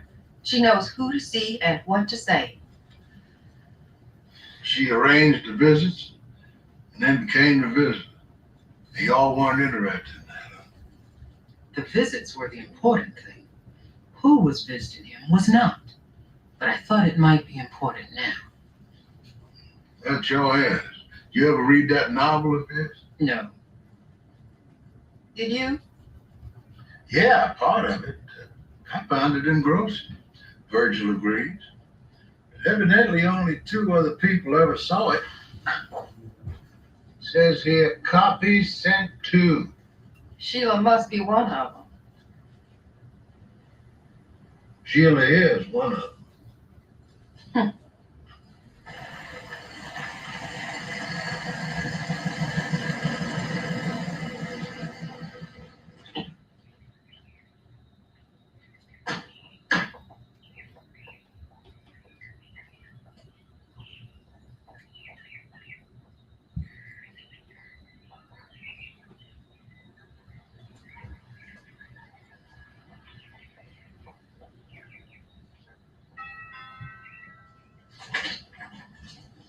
Good evening. Hello. Good evening, Mr. and Miss Meredith. I told you I'd get back to you. What's the rush? Well, we have more than one thing to follow up, Mr. Meredith. For instance? For instance, Miss Meredith. You own a 38, don't you? It's mine. I mean, I bought it and gave it to her. I know that, Hughie. At the same time we had those rape attacks in town. Would you mind getting it for me? Yes, I would. We have to see it, Miss Meredith. It's upstairs in my nightstand. No. It's over there in that secretary. Top drawer. Thank you. You recognize that document?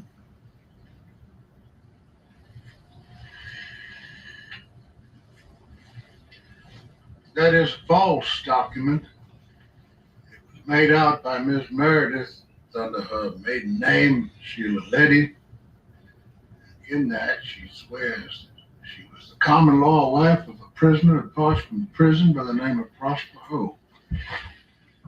During the last 2 years of his imprisonment, Hogue and your wife shared quite a few conjugal visits. Mr. Meredith doesn't seem surprised. No, he already knows. I'm sorry, Hughie. I doubt it. I never stopped loving you. I just loved him too. I guess I loved him more. Don't get into it, Sheila, please. Don't make a case for that. Well, I'd say the novel makes the case. The novel doesn't mention the right names, of course. There can't be any doubt about the right people.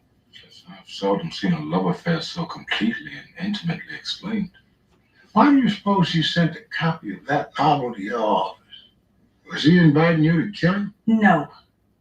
He wanted Hughie to know and to understand. See, the betrayed husband is always looked to for superhuman understanding. Well, did your wife have any idea you were doing this?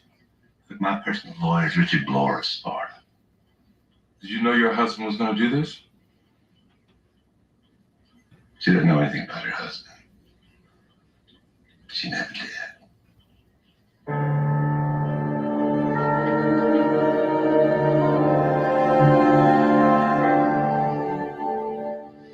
Well, Parker, would you please...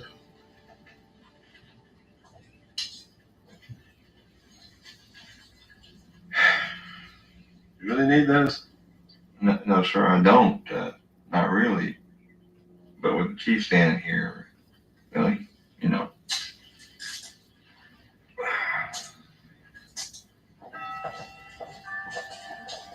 Why, Chief, you look like you're trying to escape. Well, maybe I am.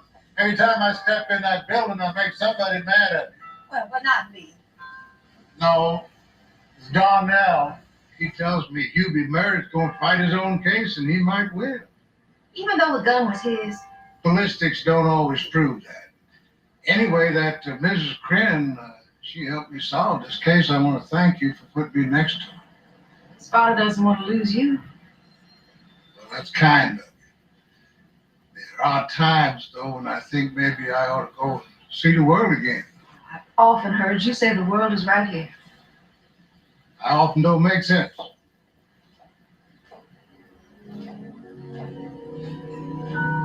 I'll see you soon. See you soon.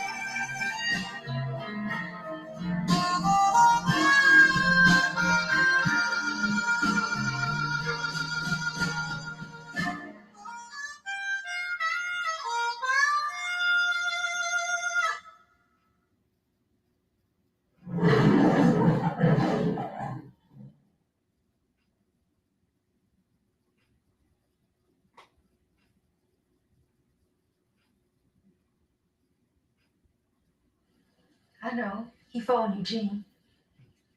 Been arrested for armed robbery. One of the security guards at Lambrey's was killed. Now, Harriet, I don't want you to take this on yourself. I think we better tell Ted Marcus as long as he's here. God. Vic's gonna need a lawyer. Did you know he was coming back? All these years, never a call or card or anything. No, just some cards to Eugene. That's all. And he didn't.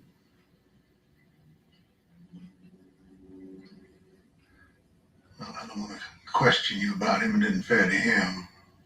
I'm not even thinking about him. I'm thinking about Eugene and my nephew. I got to raise them.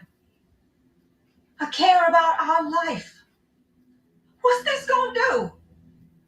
Harriet, you're one of the most respected, best liked people in the whole community. Mama, I'm going now. I'll get my bag. No. You stay here with all these people, all your friends. I'm sure somebody will take you home. Maybe he will. I'm sure he wouldn't mind that a bit. Neither would you.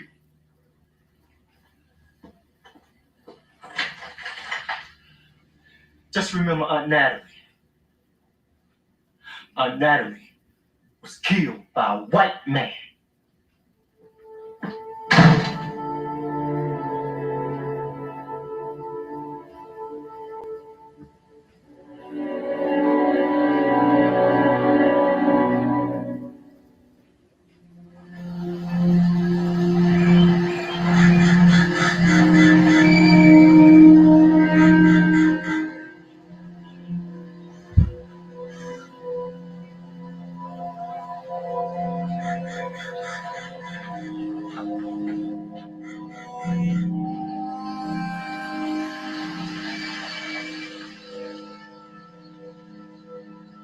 Go on over there.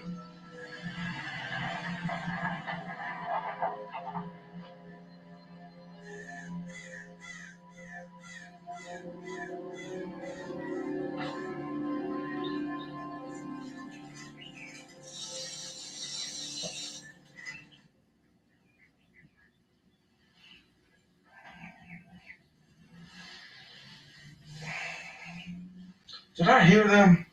No, you're sound asleep. Yeah, but you're not. I don't know what to do about Harriet. I wish we could help her. It's time to get up.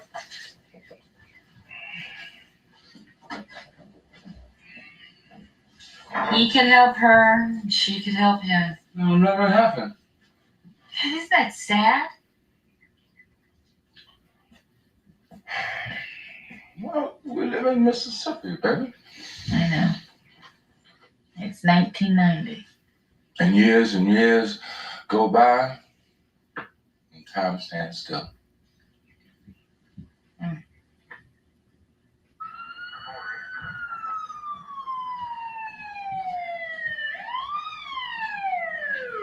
Vic Landon hasn't said anything yet, neither has Jay Foley. Who's Jay Foley? Our computer tells us he's from Orlando. He's done time for safecracking. He's a specialist. He didn't come to Sparta on his own, Bill. Vic Linden brought him here. Well, we think your security guard was killed by the man who got away. I say Vic Linden did it. Clinton's gun carried a different kind of ammunition. That don't mean nothing. All three of them men are responsible. I just hope the Lord lets me live long enough so I can see them die for what they done.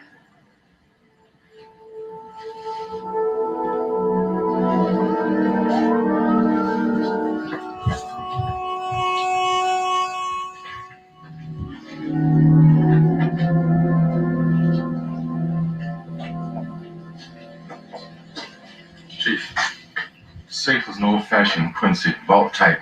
Blowed up with nitro. And you guess exactly how to squelch the alarm, too.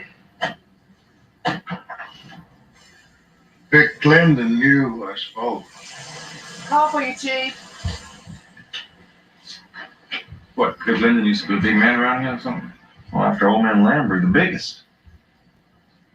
I'm going back inside. No, sir, except for Mr. Marcus, who wants to know when he can visit his client. Yes, sir, he's here right now. Yeah, I surely will. Bye-bye. Mr. Marcus, can I talk to you, sir? How much time can I have with my client? Chief says take all the time you want. Okay, thank you. Well, he also want me to tell you this. The man that we badly want is the man to kill that security guard. Mm-hmm. Now, we know he ain't your client. But whatever your client can do to help us will go a long way in his favor. And he wants to make sure that Clinton understands that. I'll make sure that he does, Lieutenant. Let's go then.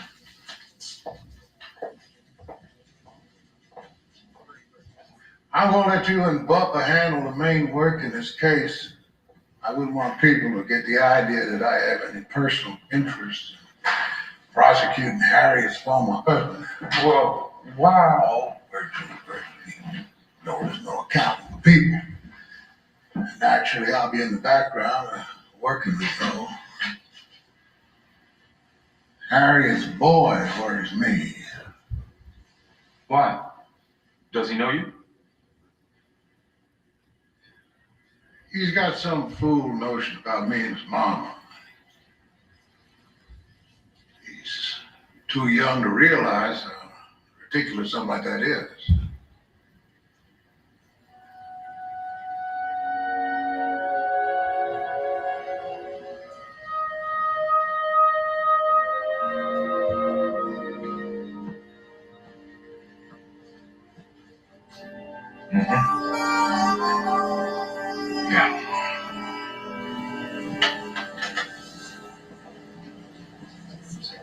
Howdy.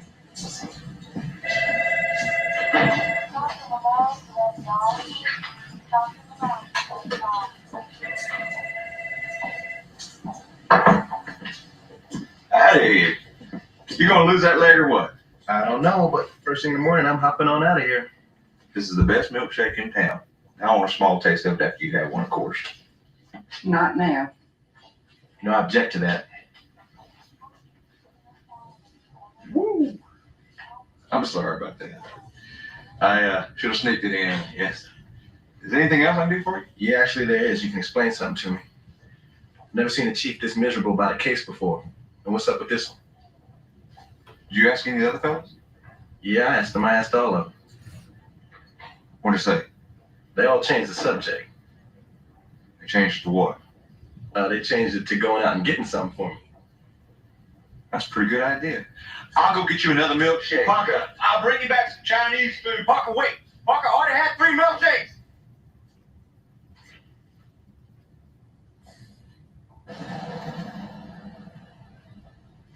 We got him back here, Phil. He's in a bad way.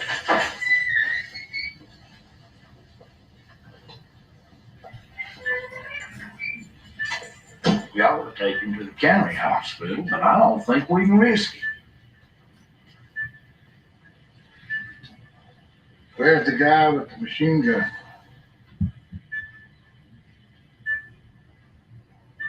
Any idea where he went, Foley? Was he traveling with y'all or is he a local man? Couldn't talk, Bill.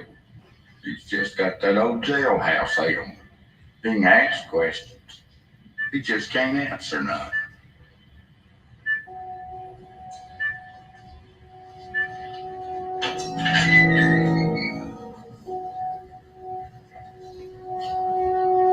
The machine gun inclines me to think the other fellow must have come with him from Florida. Maybe not. There's quite a few of those little pepper boxes in this vicinity. Anyway, I should think that they'd want a driver who knows how to drive around here.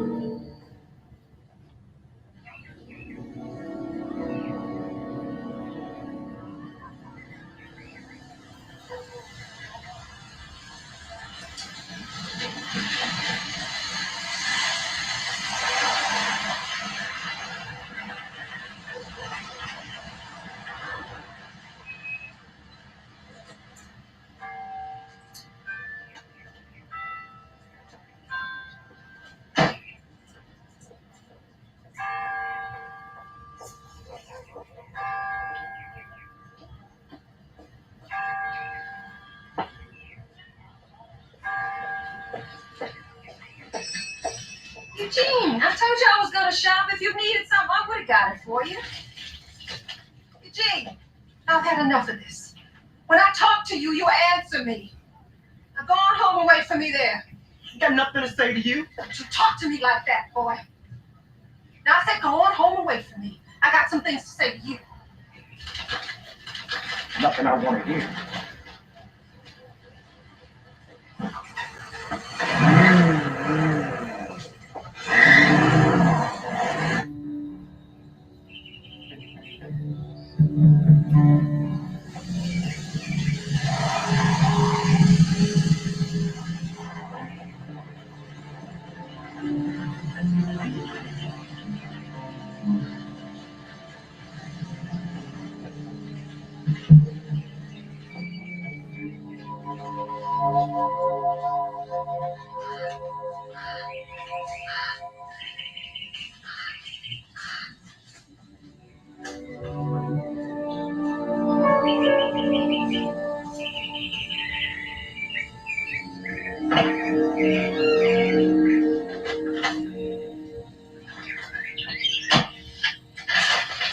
It was on the radio. Huh? The Lambert thing was on the radio. Yeah, man, I know. I heard him say. I think the man who got away must be a stranger in town. They ain't gonna think that much longer. Look up yonder.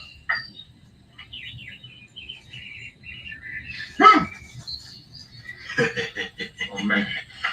What am I into? Nothing. If you stick with me, and keep moving. Now, I'm gonna leave this car here. Get a new car.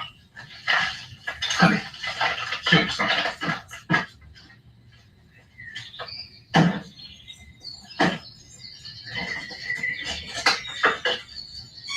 Open that bag.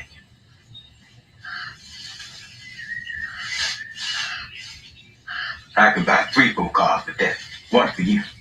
What's going to happen to my dad? He'll be okay. But see, I can't buy no new car here. If I get to Jackson. Where is he going to be okay? In Parchment's prison? Come on, man. Sure, he gonna do a little time, but not much. Cause he's respectable. He got no record. It's me that won't. How come y'all didn't say nothing about this back at the motel? Your daddy didn't want him. I was all for telling you, cutting you in. But Vicky said, no, not my son. Now, I can help Vic in lots of ways, but not if they catch me. Know what I mean?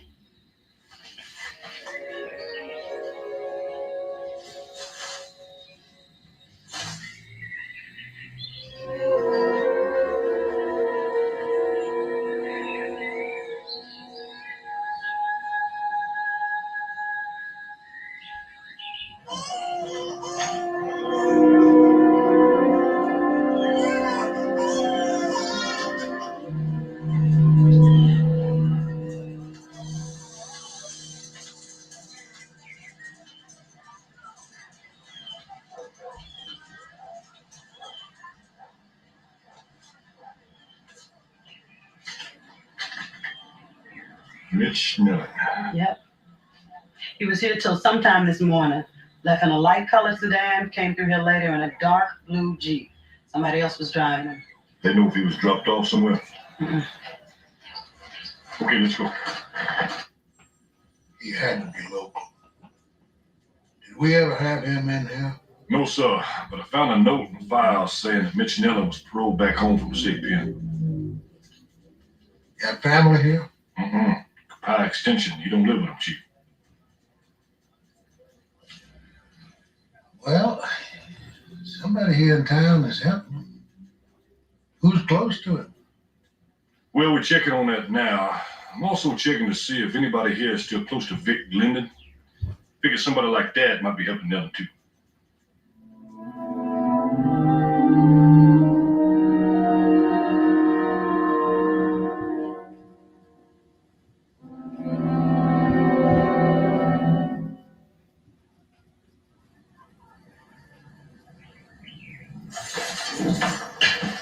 Okay, right this way. Vic, it's all right to talk to Detective Tibbs as long as I'm here, okay? How blight it all is. How completely legal. I remember when a lawyer couldn't talk to a black prisoner for a couple of weeks because the prisoner, beaten half to death, couldn't talk. Well, you around then, weren't you, Brother Tibbs? I wondered if you'd remember me. I'll never forget anybody.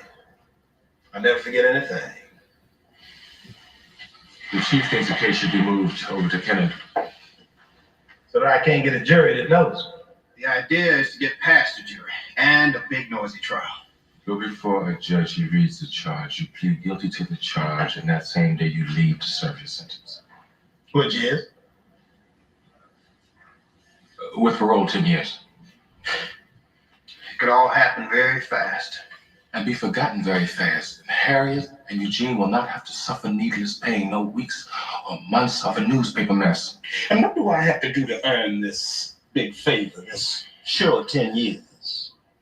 Yeah, when Mitch Nellen goes on trial for murder and he'll be tried in Jackson, you'll testify that he shot the security guard.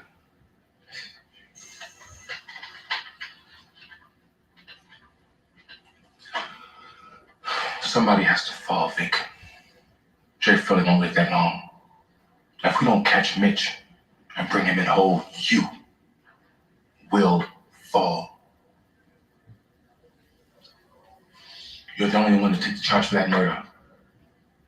And the county will make that charge. Don't wait, Vic. If you promise to cooperate now, they'll protect you. No, Ted. I don't trust white law. I don't trust the black servant of white law. That means you as well as him.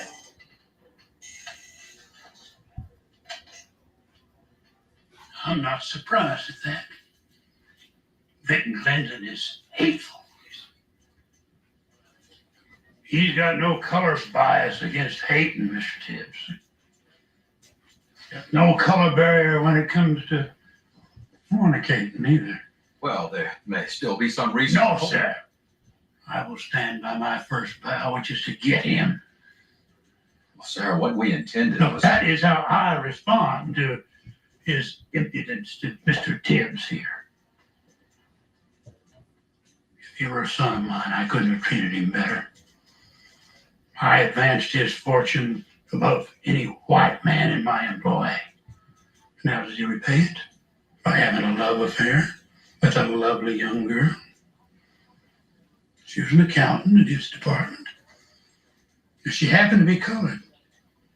But that wasn't enough. He had to have a white woman. Mrs. Amos L. McCurtain. And all the while betraying a lovely woman waiting for him at home. You're now trying to protect against the agony of publicity. That was our first thought, Jess. I did Harriet a favor when I fired Vic. And I will now do her a greater service by removing him from her life forever. I will make no deal. Mr. Lambrey, Many people thought when you fired the man that he had done something dishonest.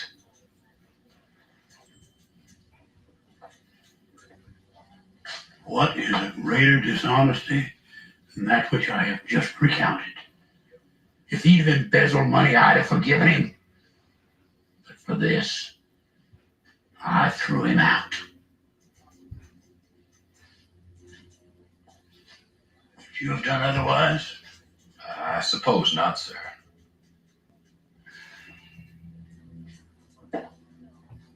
Would you? Yes, sir. I most certainly would have done otherwise.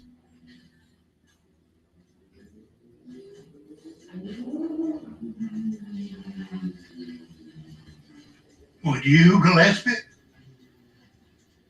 I can't say. Don't waffle. Don't waffle!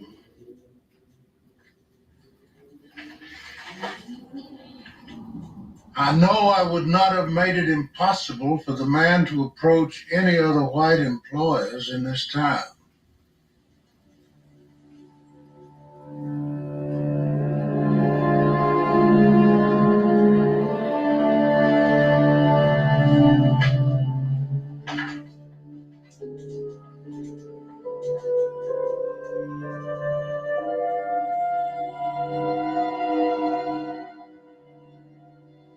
After that, it was all downhill.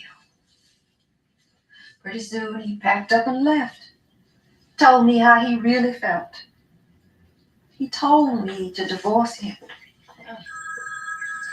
No, I'll get it.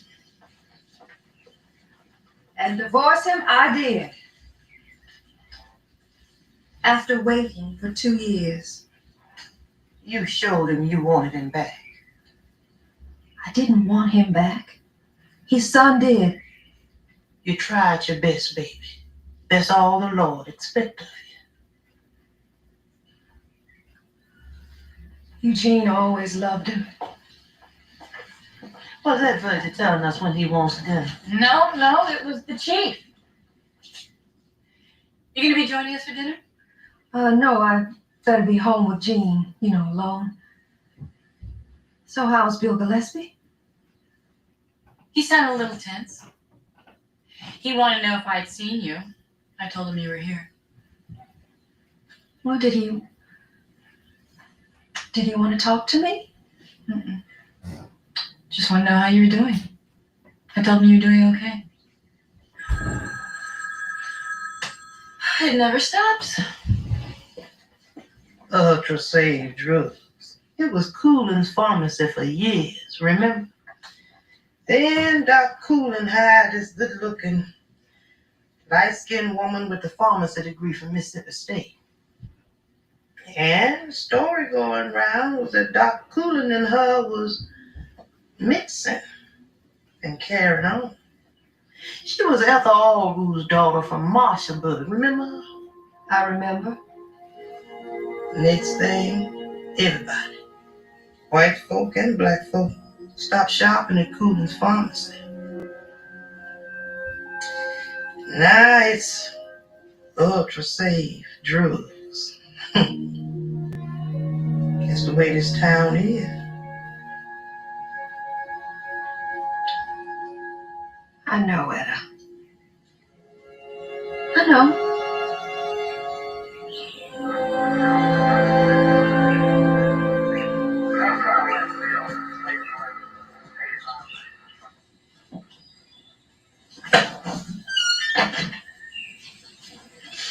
Yeah, that's just like the one found at the robbery. Yep. Now, right there is the woman who called us in. Could be. Could be. Corbin, let me tell you something. You just walk over there right now and say to that lady, "Ma'am, thank you so much for calling us in." You can bet your hard-earned dollar she's gonna say you're welcome.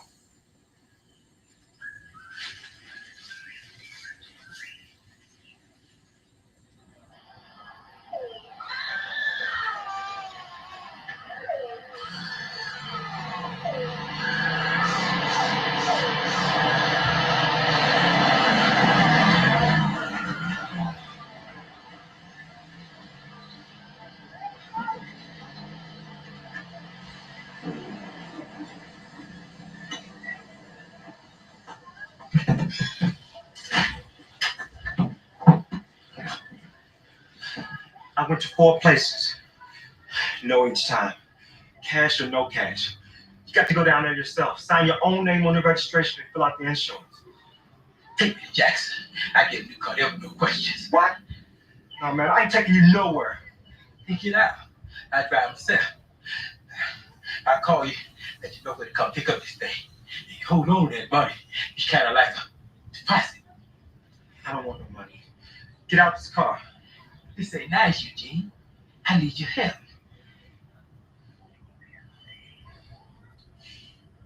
Get your bags out. Gene, get them out!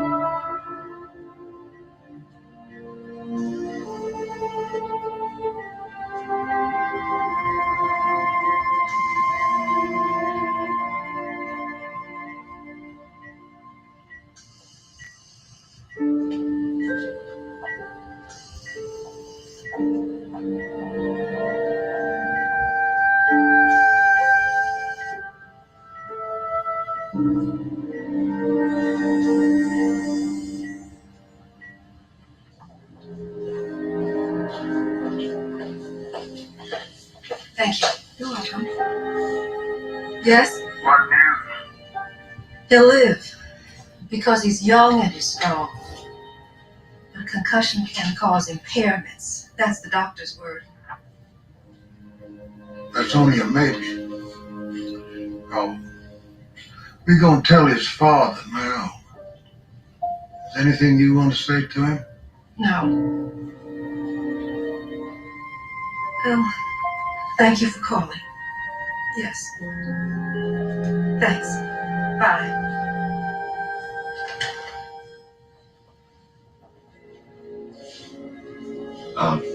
This Eugene's belongings, his wallet, watch, license, IDs. Oh, there's also a police receipt in there for one item. What item is that? An envelope containing 25 $100 bills. Looks like it could be part of the robbery money. Robbery money? Eugene? I don't know what to say. Parker? Excuse me. Parker Williams. Well, he's not here. Okay. Okay, thanks.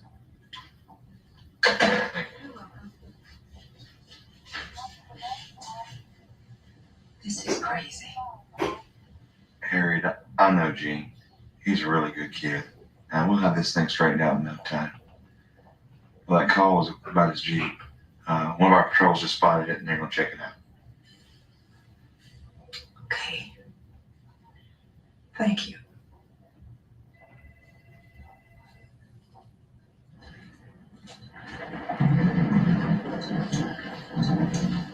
Why would the thief leave the keys in the car? You abandoned the car, I guess, Bubba. And stole another one. Yeah. And the owner of the car probably didn't even know it was stolen. Yeah, maybe that owner's still in that car.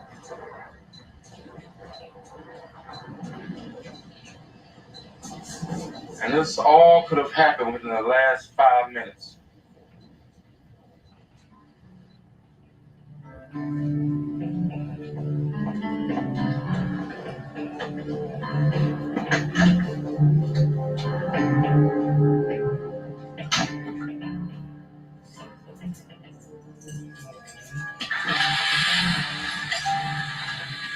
What's up? Dead man don't eat no pizza.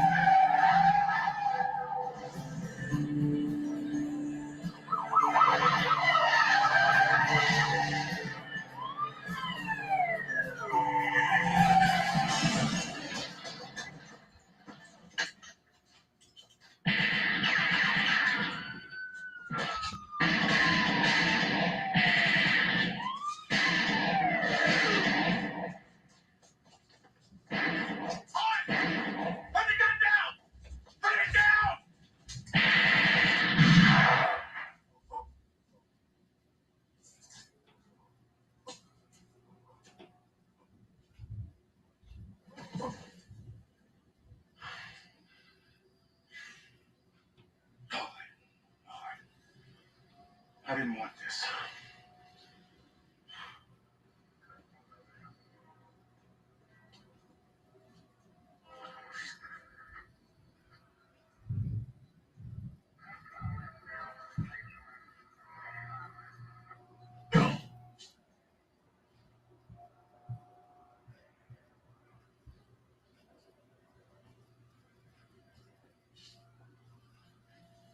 Who are you? I'm Officer Sweet. We met at the robbery. Anyway, your son Eugene's got himself in trouble with some people. We're not sure over what. Now Eugene's in the hospital. He's gonna be okay, but he's gonna have to stay there for a little while. What happened? Spark Police Department. Yes, sir. Well, yes, sir. Okay. Well, he's right here. All right, hang on, Detective. Chief. Detective Tibbs.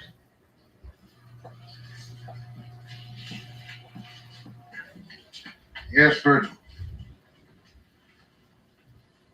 Well, I'm sorry to hear that, but I don't think you had any option. You hadn't had you outgunned. Mm-hmm. Yeah.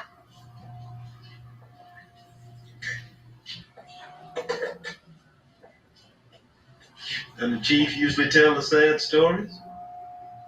I thought Sweet could tell this one with a steadier voice. Didn't want to face me. Didn't? Don't.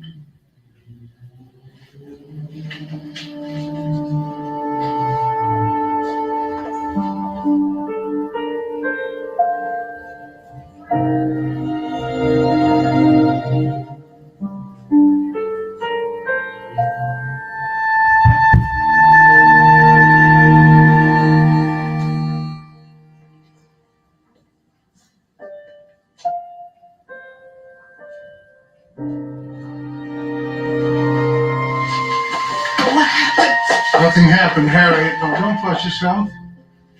The boy's fine. I feel like a cyclone went through my house and knocked everything over and threw things around. I'm not sure I know how to pick him up and put him back. Everybody help you.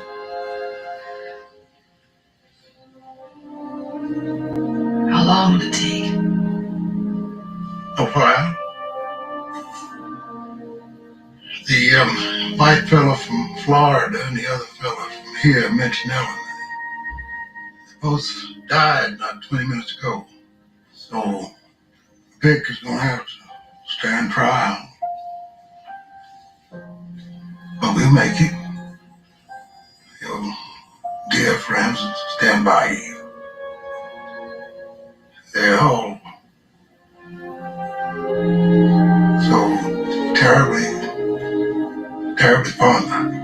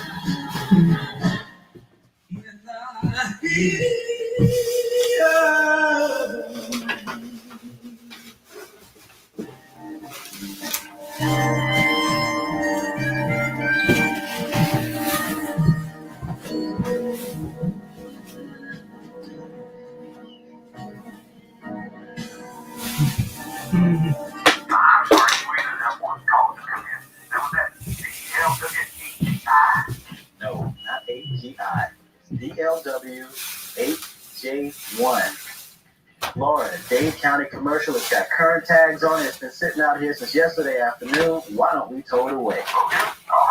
There's no drugs anywhere. When Samson here is giving me the right signals, this vehicle's been clean a while. That dog didn't sniff out nothing at all. Anything of interest? A couple of porno mags and an adult video. Oh, doesn't he just mean dirty movie? Adult video. That almost makes it sound respectable. Well, Parker, the way they selling that stuff everywhere nowadays, make a fella start thinking that. Tell him about that shooting. Oh, Lonnie, we got a report of a shooting from Mr. Tibbetts on 1317 Tyler. Now that's where you buy a really respectable place. Well, it better be. Sweet's their best customer. Carl Tibbetts phone in that shooting. Who got shot? Mr. Tibbetts couldn't say. He sounded real confused. You just better ask him when you get there. Roger.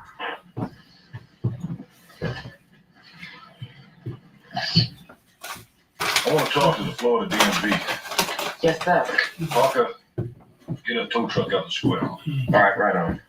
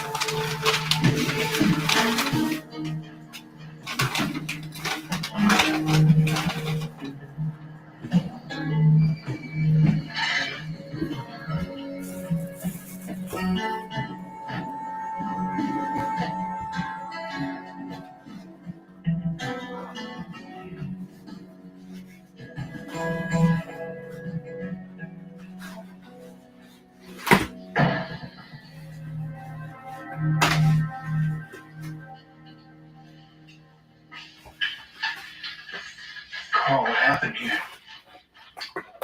Dad, sweet.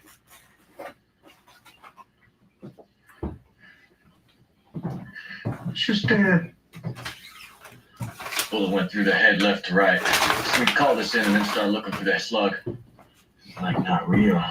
I was just talking to her yesterday afternoon around 5, and she was showing me a couple of plays. James Baldwin. Sweet, make the call. Yeah. Is this how she was when you found her, sir? Then I Came from where? home And when was that? just a while ago. I don't know, 10 minutes, 15 minutes. Lieutenant, that shooting was a homicide. Mrs. Carl Tibbetts, Joan. She and her husband on the bookstore. He's here. I found him. You had a chance to look around yet, sir? What? I mean, this looked like a robbery. Yeah, I think so. There's money missing. I don't see her car out there. Looks like somebody robbed the place and killed her. Yeah, you're hearing around. I'm taking it badly. They're friends of mine.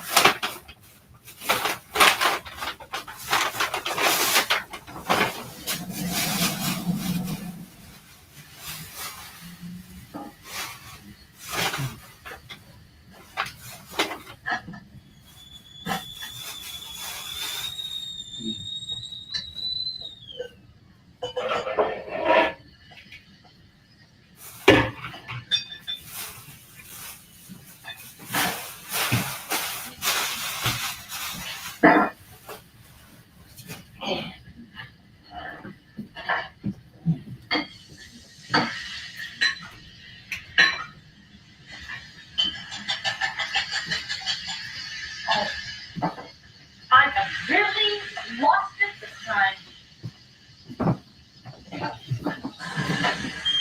Oh, great. Turn that thing off. I don't know. What is it? The smoke alarm. I'm trying to get to the switch, but I can't wiggle it. Poke it, poke it. I did poke it. Then get it off. Oh, relax. It's just your breakfast going up in smoke.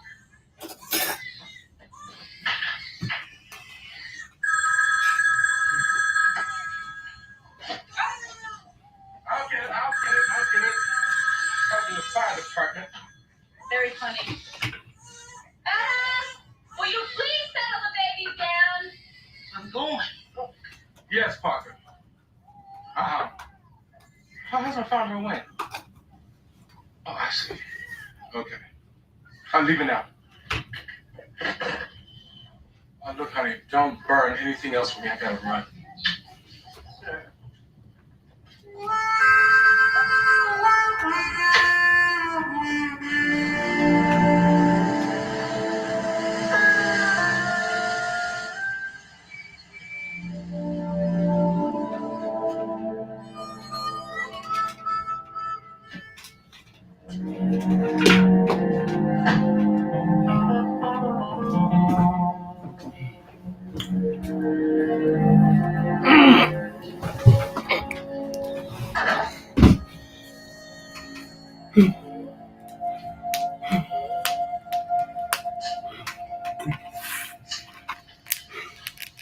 Where's the husband?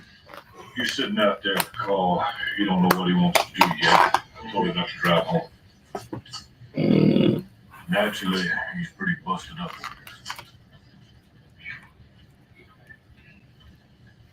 Butcher looks like she was shot at pretty close range with a .38 slug, I'd say. I see you were right. She's been dead for hours. Checked all the walls and the floor for that slug. We can't find a thing. As soon as you finish your picture taking, we get the body ready for postmortem. Were you able to find out anything else from the husband other than what you told us? Nope, nothing. I tried to talk to him some, Butcher, but all he kept doing was shaking his head and saying, I don't understand. Neither do I. Neither do I.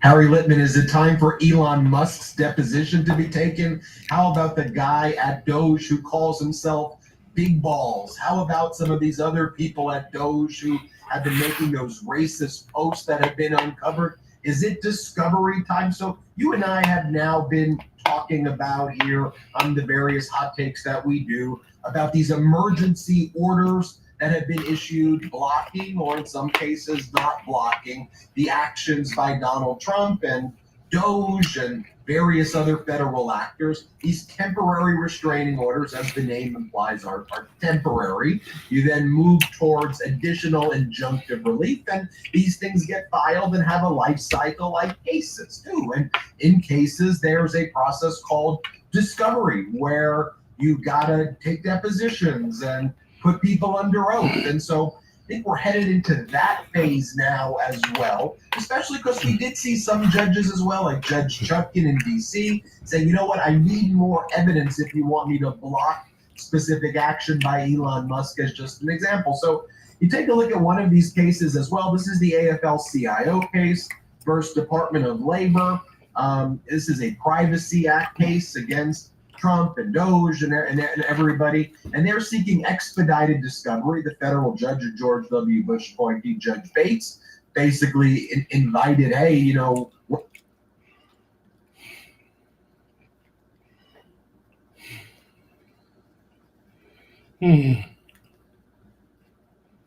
That's a good stuff. There it goes. Harry Littman, is it time for Elon Musk's deposition to be taken? How about the guy at Doge who calls himself Big Balls? How about some of these other people at Doge who have been making these emergency orders that have been issued blocking, or in some cases not blocking, the actions by Donald Trump and Doge and various other federal actors? These temporary restraining orders, as the name implies, are temporary. You then move towards additional injunctive relief, and these things get filed and have a life cycle like cases too. And in cases, there's a process called discovery where you gotta take depositions and put people under oath. And so I think we're headed into that phase now as well, especially because we did see some judges as well, like Judge Chutkin in DC, saying, you know what, I need more evidence if you want me to block specific action by Elon Musk, as just an example. So you take a look at one of these cases as well. This is the AFL-CIO case versus Department of Labor. This is a Privacy Act case against Trump and Doge and everybody, and they're seeking expedited discovery. The federal judge, George W. Bush appointee, Judge Bates, basically invited, hey, you know, what is the scope of discovery going to look like? And I've been wondering, you know, when is this deposition, or is a deposition of Elon Musk going to be taken? Now, one of the reasons people may be like, why do they keep acting like Elon Musk doesn't work at Doge, and then they're saying he works at Doge? Well, by saying that he works for Donald Trump as a special advisor, I think what they're trying to set up is zero transparency. I think they're going to assert executive privilege, assert the Presidential Records Act, claim that Elon is immune and is actually not operating over Doge. He's not just someone who can be deposed. He's a special advisor, and they're going to assert immunities. I think, by the way, that issue in 4 to 5 months will work its way up to the Supreme Court. But that's where we are, right, Harry? This battle over information. Trump and Elon, they prefer just to post lies on social media and spread disinformation. They don't want to go under oath. And now these plaintiff groups, whether they're the attorney generals, civil rights groups, labor groups like the AFL-CIO, they're like, you can't just keep hiding and be a chameleon and say, I'm not this, oops, I'm this. It's this amount of people, oops, we were wrong. Shut up, be under oath, tell us this is a court of law. That's where we're at now. Harry, what do you make of all this? Yeah, so super interesting, Ben. It's not your normal discovery process. First, as you say, it's totally right. They are completely talking out of both sides of their mouths. You have Trump touting all the things Musk is doing in this great role, and then they go to court and the DOJ says, oh, you know, he's just a kind of, you know, like a uncle type, kind of giving some advice to the president, etc. Really massive contradictions, and one of the judges, Judge Chutkin, called it out.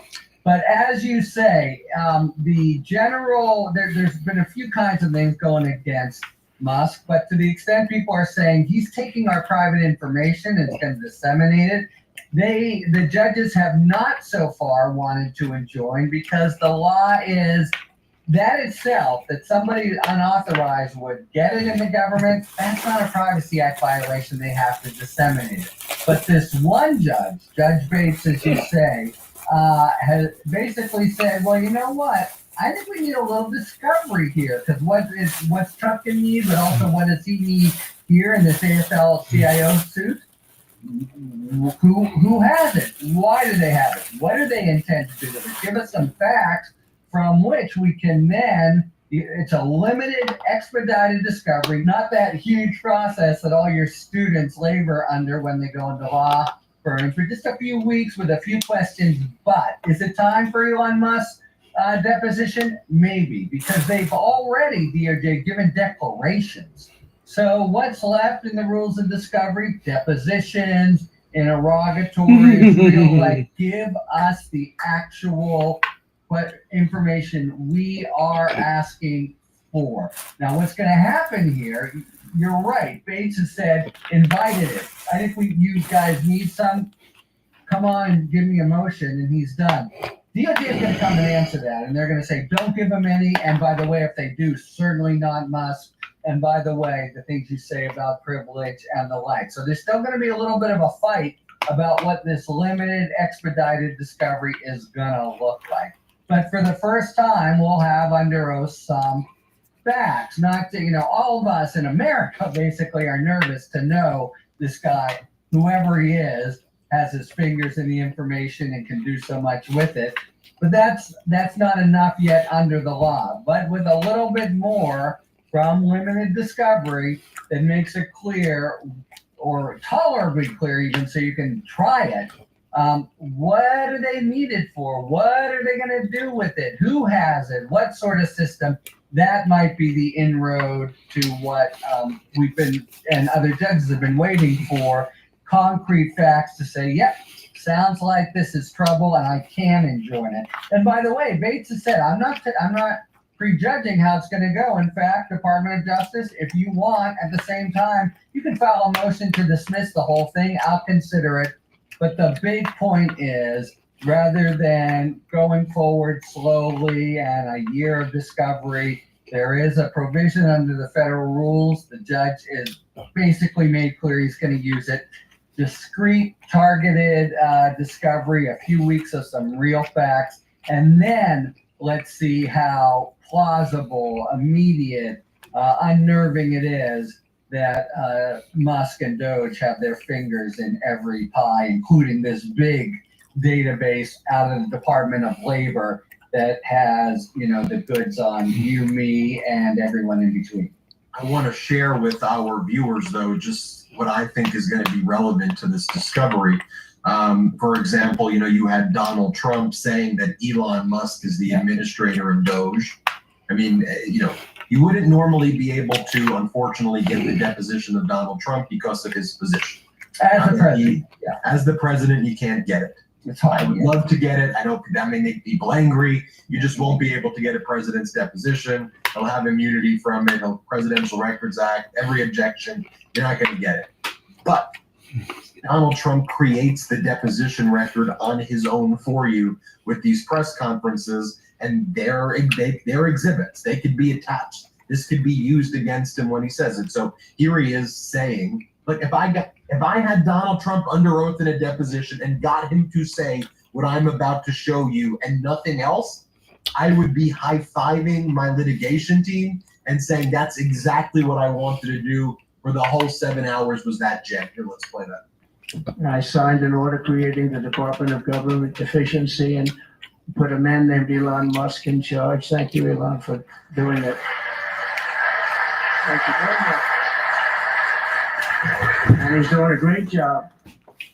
Okay, and then what I would do is I would say, all right, give me Exhibit B. Let's take the deposition of Elon Musk from his CPAC appearance where he talks about Social Security and rating it. Here, let's play that. So you can see it. What do you? I mean, it's like, isn't it like it's totally wild? Like we just did like a check the database on Social Security. Like says how many alive Americans eligible for Social Security are there? And according to the database, it's over 400 million. And we're like, wait a second. And how old are they again? Yeah, and then like we found like one person in there is like 360 years old. Right, so we know that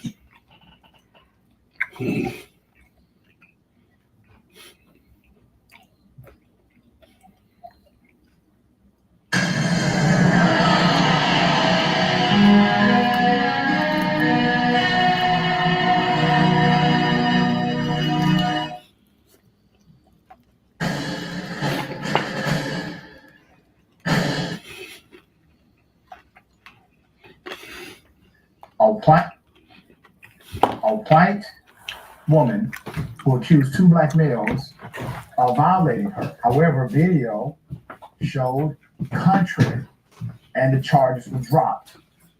She's being sued for false arrest. Now she's countersuing them, saying contrary to the video, they did in fact violate me and force me into sexual conduct. Put up the picture for a man. This is a story with a lot of twists and turns. So, a white woman who falsely accused two black men is now countersuing for $1 million. In an update, the white woman is now suing the black men. It's an officer and his friend, saying that they actually did violate her. So this is a lot. All right. So the white woman who was sued by a black cop and his friend for falsely accusing them of violating her sexually last November in Texas. This was Manville, Texas. Has now filed her own civil lawsuit against those two men, claiming that she now has evidence to prove that they actually violently injured her while holding her against her will. She seeks damages of at least $1 million. Let me get into the story. So according to her complaint, filed in the county civil court on August 26th, Amanda Zuradzinski, 40 years old, says on the evening they were socializing in her neighborhood, her community, and casual sex happened with partner John Marks, who's 41, and his friend Freddie Douglas, 43, a police officer. She says it turned unexpectedly violent when she refused to have three-way sex with the men in a swimming pool. She accuses the men of forcing her to drink liquor, ripping off her bathing suit, and taking turns violating her throughout the night, both in the pool and elsewhere inside the home of Marks, where she had earlier showed up with cupcakes to celebrate his new home and to enjoy a late night swim. She said she tried to escape many, many times, but the men refused to let her go or let her put her clothes on and blocked her from leaving until the next morning. Marks and Douglas were, in fact, arrested. They were arrested in December on charges of aggravated sexual misconduct and kidnapping. But the charges were dismissed. They were dismissed in May by a grand jury, which is rare. They were dismissed by a grand jury that viewed footage from Mr. Marks' home security system, which captured much of the men's interaction with Amanda in the pool and inside his home. Both men then sued their accuser, Amanda, and the city of Manville for false arrest and other civil rights violations, claiming that the sex among the three was mutually consensual and that the video surveillance tapes proved it, period. They say the reputations and livelihoods had been ruined by the false accusations and wrongful arrest, which lacked probable cause. Douglas, a decorated detective with the nearby El Campo Police Department, was fired over the allegations. I want you to think about that. He was fired over the allegations. If he would have killed an unarmed black man, it would have been just fine. But let one white woman say, you violated me, there's no evidence.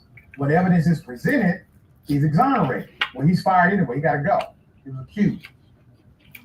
I just want you to marinate on that for a minute. Was fired over the allegations.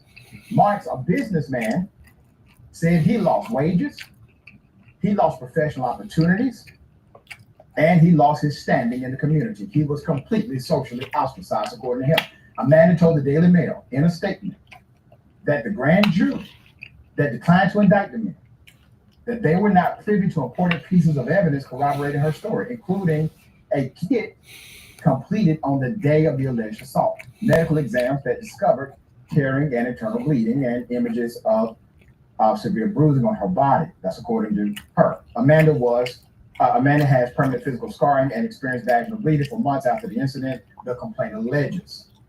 Quote, she has required surgical intervention from the repeated sexual encounter and assault, according to the allegation. Quote, she has further required extensive physical and mental treatment as a result of the defendant's actions, it says.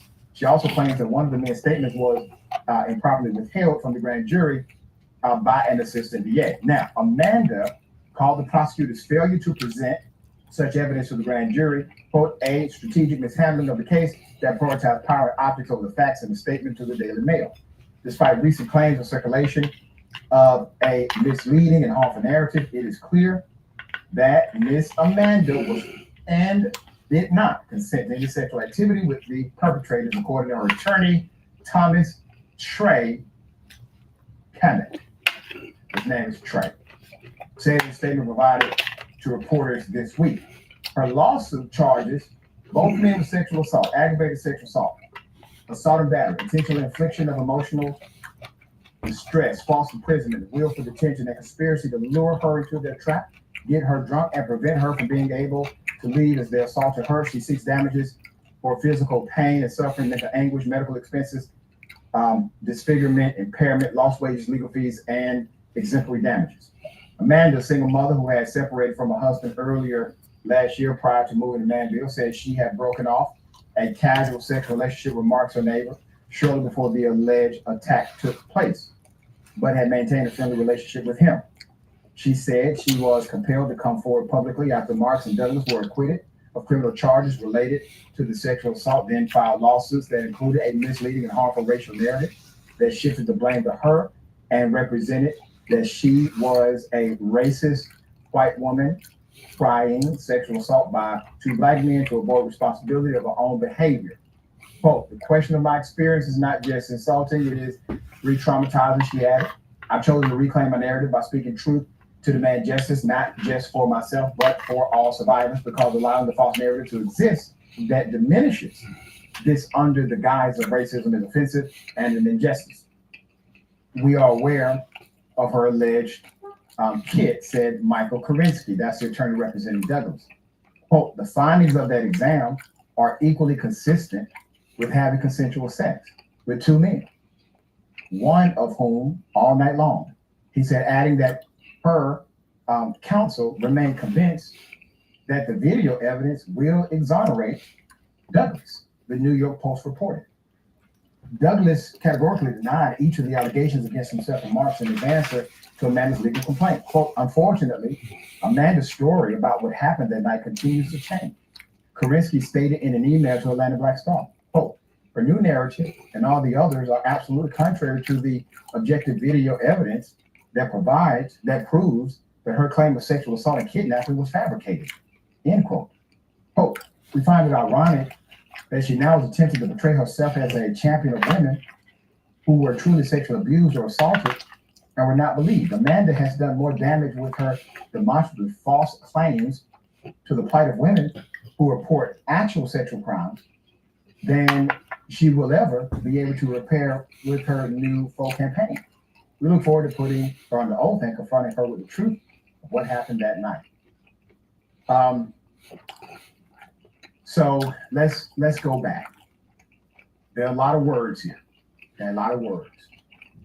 One of the primary accusations is kidnapping and then sexual assault. So if you're being held against your will, okay, then that can be corroborated based on video evidence.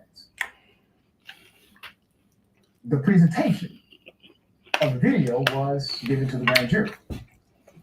It just so happened that Mr. Marks had a significant surveillance system in his home and outside of his home, which was able to capture everything that happened in the swimming pool and also everything that happened, much of what happened inside of the home. To the grand jury, typically will indict based on a minimal amount of evidence. Looked at the video and said there's there's no kidnapping, and we don't see the assault. As far as the kid is concerned, you could definitely argue that. I mean, a defense attorney can argue that both ways. But here we go again. This is it's an interesting story. It's ironic as well. But Senator, typically, I'm the guy like that. I don't want to be caught up in this. Well, I don't believe women. I typically 99% of the time will believe the accused, especially when there's some circumstantial evidence, if it fits, right? If we have history, right, with the defendant or the accuser, we understand this person's not going to lie. But here you got a video.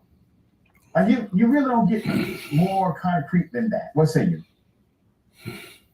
I'm sighing deeply, Doc. I mean, this is troubling either way. If any of these things did happen, it's troubling. And if none of these things happened in terms of, and what I mean by that, it was totally consensual and she filed false claims, it's also troubling. I mean, the lives of these men have been disrupted. They'll never be the same again. On the other side of this, if anything that she's saying is true, then her life is disrupted as well. You're right, that I mean, usually a grand jury, or you can get what's the saying in the legal room? They can get a ham sample. Yeah. Yeah. So the grand jury, based on the video footage of what they could see, came to the determination that there was really nothing to see here in terms of the kidnapping. We do know historically, and I'm saying this to our viewers, I want to be very tight on this. It cannot be denied that the tears of white women matter more than the tears of anybody else, and that historically, especially black men and white women relationships have gotten many black men not only locked up but killed, lynched on false allegations, arrested in cases even when they are not killed. That is a historic pattern. That is not to say in this case, you know, maybe there is something there. I hope that it's not, but it's very troubling that she ran to that. And the article put out there that she had a on again, off again relationship. I mean, sometimes when people's lives are exposed in this way, and no judgment, I mean, grown consenting adults can do what grown consenting adults want to do. Sometimes people get a little embarrassed by it, or if you're not getting what you want, you make things up. There is a long history in this country, let me put that out there too, that not only white women accusing black men of doing things that they didn't do, and white men lynching and going after black men for things that they did not do, women in general, let me put that out there too, when they make accusations like that, historically sometimes have not been believed. The legal system skewed more masculine. Our job is to get to the truth. Like, I've never been one of those that believe anything that anybody says. No gender. I mean, as much as I would want my gender to be above it all, we have to follow the facts and go where lead us, and not just say that, oh, well, just because a woman said it, it makes it true. That is not necessarily the fact, because women are fallible. I hate to say it, ladies. We are just as fallible as men can be fallible. So I'm really saddened by this whole thing, Doc. Either way it goes, this is a bad, bad situation. Yeah, and I got to say, they were right on filing against the city, because there was no probable cause, given there was no evidence presented at the time. They actually had exculpatory evidence that they could have presented to show that this actually needs to be adjudicated rather than an arrest warrant filed. So they were proper in filing against the city as well.